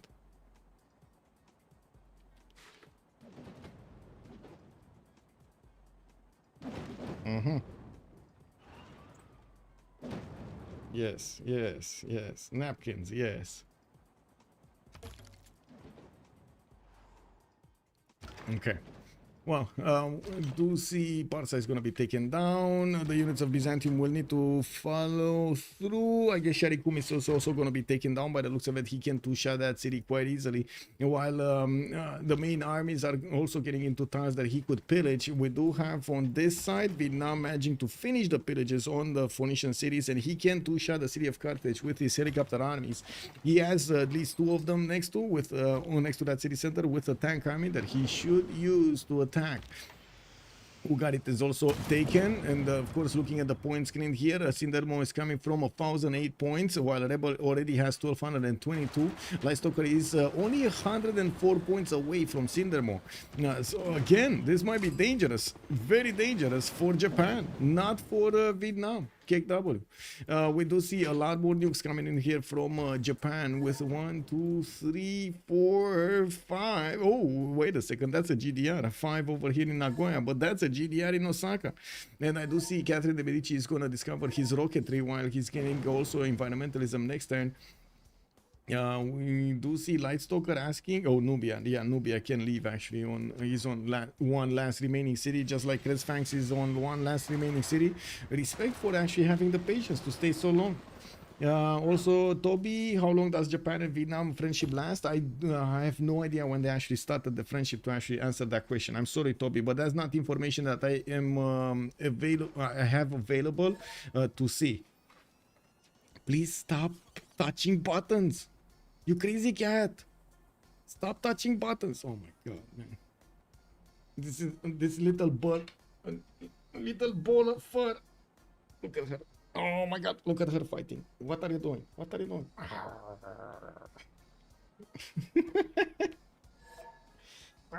Temperance. Cat. Oh, Gloom did say GG. There we go. And I need to shift enter.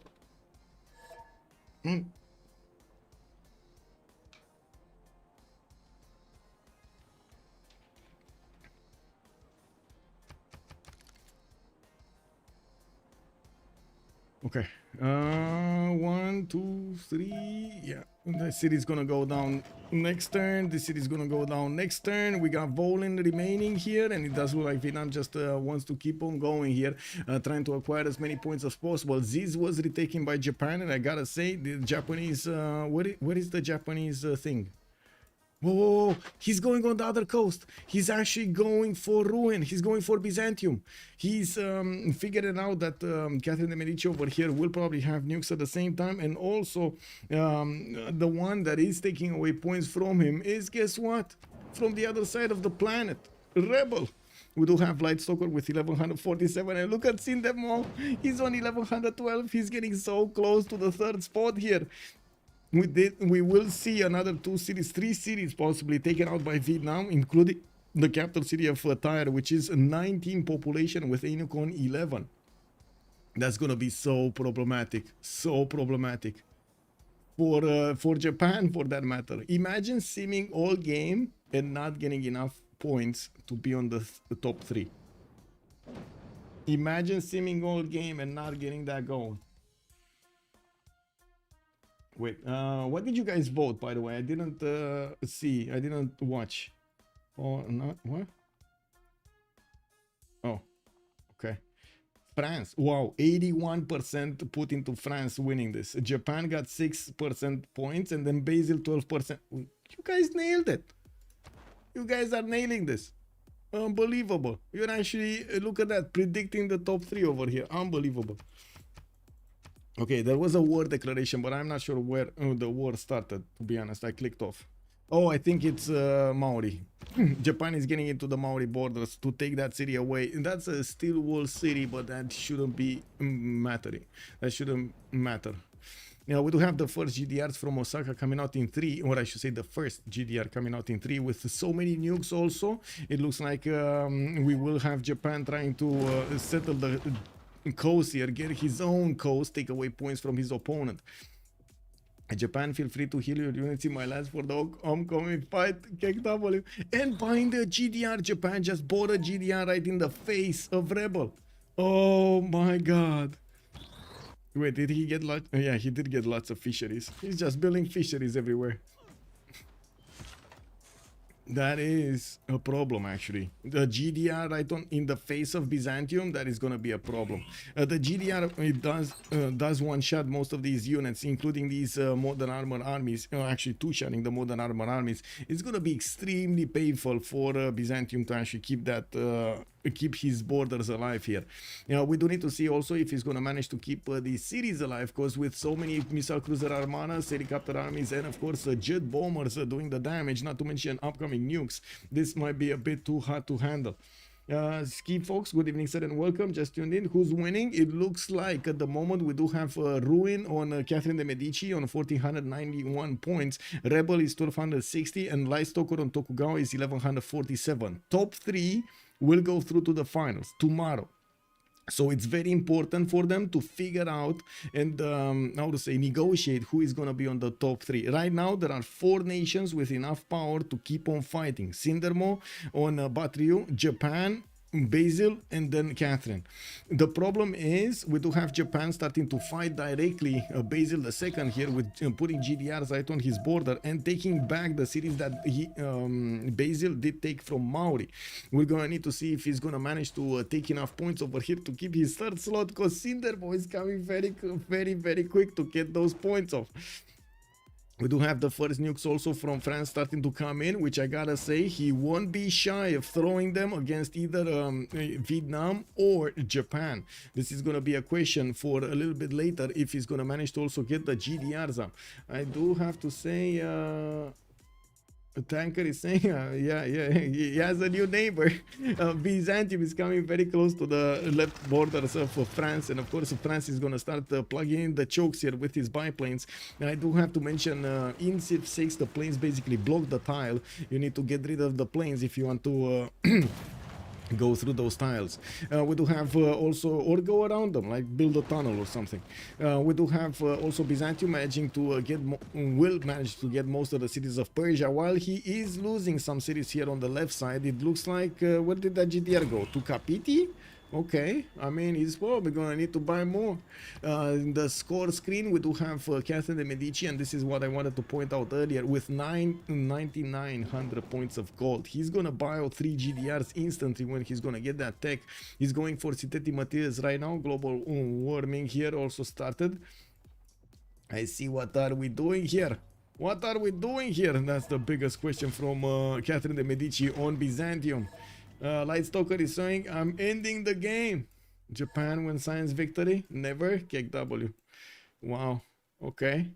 Yeah, no science victory. KW, man. Wait, oh, he's gonna nuke. He's gonna nuke, and oh my god, he actually wants to nuke Byzantium to smithereens. Let's actually see if Byzantium is gonna manage to keep up. Well, it's basically finished for Basil. We have top 3. That's, yeah, I mean, let's see if he actually gets taken out here. It might be that Byzantium is the one not getting into the top 3. We'll see. 1233 points, still has quite a few points to milk here. And 1, 2, 3, 4 cities that he can take from Persia. 5 cities actually. Wait a second, I didn't take Pura. 1, 2, 3, 4, 5. There we go. We do have Ruin also getting these nuclear devices going. He did manage to finish one of them, and in the meantime, of course, we'll need to work on his techs to get to. Oh my god. He actually got more science than Tokugawa right now. 3,600 military versus 3,300 military with 848 science and 828 science. And check this out. He's straight up buying bombers here. So many of them. Easy. Peasy.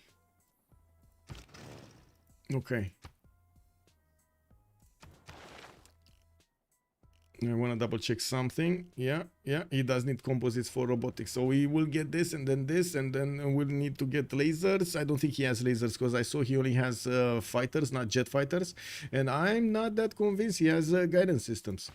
I didn't see any anti-air gun anywhere.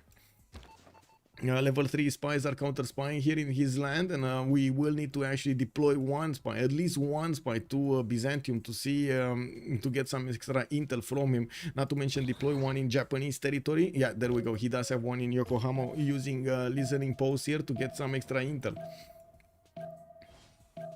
How many nukes do we have? 5 nukes on Tokugawa, 1 nuke on Catherine de Medici. We do have also the last remaining city here of Daido getting pillaged. Volin is on the coast. We got jet bombers coming in close to actually do the damage against the walls, and we're gonna see another player taken out from the game. Oh, there's another city, KTY. That's quite close to France though. Okay, that's kind of a weird emergency. Cities on the coast, what's going on with them? Japan is slowly tearing them apart. Slowly, I say slowly because he still needs to actually get his aircraft carriers going. Yes, 2 of them with jet bombers and jet fighters deployed. I saw a jet fighter. So 3 jet bombers and 1 jet fighter. That means he can deploy 3 nukes at the same time against Byzantium every turn. How many takes on the W? Kenzie Lol, good evening, sir. On the W, what's the W? So we do have here Japan way far away than anybody else in the text. He's 66 techs, Catherine de Medici 55 techs, 11 tech difference, but in the point screen 1528 points versus Lightstock. Oh my god, he dropped to 4th. Lightstalker dropped to 4th. He's not getting it. What's going on here? The tech lead. What is the tech lead? Oh my god, this game is breaking the rules. What is going on? Guys, breaking the meta right here. You see it first. What are the rules in a tournament like this? It's basically Ironman tournaments. We don't have concede votes unless they're unanimous. You're not allowed to just erase yourself out of the game. You need to lose 2/3 of your empire. And I just heard the first nuke. It's going through. Where is the nuke? Yeah, it's going through towards the cities of Byzantium. Boom! Trebizond got poof. The bomb. The bomb. We do have a few extra rules. First, for example, all of the names are anonymized because these players have played between them a long time, years. We're talking like 6 years in some cases, playing against each other. So they have built up quite a bit of history. To not bring that history into the game, they have their profiles anonymized here, so they can actually make their decisions according to the game conditions and not according to some past friendships or some past, how to say, animosities, I believe it's called. Also, zero science city states, we don't have that extra advantage in the game for anybody because it adds a bit too much RNG into the game. These games are being played with 10 players and they are bound to the CPL rules otherwise. So all of the CPL rules, behavior rules, infraction rules and so on are available here. Are prioritized. Oscar, nuke. Yes, sir. Why is Japan not attacking Vietnam? They are neighbors. Much easier for him. He made a friendship with Vietnam. They made a friendship and an alliance. And you see already traders are coming around from Vietnam. Yeah, they befriended each other. Okay, another GDR from Osaka, or was that the first one? Because it took quite a bit of time. I think that's the first one actually that he was building. He bought this one. That's just sitting around. He's not actually going immediately to take the cities of Byzantium away. And looking at the point screen, oh my god, this is so funny. Lightstalker is still on 1175, below the 3rd slots. Oh my. Anyway, more nukes coming up from Rouen, Marseille. I do see Paris, Nantes, Bordeaux, Cahokia. All of the core cities here. The first 7 cities of France are actually working on nukes. He did manage to get 1759 points of production with 846 science. He is one-turning every take that he needs, and he's gonna end up with GDRs very quickly. But he did buy out a lot of stuff here. to plug the chokes on the west side so he doesn't let Byzantium come close to his cities. We're going to need to see if he did well over here to keep his opponent away. With these modern armor armies are not something that can be attacked with fighters and easily dealt with. We do need to see if he's going to manage to actually get this done. I think so, because I mean he has bombers, he has nukes. It shouldn't be a problem. There are no anti-air defenses here from Basil II, so yeah. We get a, I think we get a warm war, basically, not a cold one. This is a warm one. Only 3 cities remaining for Persia. 1, 2, 3 from what I can see. Another 2 have been taken down by Byzantium. Rebel did get the 2nd slot here, while Cindermo got the 3rd. And I am very curious how the points are looking here. It's still more. Cindermo has more points than Lightstalker. Oh my god, if they end the game right here, it's gonna be, he's gonna be mad. Japan is gonna be mad. But anyway, he's starting to take cities away from Byzantium, and we're gonna need to see if he's gonna keep them, because these, or raise them, because these cities are rebelling extremely quickly. Tushpa is about to go down. Okay, it does need a unit with enough movement to actually take that city out. Wow, he can't get into the borders of France. He needs to go all the way around. Anyway, in the south, the city of Pura is also getting under attack, with these modern armored armies managing to wrap around, and of course they will do enough damage to that city center next turn. It looks like they lost the movement now. We do have, let's see, jet bombers. Are they being deployed here? Anti-air guns, helicopter armies. We got also Nubia, okay, getting out. GG, well played. GG, well played. That was his last remaining city here. Okay, okay, okay. Vietnamese armies are getting close to the French borders in the city of Calais, where of course nukes are also getting built. We will need to see if Vietnam is actually going to try to trade punches with Catherine de Medici here. He does need some form of a way to get more points to keep keep being third, especially since Rebel does have 1356. Unfortunately, Rebel is losing a lot of cities quickly because of the nukes of Japan, but he has so many of them anyway. And if he starts actually grabbing them back and then getting them, losing them to free cities and so on and so forth, this is going to be so confusing. Antioch just got nuked. Looks like Byzantium is being pressured into the 4th slot here by Japan, by Lightstalker. Oh my, oh my. We're going to go outright solar at this point. Yeah, so IV incoming. Yeah, it looks like we will see Operation IV incoming. Stealth bombers also from Catherine de Medici. He did manage to get 4 nukes in the bank, just as Tokugawa has 4 nukes in the bank. I do notice Tokugawa ran out of coal. No more coal. No more coal. Does it matter anymore? I think that's the question. What's his production looking like? 1500 points. It doesn't look like it matters. It doesn't look like it matters that he has no coal. Maybe he's gonna get some coal from here. And not here. No, more nukes. Where's the nuke? What? Where's the nuke?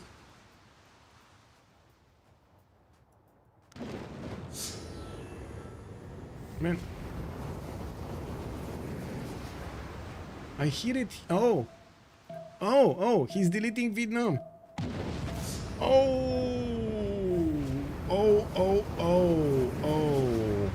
Yeah, 1 missile silo, 4 nukes, deleting cities, one by one. These are the core cities of Vietnam. I think I settled it for you, Mr. Japan. Well, I mean, he's just gonna take down these cities immediately and maybe keep them. We're gonna need to see. Yeah, he's gonna keep at least Cantho. That means Cindermo is gonna go down and Lightstalker is gonna go up in points. Let's actually see. Another city has been taken, Thang Long this time. That's the capital city of Batriu. Rebel is still keeping his 3rd slot, and of course we will need to see if Vietnam is gonna concede. Lightstalker is asking when bet. We do have Tanker also leaving the game. That was yeah, oh my god, look at the nukes, man, just plowing through. Hue is also gonna be taken. He just needs to get fast units like helicopters into the borders. He can get there. And Lightstalker just saw that Vietnam is dying. Yeah, Vietnam is kind of dying. And it looks like there are so many cities from Byzantium to actually catch up. So many cities here. It's gonna take him quite a long time. I don't like to kingpin, but you started this, Ruin is saying. Okay, okay. Well, let's actually see. He doesn't... Wow, he doesn't care, but he cares. I mean, remember, he was 4th slot, right? He needed to get some points from somewhere, and he chose Byzantium. Ruin is a real gamer. Nobody needed to even move as long as Tokugawa was just killing Rebel. But Ruin goes in anyways, yeah. Mad props. He goes in, yeah. Coupe top 3 incoming. I mean, yeah, it might be. Coupe somewhere in a corner somewhere. Kapoy over here might get that goal. Oh my. Give me a second. Things. Okay. It's fine. Oh, more red notifications. I really don't like this. Anyway.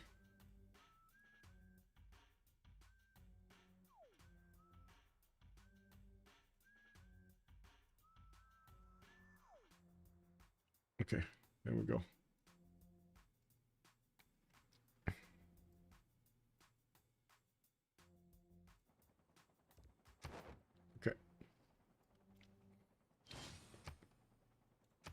Let's see if they're actually gonna do something here more than what is going on. France is definitely lowering the points of Sindermo considerably, and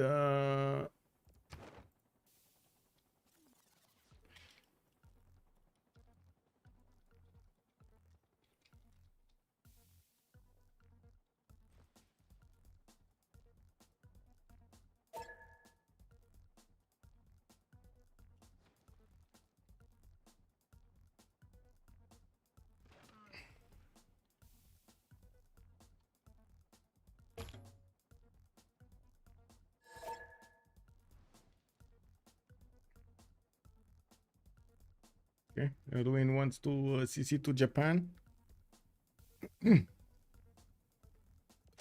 Players need to think about this.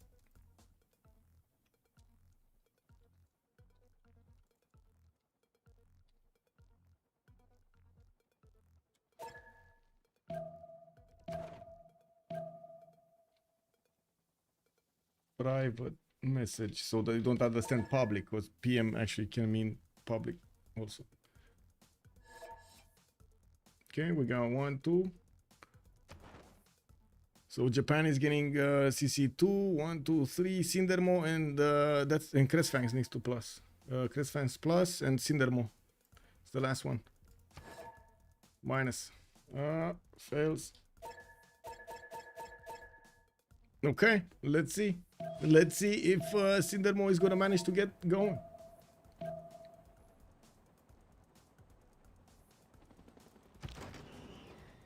We do have France bringing in his helicopters from the north. These guys were the experienced ones that did manage to take out Persia earlier, and also Pericles. You can imagine they have a lot of knowledge on their side. Let's see how fast they can actually tear Vietnam a hole in his empire.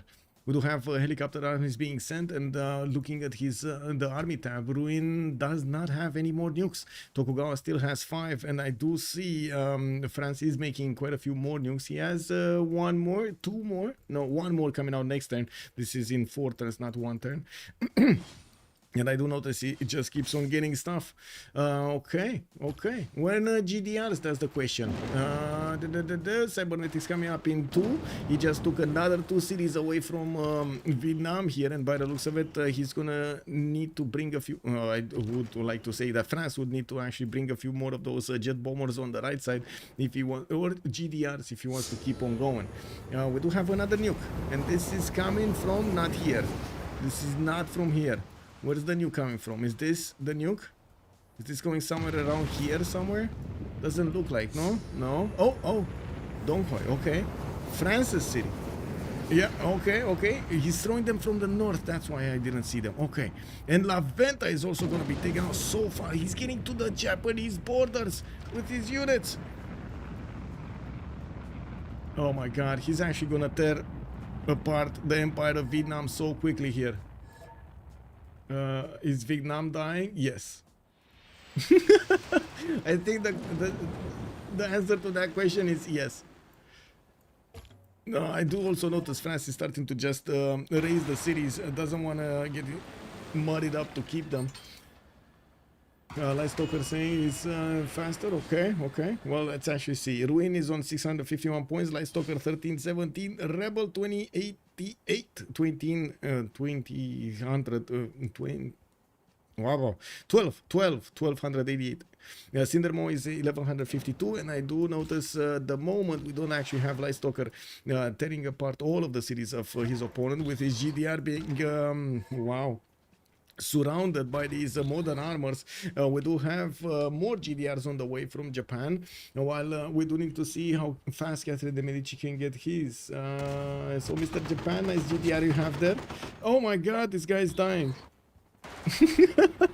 The GDR is actually dying to the modern armors. KW, man. Oh my god. That deal were France and Byzantium alliance? That's a good question. I don't know if they actually allied or not. I don't even think they care that much to ally or not at this point. We do have jet bombers being upgraded here in the Catherine's land, and I don't see a friendship in between them. Yeah, maybe you should defend yourself, KW. Okay. Oh, we do have Cresfangs desynced, unfortunately. Oh, Cresfangs. No, Cresfangs. Did he? Yeah, he still has a city here. So 2 cities. It's a bit unfortunate.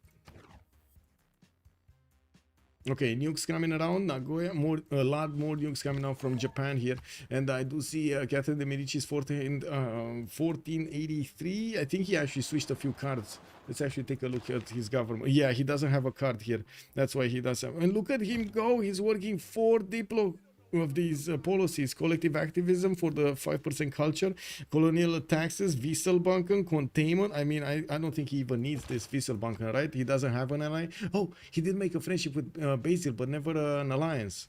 He might actually get this alliance going with Basil, and this is gonna be incredible. Like, so many trade routes are gonna get those points. But there were never any hurt feelings between me and my boy. Oh, he's talking about Nubia probably. Wait, oh yeah. Not a core city. Not a core city. We do have more cities being taken out. France is moving in with multiple units. Gonna retake the capital city of Vietnam and gonna keep on pillaging these tiles. He's gonna also finish electricity next turn, and he should be really close to satellites. Come on. Sorry, satellites, to robotics.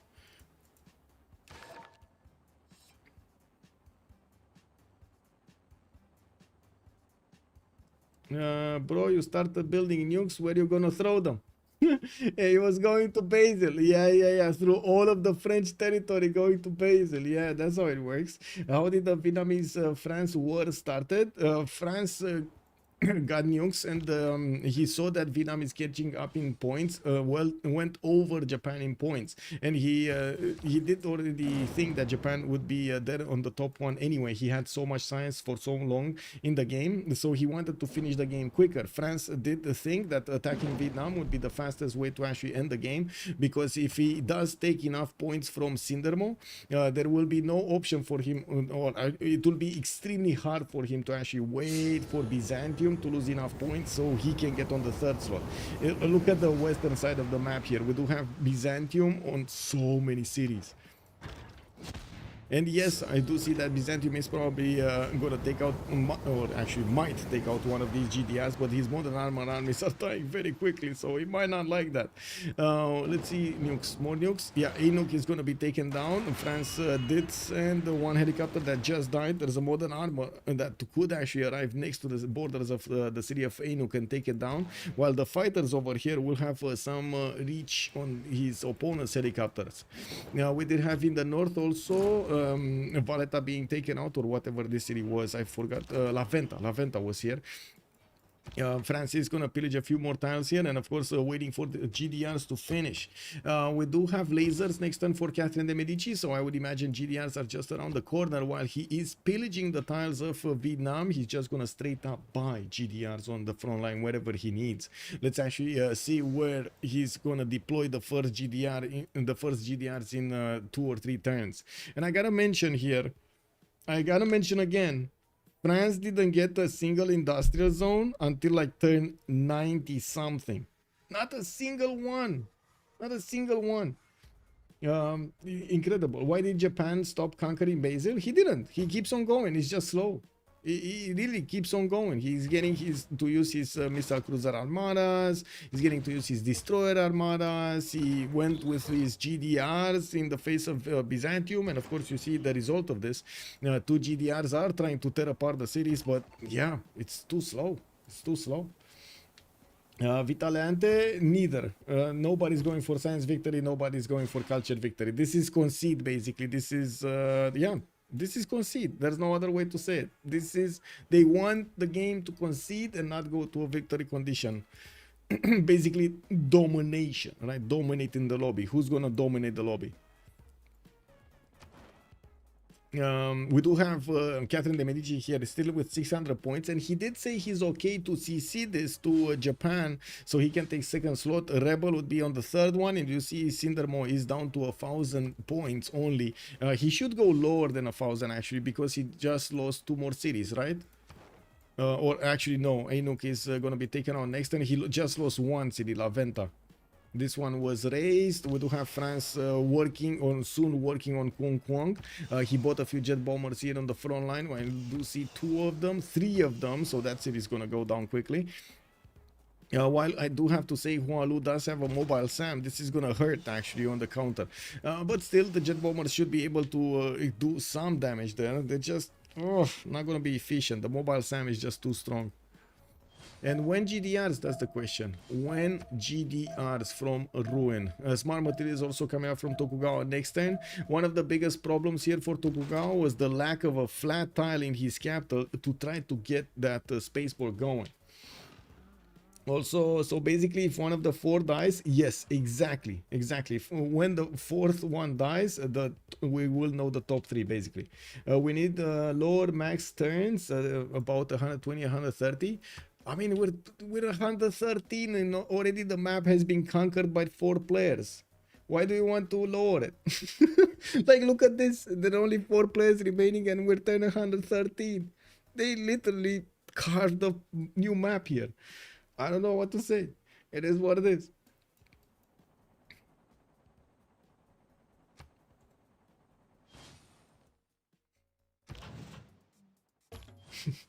Yeah, still 4 players, exactly, yeah.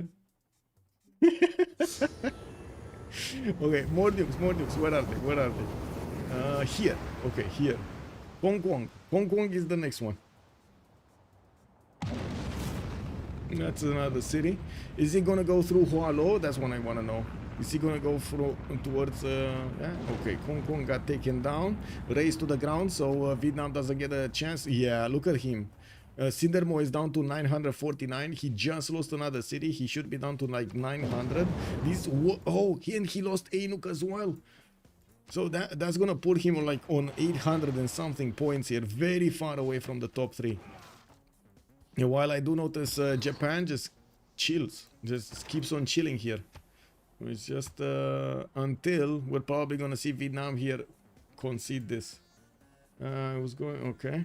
We'll see what Sindermo is gonna do.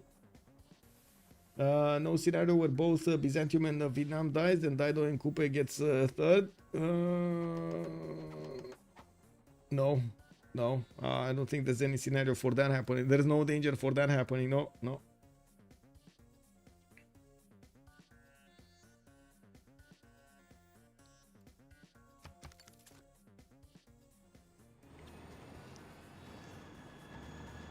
Oh, and Gazargamo has been taken out. Trepizon.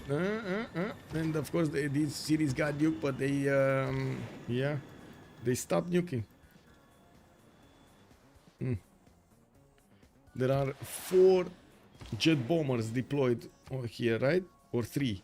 3 jet bombers with a jet fighter. Okay, so we can still throw 3 nukes at a turn, and he has 10 nukes, by the way. Tokugawa has 10 nukes. I'm actually surprised he didn't bring a military engineer here on the front line, because he could have just put a missile silo and nuke every one of these cities of Byzantium. While yes, you do have more modern armored armies, it looks like Byzantium is keeping away these GDRs from his borders. We do have actually Catherine de' Medici getting centralized next turn, and that means it's gonna be one take away. I think it should be one take away from getting his robotics technology for the GDRs. Now we do have Vietnam also trying to fend off attacks with his SAM in Hoa Lu. That's gonna be a strong anti-air defense. But Guang Tri, Ugarit. Oh wait, Ugarit does have one. It's right underneath there, underneath the spy. And France, of course, sees this happening. Yeah, let's see the main cities. What is he doing? Just building more nukes. We do have 0 nukes right now for Catherine de' Medici. He's gonna get 1, 2 next turn, 2 more nukes next turn. And I do see a settler coming around. So, oh, I see what he's doing. He's gonna put a city here, gonna make a missile silo over there on the front line, and just gonna nuke these cities of Vietnam as quickly as possible. Shot caller, good evening, sir. You think Japan is AFK? I don't think so. He didn't look AFK earlier. He has more GDRs moving on the right side. He did manage to take another city here, Tepokohiwi. And I do see more units are getting disembarked. Yeah, there we go. He did actually shoot the encampment in Taumutu with his missile cruiser armada. Yeah, he's not AFK. Shot caller, not AFK.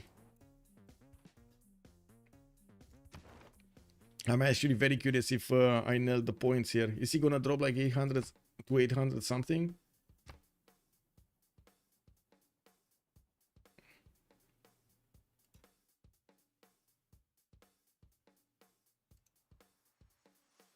Probably, right?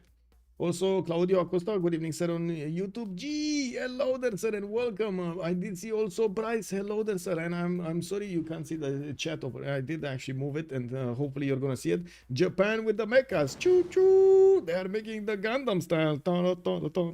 Yeah. GD also is Maori completely submerged. Yeah. I mean, completely. He just lost his last farm.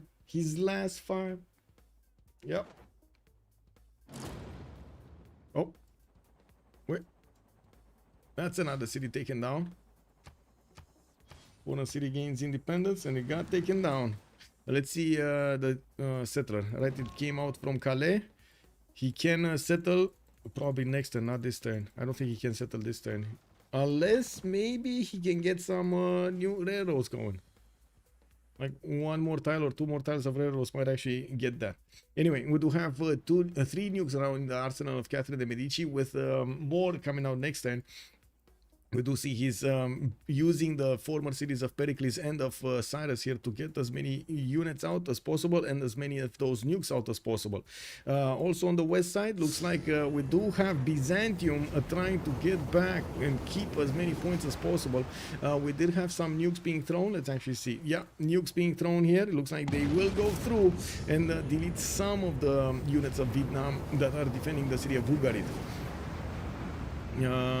Is this gonna be shut down? No. Ooh, did he just take out the general? Try another CC.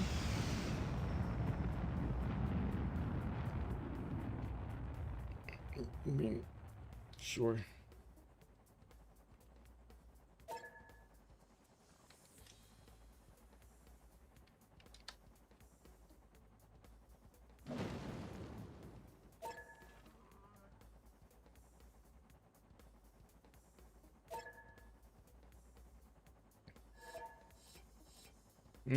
Fails.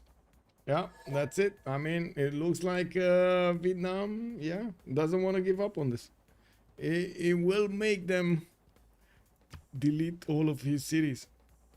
Yeah. Maybe since you aren't going science victory. Oh my God, it's coming! It's coming! The great sentence is coming. Ruin is gonna say, "Well, maybe you take out Vietnam." You know? I mean, they kind of know, right? It's the only one that's not getting into the top three. Like, if he's, yeah, it is what it is. Linda, hello there, ma'am, and welcome. You're pretty sure who Ruin is? Okay.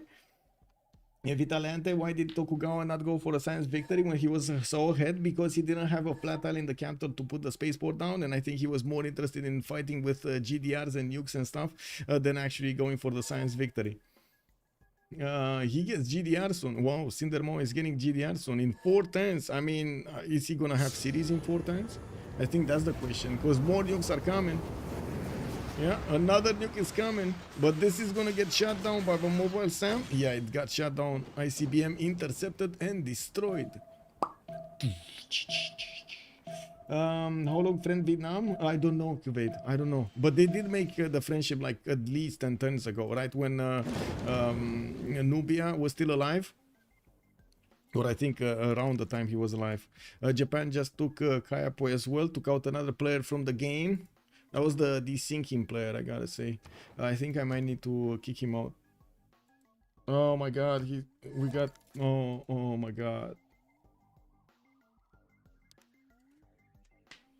Oh my god. Okay. Yeah, that's a bit of a problem. I'm gonna pause at the beginning of the turn, so they can actually load in properly. They took out the player desyncing, and then looks like it triggered the resync on 2 other players, on Rebel and Ruin.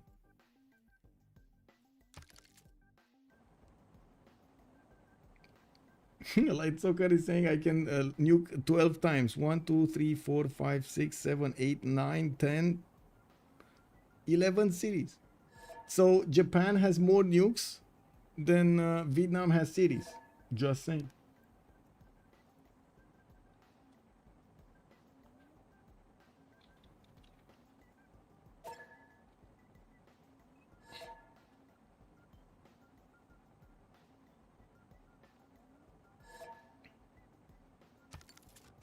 Okay. Me too. Woohoo. Yes. I'm pressing P. Okay, what do we have here? GDR, another wave of GDRs are coming out from Japan cities, and yes, we do see more of these French helicopter armies trying to get into the borders of Vietnam. The first GDR of Vietnam is coming out in 3 turns here, and of course we're going to need to see if France is going to manage to breach this defense beforehand. Ugarit does have a mobile SAM, Hualu does have a mobile SAM. We do see Ruin is getting his computer, so again, not immediately close to GDRs. He does need computers to get to robotics. He did place Dion, and of course he will try to get wow, where did he build another one of these? Another one. Okay, I guess he wanted to get the second one. It is what it is. Did this one not have shooting solution to somewhere? Anyway, Tire is gonna be taken down. It looks like that modern armored army is gonna help him take down the former capital city of Daido here. And Vietnam is gonna try to get it back. What's happening with the points? Cindermo is 865. Rebel is still on 342, tied with Lightstalkers 1342. Ruin is 1681 points. Also, well, we need to know that if Fidel player minus 1 vote, it's not counting because Vietnam just wastes time. I mean, this is one situation, but in other situations it might happen differently. So I don't really want to take away that chance of somebody getting from the 4th slot to the 3rd slot because of one scenario. Yes, there are. In this case, probably a rule like that would make sense. It's not all of the cases for that rule to make sense, though. Yeah, we do have, for example, Byzantium over here managing to do the counterattack against Japan, since Japan kind of stopped attacking into him with nukes. We do have Byzantium also trying to get as many units around the Japanese GDR as possible. Do you see this party going on here next to Trebizond? Incredible, man. Even free cities are going to the party. I mean, not about all of them, but in like, yeah, I know what you mean. There's also another thing. The game is normally reported in CPL. It does count towards the rank of the players. I'm not saying all of them do care about the rank and everything, but we need to respect that, right? For any player that does care, we need to respect and put it as a priority to have that. How to say, to have that written down. So we're going to need to see what Cindermo is going to do. Yes, it will be a bit painful, and we're going to need to see if the nukes of Ruin of Catherine de Medici are going to go through. Tokugawa also, we're going to need to see if he's going to want to actually take out Vietnam, take the matters into his own hands and take out Vietnam.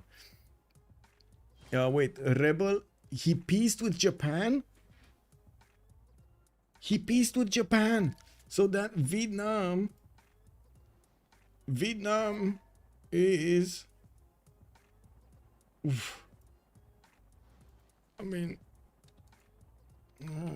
to play to a conclusion. Waiting for CC. Unanimous CC. Those were the rules, right?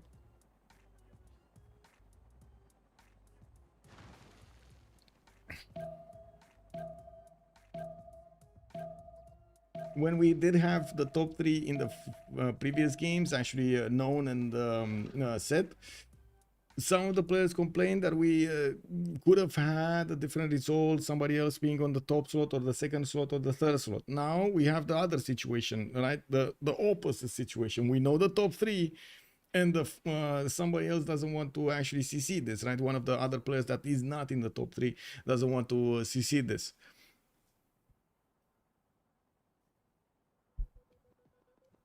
What's better, chat? What's better? I like the situation on week then on last turn Korea managed to take third place from Khmer. I mean, that still was a major move being done over there by Korea. That was incredible in one turn. Okay, more nukes. Where are they? Oh, here. Okay, Carthage. He's gonna take Carthage. Did he just buy a missile cruiser? Whoa. Yeah. Oh, and he lost that unit, by the way, that was attacking Carthage. I do see Japan is gonna take Volan down. Yeah, they're telling. I think he just declared war. I think Vietnam is going down here. Yeah. And wait a second, we don't have any more D-Syncs? Wow. Okay, that fixed itself. So I think that's about it, because, yeah, we will see Japan just telling Vietnam, cutting him off the map here.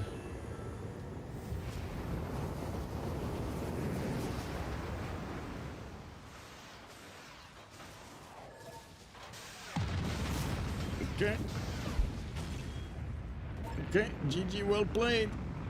GG, well played. Nothing like a few nukes, like 10 of them from Japan to change your opinion. Oh,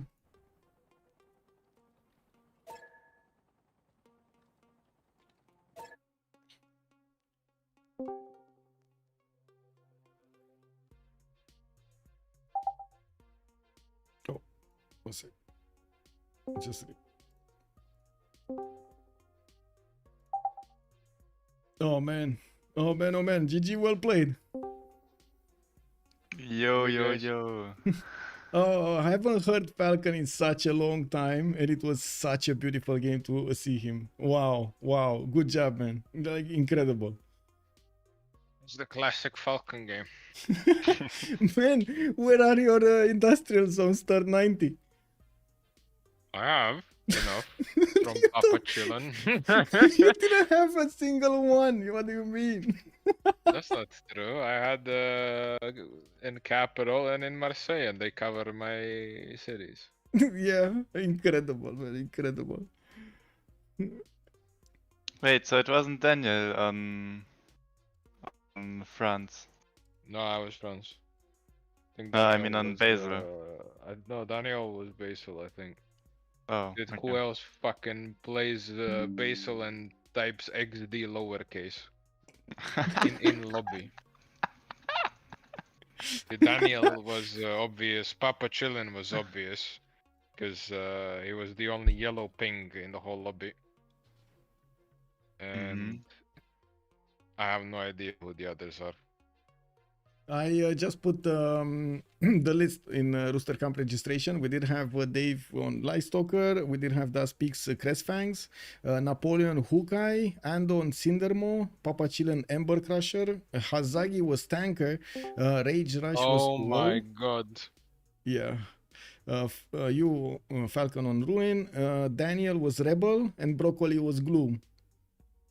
Below is Hazagi doing this game. Yeah, I mean, Tagmas from Daniel. What can I say? They ruined his game there, but he did put up such a great defense. No, he did, but it just seemed like from 78 military against Tagmas to 1000 in like 6-7 turns. And I just sat there, I was like, what the hell? Yeah.